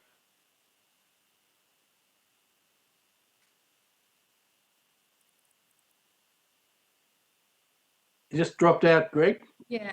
We have the capacity to do that in Australia. I mean, one of the interesting things within the ADAPT cohort is that we found that there's sort of mild, what we call lymphopenia, so a reduction in one of the white blood cell sort of types of lymphocytes, post-COVID. And that's sort of intriguing. I mean, we don't see it very often with other sort of common viral infections, other respiratory viral infections, but something's happening to the immune system. And again, reiterating that was in the pre-vaccine sort of cohort era. So does that then translate, that sort of mild reduction in one of the key white blood cell types, does that translate into certain conditions down the track? Does that make you more susceptible? We have the capacity to answer those questions with data linkage, large national data linkage projects. So that just requires some investment and getting all the data sets lined up, and we'll be able to do a lot of work in that space. Okay, so does that data linkage project, obviously it comes at a cost, so is it around a reliance on government funding as well as sort of medical industry funding as well? How would you see that working? In fact, the costs for data linkage studies they're not huge costs. A lot of it's just the process, getting AHW to take that on, getting the data sets, the data custodians to sign off on the various sort of administrative data sets, and getting an academic group to sort of take that forward. So it's not a big ticket item in terms of budgetary expenditure. Okay. Thank you. It's just raising more questions, but for another time. But the other question I have is around mental health, and that's been raised a number of times as well. And is there any work getting done on pre-existing conditions versus the triggering of the pandemic in people versus the treatment and the I guess any sort of reactions to the treatment? So do we know which part of, I guess, the process through the disease is that being done yet? Because it seems like both in kids and adults that it is something that's quite prevalent. So if we just talk specifically about our ADAPT cohort, it was interesting that this is a cohort, and it's by the nature of that first wave, and maybe us being in the eastern suburbs of Sydney, this was a population that had very low comorbidities. So we weren't seeing major sort of comorbidities in a large proportion or a significant proportion of that population, but we saw a lot of long COVID, and we saw a lot of neuropsych sort of issues around that. So these are not people that had pre-existing mental health problems that were developing long COVID and some mental health consequences, either directly related or indirectly related. I mean, we can argue about whether it's direct or indirect in terms of that mental health component, but it's absolutely real and wasn't there pre-existing in terms of prior to the acute sort of COVID. So it's a real concern, and it really does need addressing it. It needs significant investment to support those services. Yeah. And the last one is a request from myself on behalf of Anne and also Mike, that when these research projects happen in the future, to think about Western Sydney, because we keep highlighting how much that we've been impacted out west, and we seem to be on some of the opportunities. So we'll fly the flag for the west right here. We'd love to have ADAPT Campbelltown and ADAPT Liverpool and ADAPT Blacktown. Fantastic. We'll hold you to that. Absolutely. And, on another front, we have tried to reach out to Liverpool Hospital and those sorts of things to become a trial site and those sorts of things as well. So we're very aware of that. Just to embellish a bit on what Greg said, that ADAPT cohort has been essentially run on the smell of an oily rag, and, has been supported by, non-traditional funding means mostly. So, so we would love to do it more broadly and recruit those sorts of cohorts that I spoke about, across a broad range of the community, so that we get a realistic picture of what's going on. So very supportive of that. Great. Well, we will probably hold you to that. We are intending to have a meeting at Liverpool Hospital, a public meeting, so it'd be good. If no more questions, Melissa? I gather not. I've just got a couple of logistical questions, if I may. And Greg, I'm just interested in how you set up your clinic. Was it just your own initiative? And as to whether the hospital is funding this by non-traditional means, will we say, and whether patients are bulk billed in it, and whether you have access to neurologists, cardiologists, etc. Sure. So I just started seeing patients through my public outpatient clinic. So it's a free service. Patients are Medicare billed that are referred in to that service.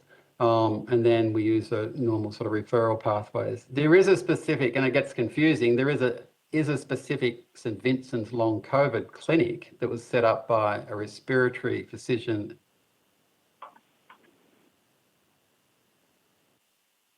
Sorry, just... But in fact, St Vincent's has two, if you want to call it two, sort of long COVID clinics, whereas most tertiary care services have none. But it's all publicly funded. We don't get additional funding to support those services. And how do you organise a neurocognitive assessment? I'm interested in that, whether that's paid for through the hospital. Or... So the neurocog evaluation was part of the ADAPT cohort study. So we had that standardised through the ADAPT protocol. We do have the capacity through neuropsych to get some other patients assessed, and Bruce Brew's been very good at accepting my referrals for neurological review and for sorting out brain MRIs and other investigations. But look, I'm fortunate in the position that we've worked closely together on the research. The referral pathway is pretty straightforward there. With a very collegial arrangement. That's not always, those pathways are not always there. So, and we're a sort of centre of excellence. So, that's very different to many other sort of settings, I imagine. Yeah, no, it is indeed. Is your impression that the numbers are ramping up very quickly? They have to be, given the Omicron wave, the waves that we've had in 2022, even if the risk is threefold reduced by vaccination, that's probably being a little optimistic. When you have 10 times as many infections, obviously you're going to get more cases of long COVID. So, we're seeing lots of patients coming through for initial assessment. Now, how sustained that will be will almost certainly depend on the case curve over the next sort of 12 months or so, in terms of how many additional cases sort of come into the pool, so to speak. And importantly, what the recovery curve is like. So how many people leave the long COVID illness sort of pool, how quickly they recover is really crucial to know as well. So are your waiting lists blowing out? They're manageable. I think the long COVID clinic has much longer waiting lists. They seem to be more popular.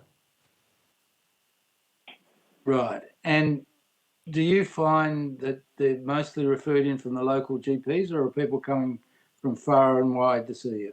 Yeah, it's interesting. When you do develop a bit of an expertise, you get lots of sort of calls and inquiries, including from overseas, and doing a few consults through video conferencing around Australia as well. So yeah, but most of them are coming from local GPs, but yeah, all sorts of other avenues. And do you have any facilities for things like telehealth? Yeah, absolutely. Yeah. Right. Do you see this as a model for what we should be doing around the country? Look, I think a lot of it has to be managed in primary care, though.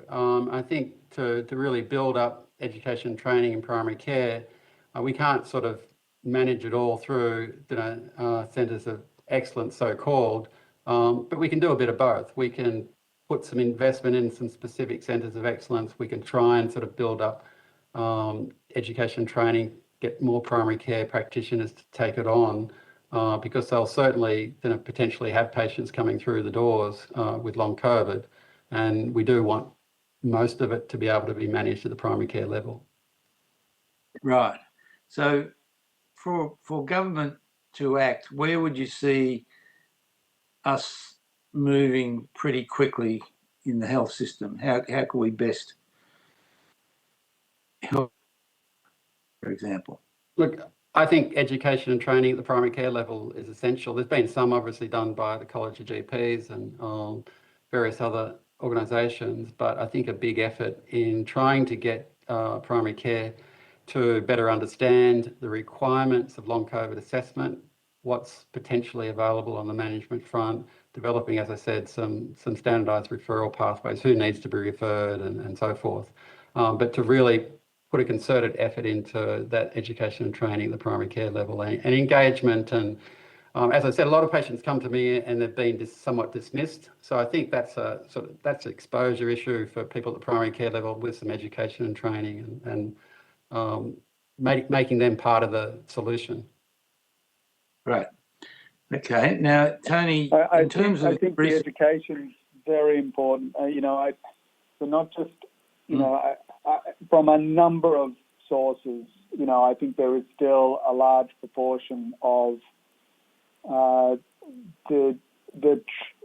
of our brethren, Mike, who don't believe this exists, right? Or who are reticent to talk about it because they think it's fringe. I think I'm sort of surprised by that. But, I think, even over the last couple of weeks from, completely different sources, I've got that sort of feedback, right? Well, surely, I mean, with your biomarker evidence, that is surely evidence that we should be exploring further, shouldn't we? Exactly. I mean, that's... How can we best support you in that? In terms of educating people, or in terms of funding models and data so, research projects? How can we? I think, coordinated networks, and, I think the linkage that Greg is talking about will get us so far and has the potential of doing very, very, very large studies. But, I think the strength of ADAPT has been, the fact that we do have both, a very rich clinical data set and a rich, biorepository. Having that on, a larger scale would, allow us to validate a lot of the findings, and also understand the findings and how they're manipulated by, the sorts of things we were talking about earlier. Remember, the effect of antivirals by themselves is going to be a little hard to detect out in a fully vaccinated population. So it's, and it's probably not worth trying to dissect that out, right?